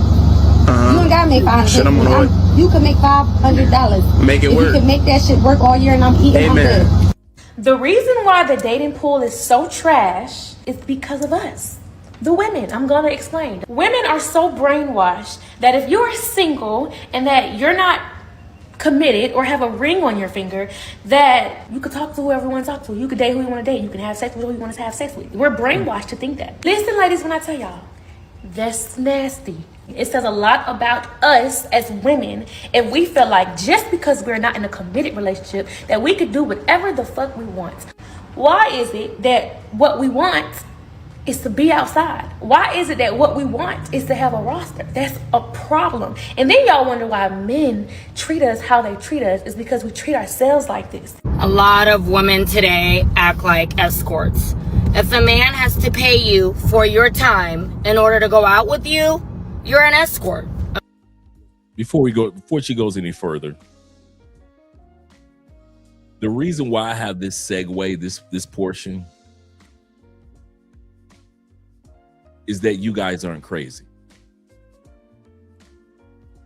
They call you crazy for getting your passport for many of us because the dating pool is trash. Like I often say, the dating pool is murky. That water is murky, like a swamp. They called you crazy when men said it. And when men decided to get passports, they called you crazy. Now, all of a sudden, women are starting to admit, listen, ladies, the men are right.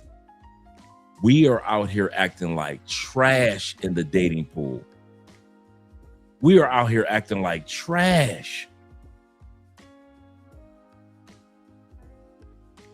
So as we listen to these ladies, it's not men who are singing this in this segue. It's the women. We started off this whole video talking to and about a woman that cheated on her husband for 16 years. And the ladies are still saying, you ladies are trash. So I'm gonna tell you something. I don't blame you dudes who don't want to be in that dating pool in the States anymore, that dating pool in UK or in Western Europe. I don't blame you. I don't blame you for saying, man, I'm not about to deal with this. Because even women are saying, hey, you date this pool, bruh, you dating in trash. Okay? Because us regular girls are not charging men money to take us out on a date. Men were perfectly fine with knocking on a woman's front door, asking her father to take her on a date. Men were fine with courting a woman, and men were fine with waiting for sex until marriage. But women called all of that patriarchy and dismantled the entire dynamic with feminism. Now we are left with the dumpster fire that is modern day dating. 80% of women want 20% or less of men, and those men have a ton of options. Of course, women hate when things don't go their way or when they have to take an L, so they do whatever it takes to shame men into not doing the things they used to be able to get away with when they were young and hot. The latest tactic is the T app. T is an app where women can share stories of men that they've gone on dates with and whether they are green flags or red flags. And the purpose of the T app is to keep women safe when it comes to dating. But women don't it's like we argue. We're like, keep us safe, right? So if we really cared about safety, why are we flying to Dubai by ourselves to get pooped on by billionaires? Do you know what I mean? It's funny how they complain when it is their fault that dating is how it is in the first place. Y'all, I think modern women ruin dating, and here's why. Let's get into it. Hookup culture. Women give... Now, we're going to listen to what Tyrese's ex-wife has to say with her evil. And we're going to take it with a grain of salt. Because she can't talk about nobody messing it up with a good man. This woman here cannot talk about nobody. She destroyed that brother Tyrese. And what destroyed him was he was being faithful when he could have cheated thousands of times.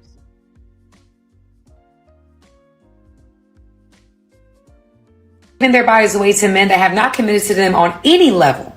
They've made relationships transactional, not being realistic. Now the majority of women want the minority of men, using tactics of shame and emasculating men to manipulate them and doing what they want them to do.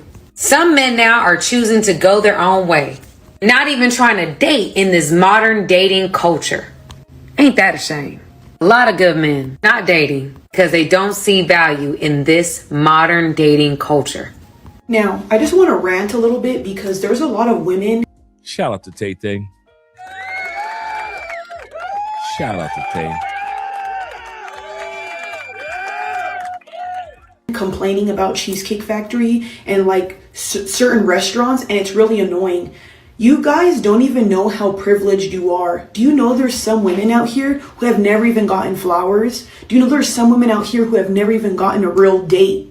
All you toxic women and bitter women are coming on social media, ruining it. You're making men not want to date. You're making men not want to try. Then when you guys complain on here saying men aren't chivalrous, men don't open doors, men don't do this, men don't do that, this is why. Because you bitch and complain about everything somebody does. Y'all are very naggy, and it's really annoying. And like I said, if you have such an opinion on something, you plan the dates. You do stuff. How are you going to sit here and complain about where somebody takes you if you didn't throw out a suggestion? Y'all want men to lead so bad, but don't let them lead. A lot of y'all modern day women, y'all have got too much stuff going on in your brain where you guys are so privileged you don't understand.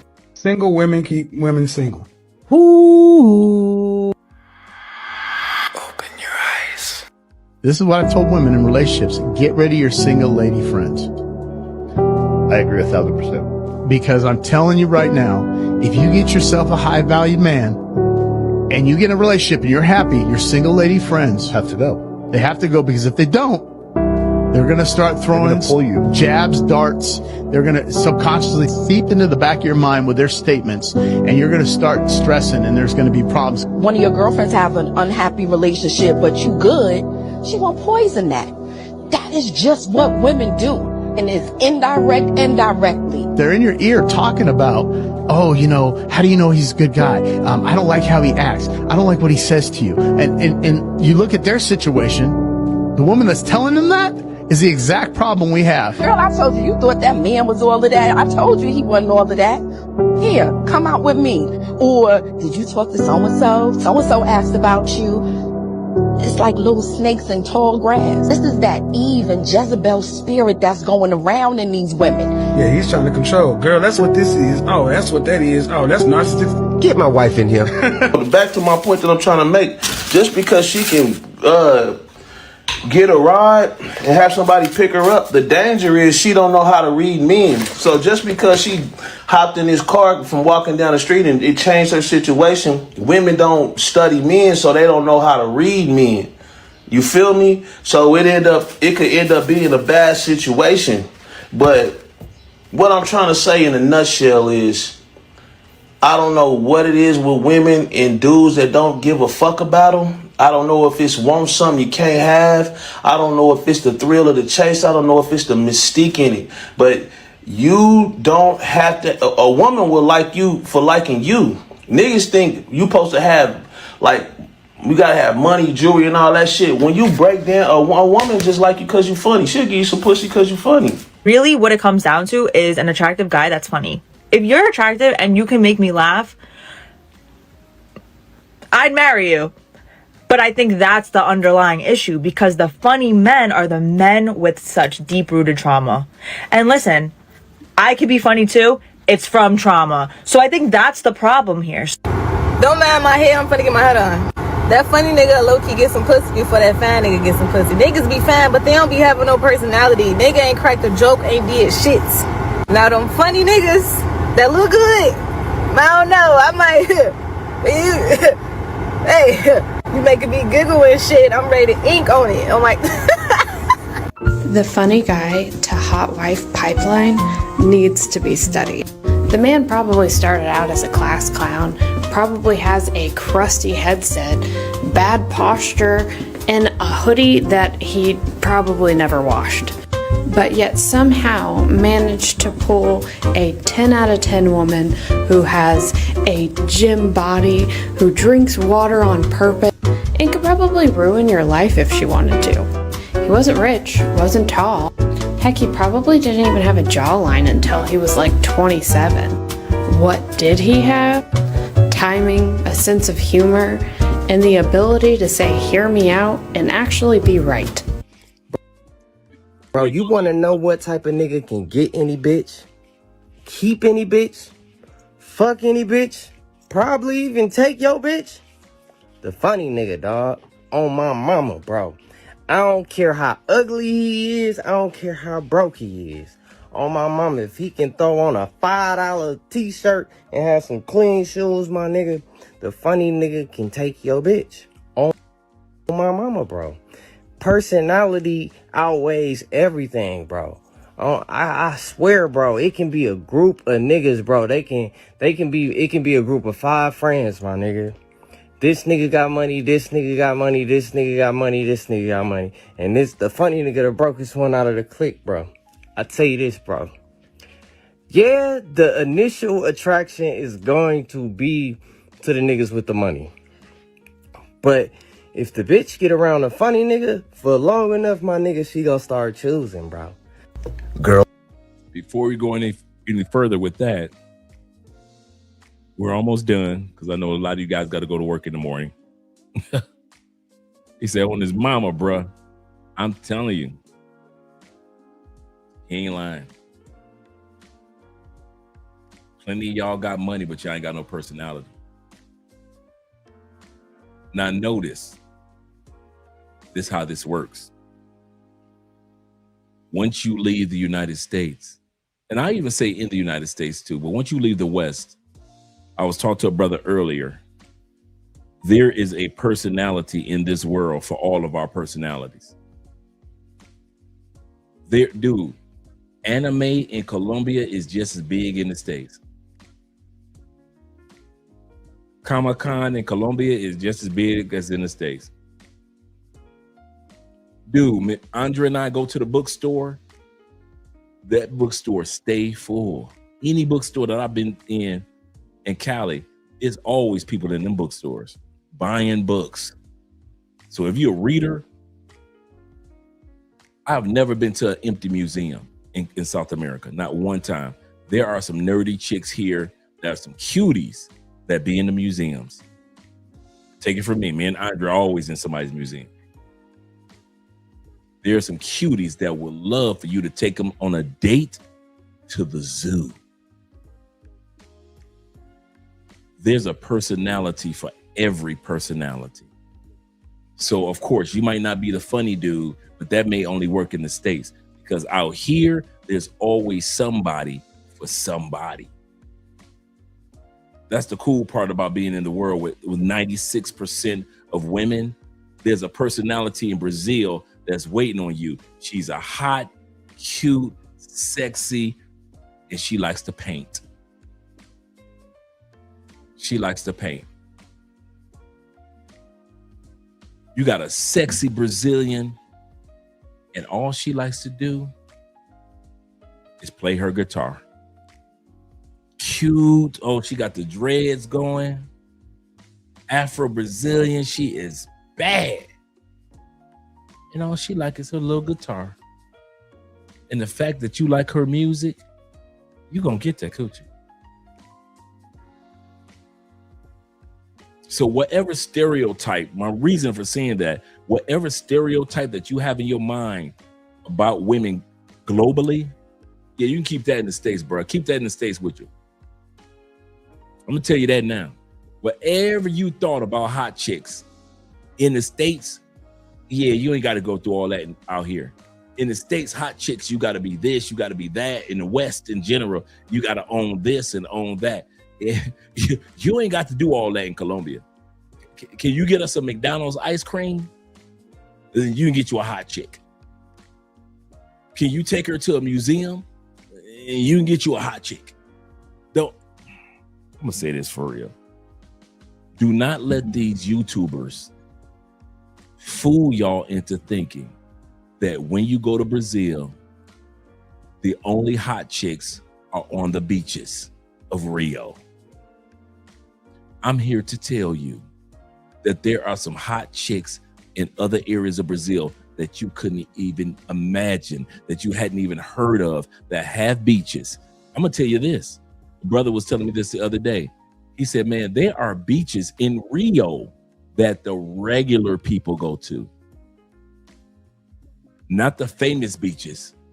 There are beaches in Rio that you will never. One brother said, he told me, he said, Dre, I lived in Rio 3 years. He said, and then this dude told me about a beach in Rio. He said, what? You crazy. He said, I went over there with nothing but locals, and the hottest of the hottest local chicks was over on that beach, not the one that we always see on TikTok and YouTube. Do not, as a man, stereotype women with the lens of American or American-ish lens, the rose-colored glasses of the United States, in other words.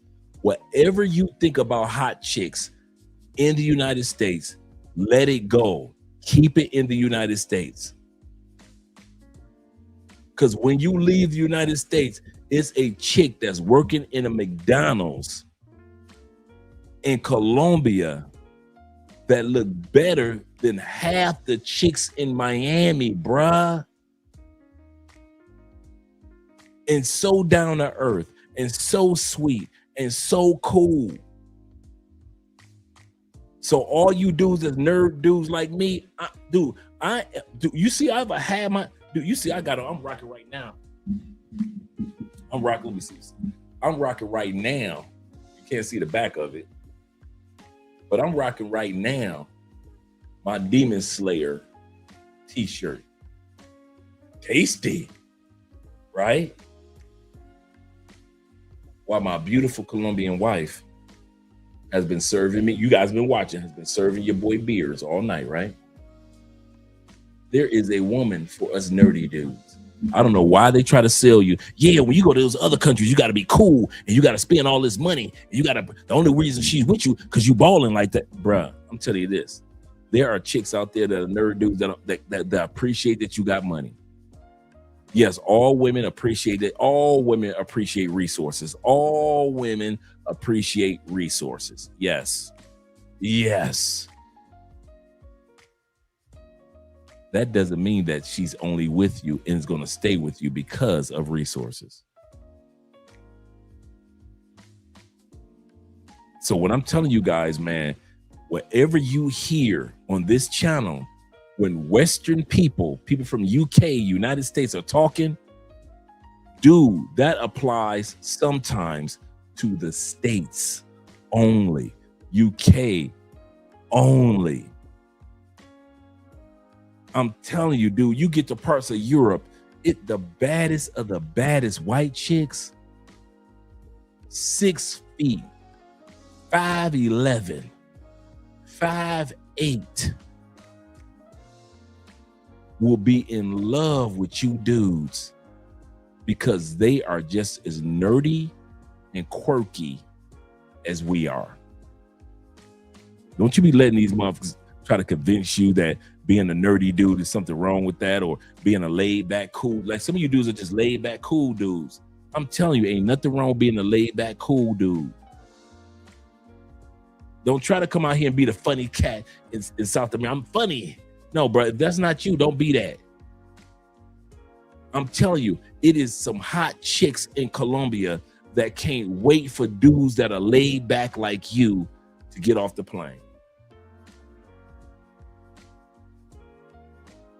Man, if I could just get more men to realize, man, if I can get just as many men to trust that women in other countries want you and will spend time with you just as much as they spend time with the pay for play brothers. And I'm not coming at the pay for play brothers. I'm just saying, social media, dudes have sold pay for play as that's what you got to do when you go to many of these foreign countries, right? And they sell it and they sell it and they sell it. Look what I got. Look what I got. Look what I got, right? If I could get you guys to realize that there are just as many women that want regular dudes like you dudes, regular black men, regular white men, not insecure dudes that need, look at me, look what I can do, look at me. Dude, I'm telling y'all, man, y'all doing it bass backwards, bruh. Y'all doing it bass backwards. Listening to these content creators that's showing y'all a bunch of females on camera, knowing that them dudes ain't moving like that in real life.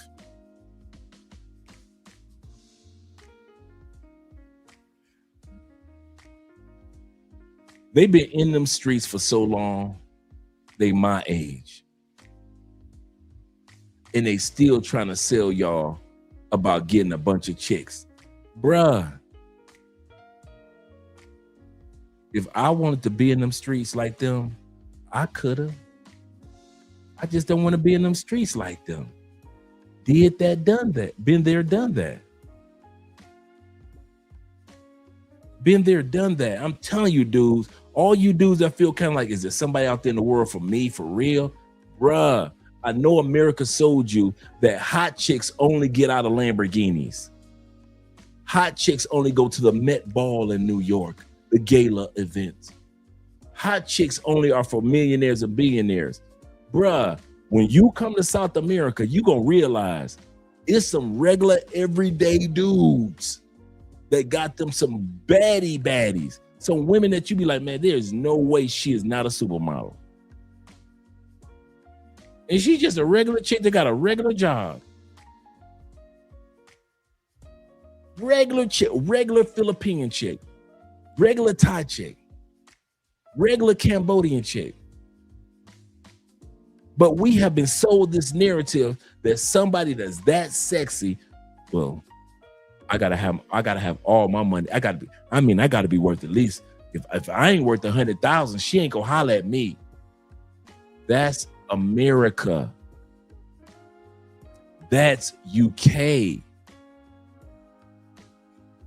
Most of the world is not saying 6-pack, 6 figures, 6-inch, and 6-foot height. That's America.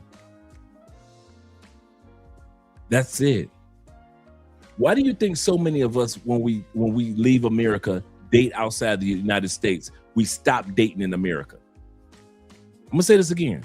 Have you ever noticed those of us who left the United States, our first couple trips, go back to the United States, and we rarely smash American women? You know why? Because whatever lying criteria American women put on men, we found out that that's not the criteria of the other 96% of women. So we go back to the States and just focus on our money. You want a date? No, that's all right. You want some coochie? I need some coochie, but I'm all right. You want to hang out? Thank you, ladies, but no, that's all right. That 6 foot, all that ain't nobody talking like that. Okay, when the last time y'all saw a Colombian woman said, I need my man to be 6 feet? A few of them. What do their boyfriends or husbands look like? 5'5", 5'6", 5'7" in Colombia. I just walked past the other day, yesterday, I think it was yesterday, walked past a couple in the gym, right? He couldn't have been no taller than 5'5". She was 5'7", guaranteed. I know 5'7" when I see it. So when I tell you guys, man, don't fall for what these women are saying. Don't fall for what these women are saying. Let's continue on. Girls will never admit this, but they don't like super fine ass dudes. They like medium ugly guys that are funny and they know how to dress very well. Y'all get the ick from men being themselves, being goofy, being a little, you know what I mean? I get the opposite of the ick. Give me your boyfriend.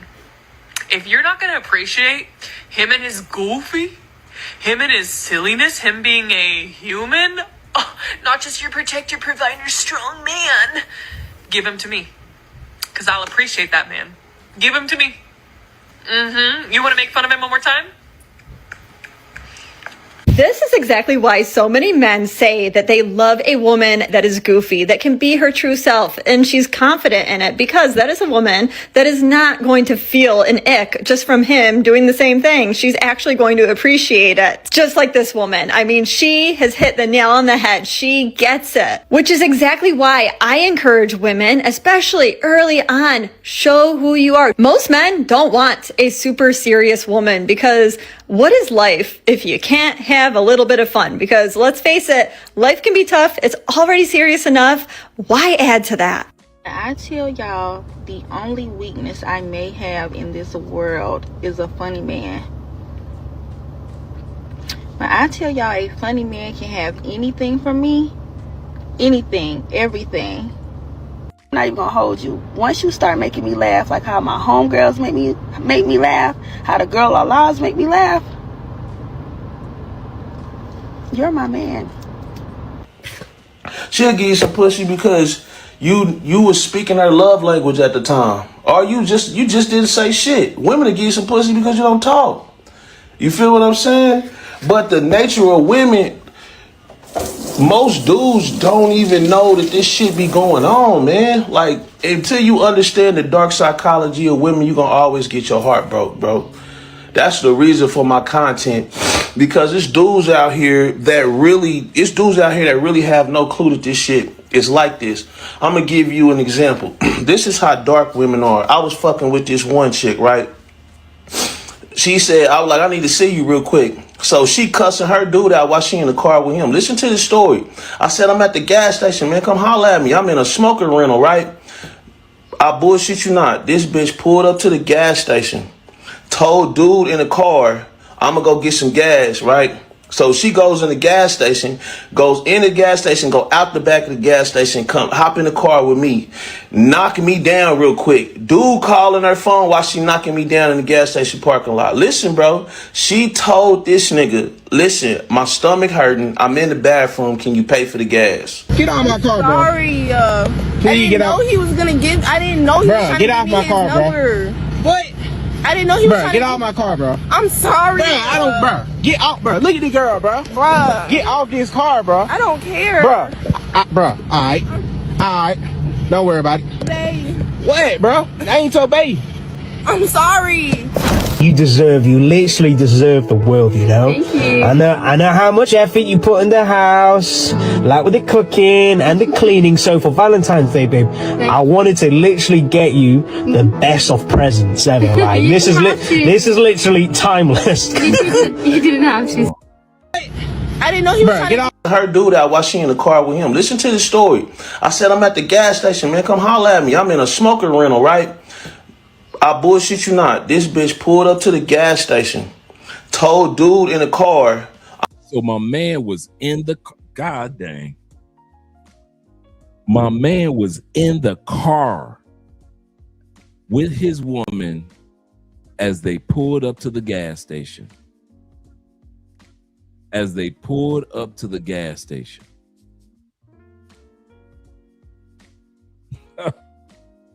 She goes through the back area of the gas station because, you know, some gas stations have doors in the front and doors in the back. She goes in the back, gets that coochie beat up. My man waiting in the car. He thinking that she paying for the gas. I'm gonna say this again. This dude is thinking while he's sitting in the car. She says she's going to the bathroom. Where is she? He gives her a call. Where are you? I'm in the bathroom. Go ahead and pay for the gas. So this clown is getting out of his I won't say clown. This guy getting out of the car, probably putting his credit card in, paying for the gas, while behind the gas station, his woman getting her brakes beat off by my man right here. This is crazy.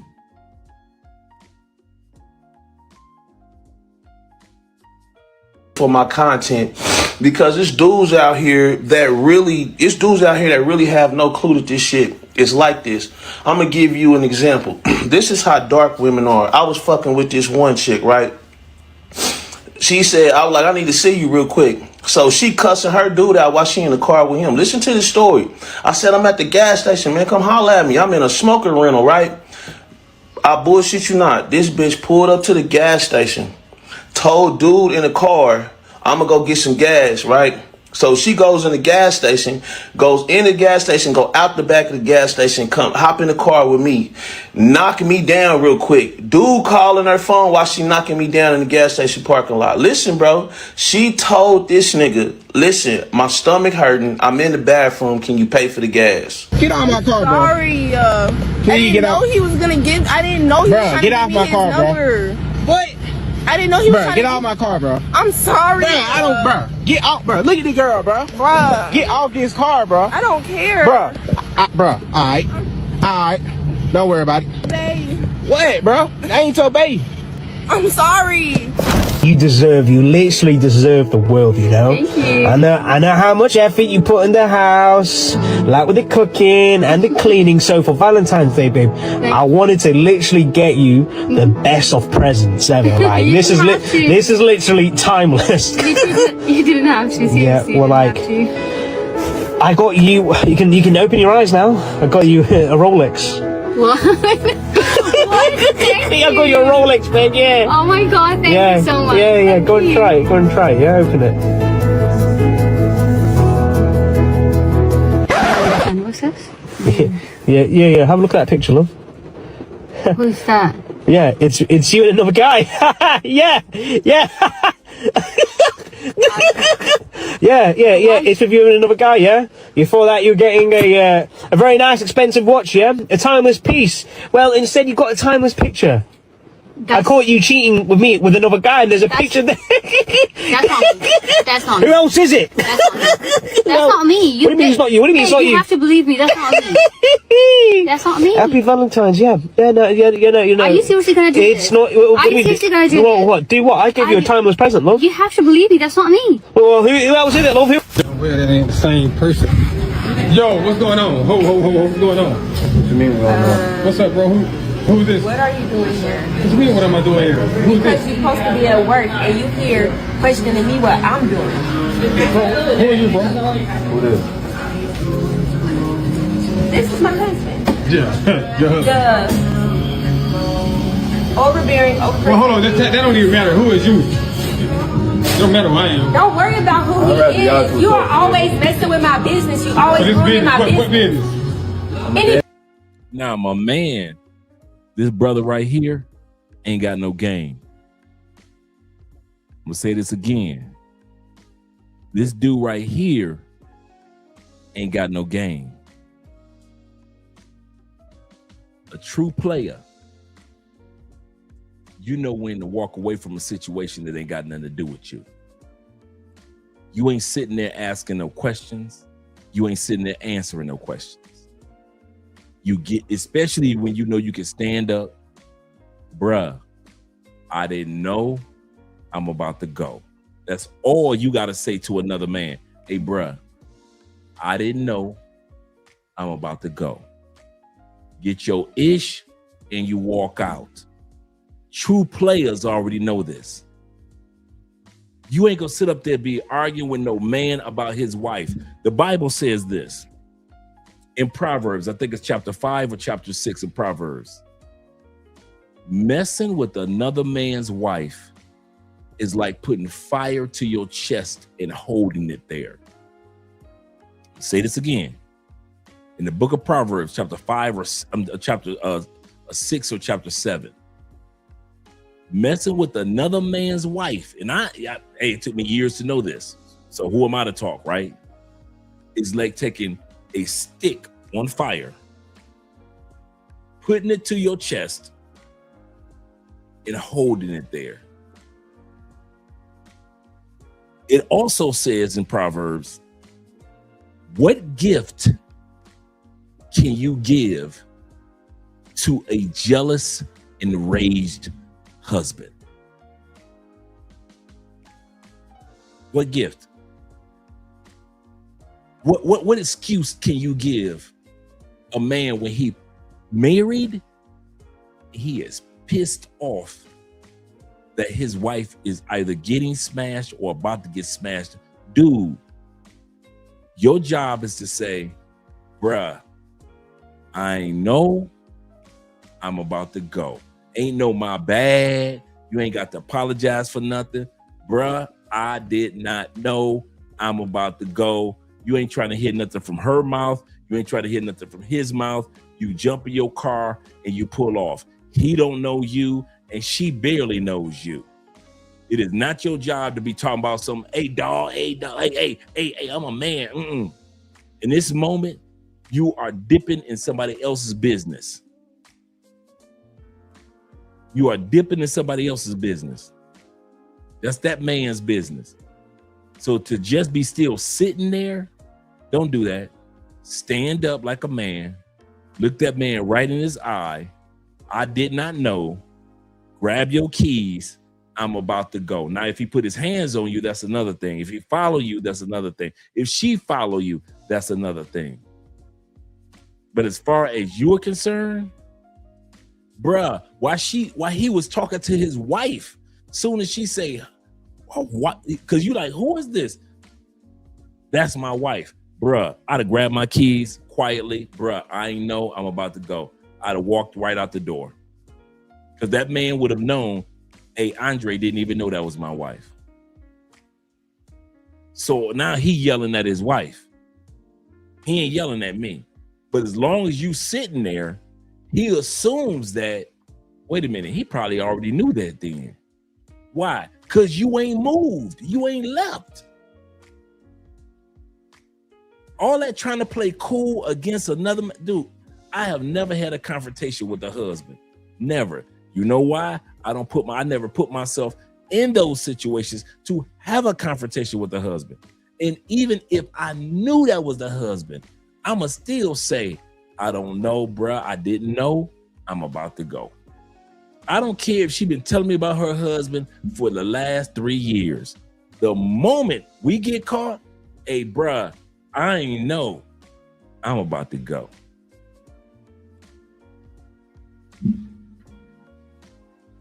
Too much, man. Sitting there is too much. Bro deleted that lady. Yeah, psycho laugh, for real. Yes, sir. Yes, sir. Right. Say dudes look like Smokey from the PJs. I know, right? Got the Smokey look. For the PJs. That's a good reach. That was a good reach. He say, why do these dudes always go for the dude and never check the chick? And then again, just say, all right, and bounce. Leave. I done been with enough wives to where I know he ain't gonna check the wife. I'm gonna say this again. Any of you dudes that want to be work husbands, if he ever find out that you the work husband, just let him know, eye to eye, bruh, I did not know. I'm about to go. I did not know about you. I'm denying everything. I didn't know about you. I didn't know nothing about you, bruh. She ain't tell you, brother, I didn't know. Now I'm about to walk away because now you're asking me questions when I should be walking.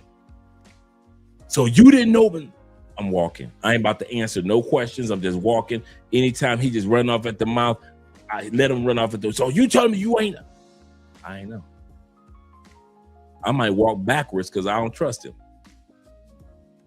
Bruh, I ain't know. I'll let corporate security deal with him. I ain't know.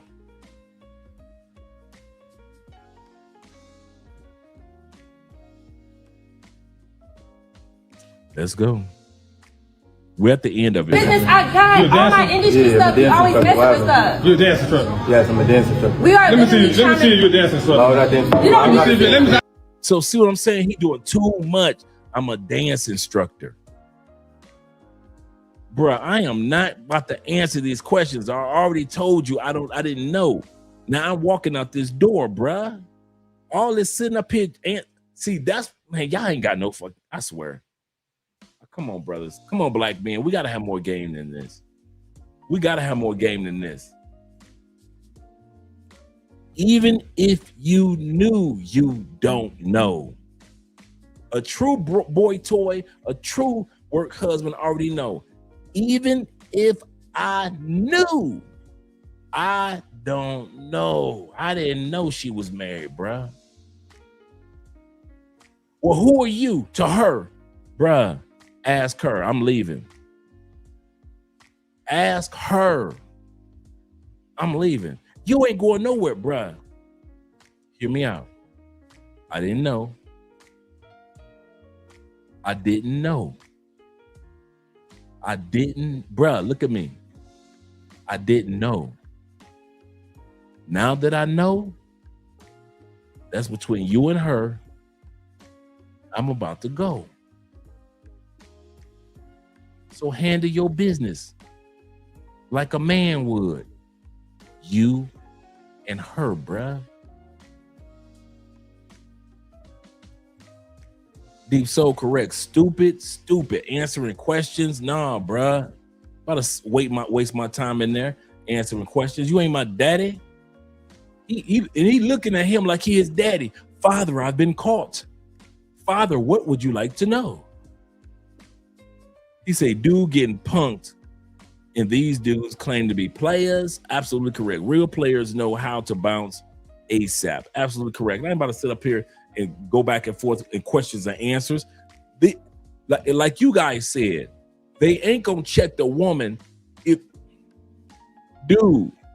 If you guys are out there smashing somebody's wife or girlfriend, they will be ready.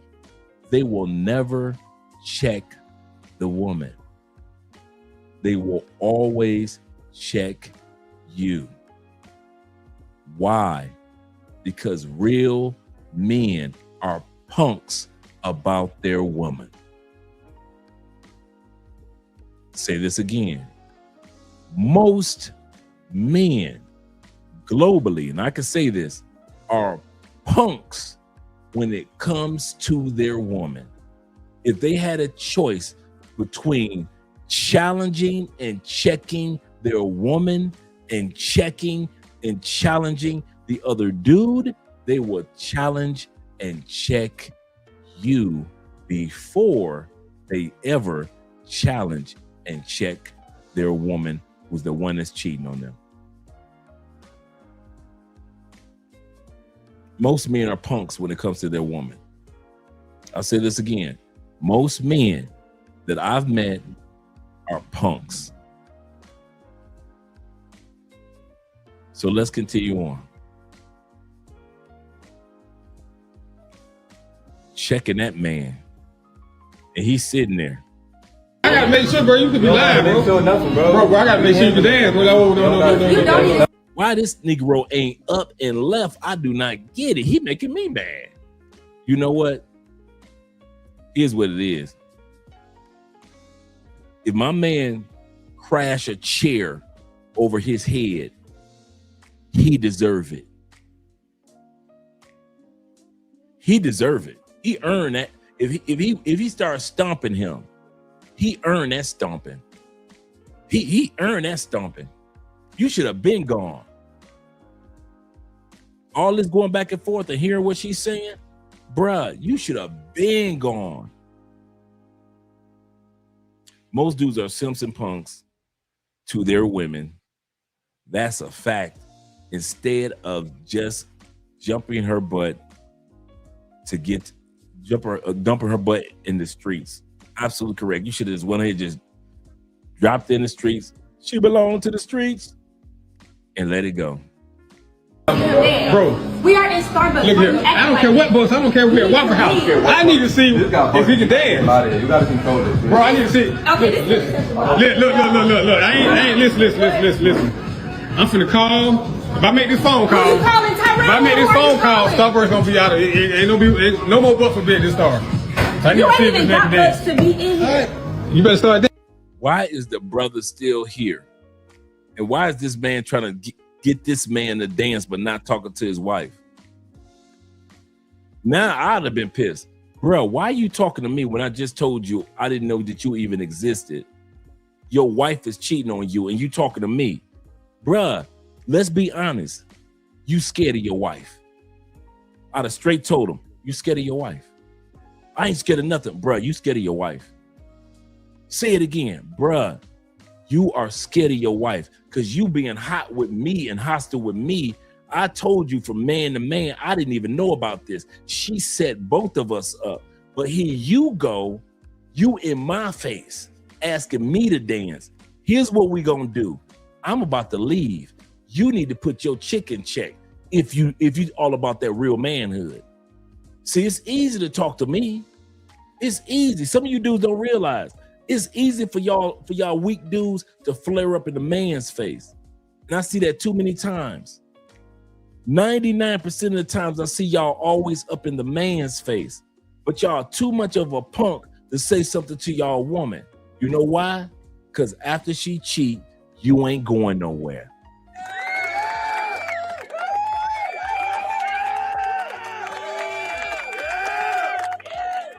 You ain't going nowhere. You ain't going nowhere. She could have cheated with 50 dudes or just one dude. Y'all cry wolf. Most you dudes cry wolf. They be talking about me to leave. If I find out my woman cheat, I'ma leave. You ain't going nowhere. If you was going somewhere, you wouldn't be checking the dude, you'd be checking your chick and packing your bags. You wouldn't be scrapping with the side dude, you'd be checking your chick, smacking her up and packing your bags. But most of you dudes don't. Y'all lames. Lames. Well, Andre, you telling me if Andre, I already told you if Andre does something, I'm gone. The dude that's sitting right there, if I was in that situation, that brother ain't got to worry about nothing hostile coming from me. You ain't got to worry about that. Here's the other part. If that dude walked up on them in Starbucks, that means that he's been following them and assuming that his wife has cheated before. So this ain't his first rodeo. He knows how to follow a woman and catch a woman. This ain't his first rodeo. This ain't the first time he just saw his wife with somebody. He's just another punk that his wife cheating, and he want to take all that aggression out on everybody but the woman that's cheating on him. Y'all ain't going nowhere. That's one thing I notice about a lot of men. We talk a real good game, bruh. We talk real good game. Like when Sean said earlier, if my woman cheat, that might not be an icebreaker or a deal breaker. A lot of y'all in the comments said, yeah, I'm leaving if she cheat. I'm leaving. I'm like, you niggas ain't going nowhere. Statistically, men don't leave. Let's get it right.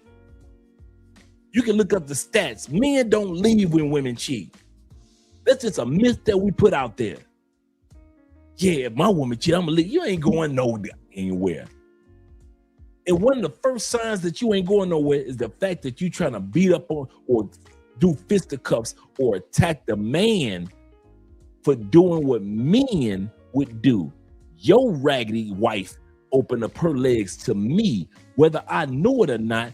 That is not the point. The point is that throughout history, men have been punks when it comes to our women. That is historical. We are punks. We will check a man. We would back in the day, we put an arrow through a man. We will go out there and do a duel against a man. We'll do everything against the dude, but the chick that cheated on us, we are fighting for our honor to keep the chick that cheated on us. That's human history. Men have been punks throughout history.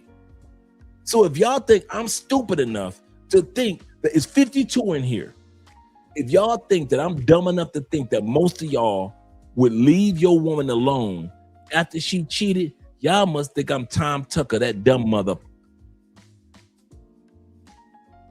Y'all must think I'm Tom Tucker, that dumb mother. I already know y'all ain't going nowhere.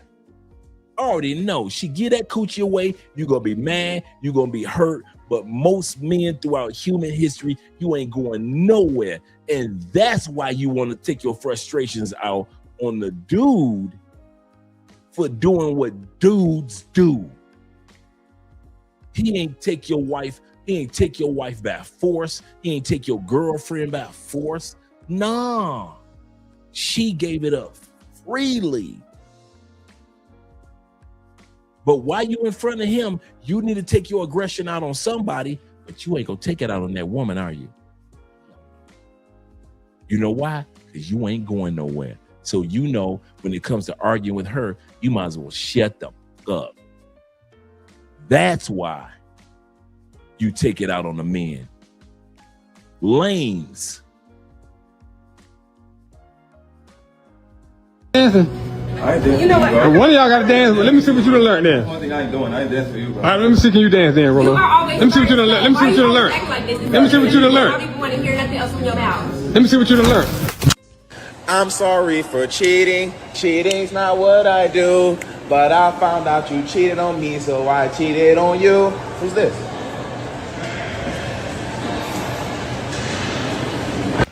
This nigga. That's how you handle it. That's how you handle it.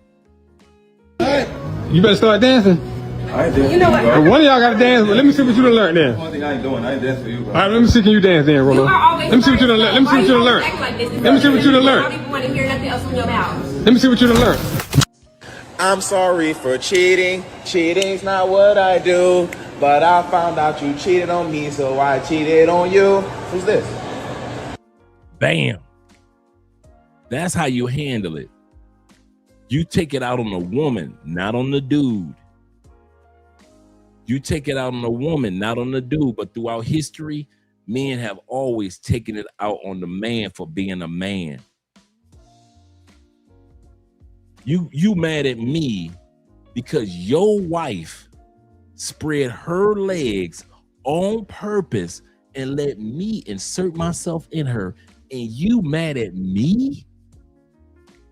Even in the Bible, the men were mad at the men.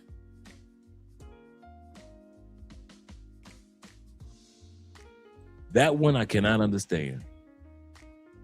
I like how they handle this. The dude that she was cheating with and the boyfriend were in cahoots. That's how it's supposed to be. Just like this right here. Just like this right here. She knew it was over soon as she saw the other dude.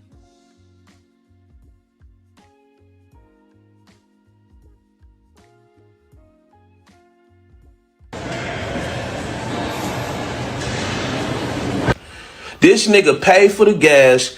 She did her do, right? This nigga's walking out to the pump. She goes back through the back of the store, through the front, hop in the car and pull off with this nigga, bro. And after that, I done trust bitches as far as I could throw them for like man, for years. You hear me? I'm out. Shout out to the brother. And shout out to you guys hanging out with this live stream. We about to wrap things up. He said a bunch of American dudes are such simps. It's pathetic. He said American males are so weak that they can't check the woman. I see why dudes overseas laugh at American men, for real. Because they see us. They see us. YouTubing is a habit says, he said, if the brother can actually dance, what's the husband going to do? Right. Okay, now I showed you I can dance. Now what you gonna do? Well, I want to see her. Notice what he said. One of y'all gonna dance for me. What? Bro, I ain't about to dance for none of y'all. He said they rather keep a disrespectful woman than to have self-respect for himself.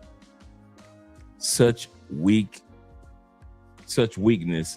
at its core. Absolutely correct. Absolutely correct. Well, guys, shout out to all you guys. Like I said, man, be careful out there. Be careful out there. Tomorrow we're gonna be on Patreon for about an hour. We'll be on Patreon for about, I say I'm gonna do it at 6 o'clock Central, and I'll be over there at 7 o'clock Eastern. So I'll be over on Patreon. And we're going to have a good time, guys. Great time on Patreon. Now that I know how to work Patreon, the live stream, we're going to do an hour over there on Patreon. We're going to talk about some things that's going to assist you guys when it comes to relocating to another country. I got your backs. Shout out to you guys that are watching from Kick Live. Shout out to all you guys over there. Appreciate you being here, as well as Andrea Wallace TV. Glad to see that we're all made it to this evening. You guys have a great day. Let's get an outro going. Let's get us a good outro going. Guys, we always love the belly dancing. I'm going to actually create a couple more belly dancing outros. Shout out to the belly dancers.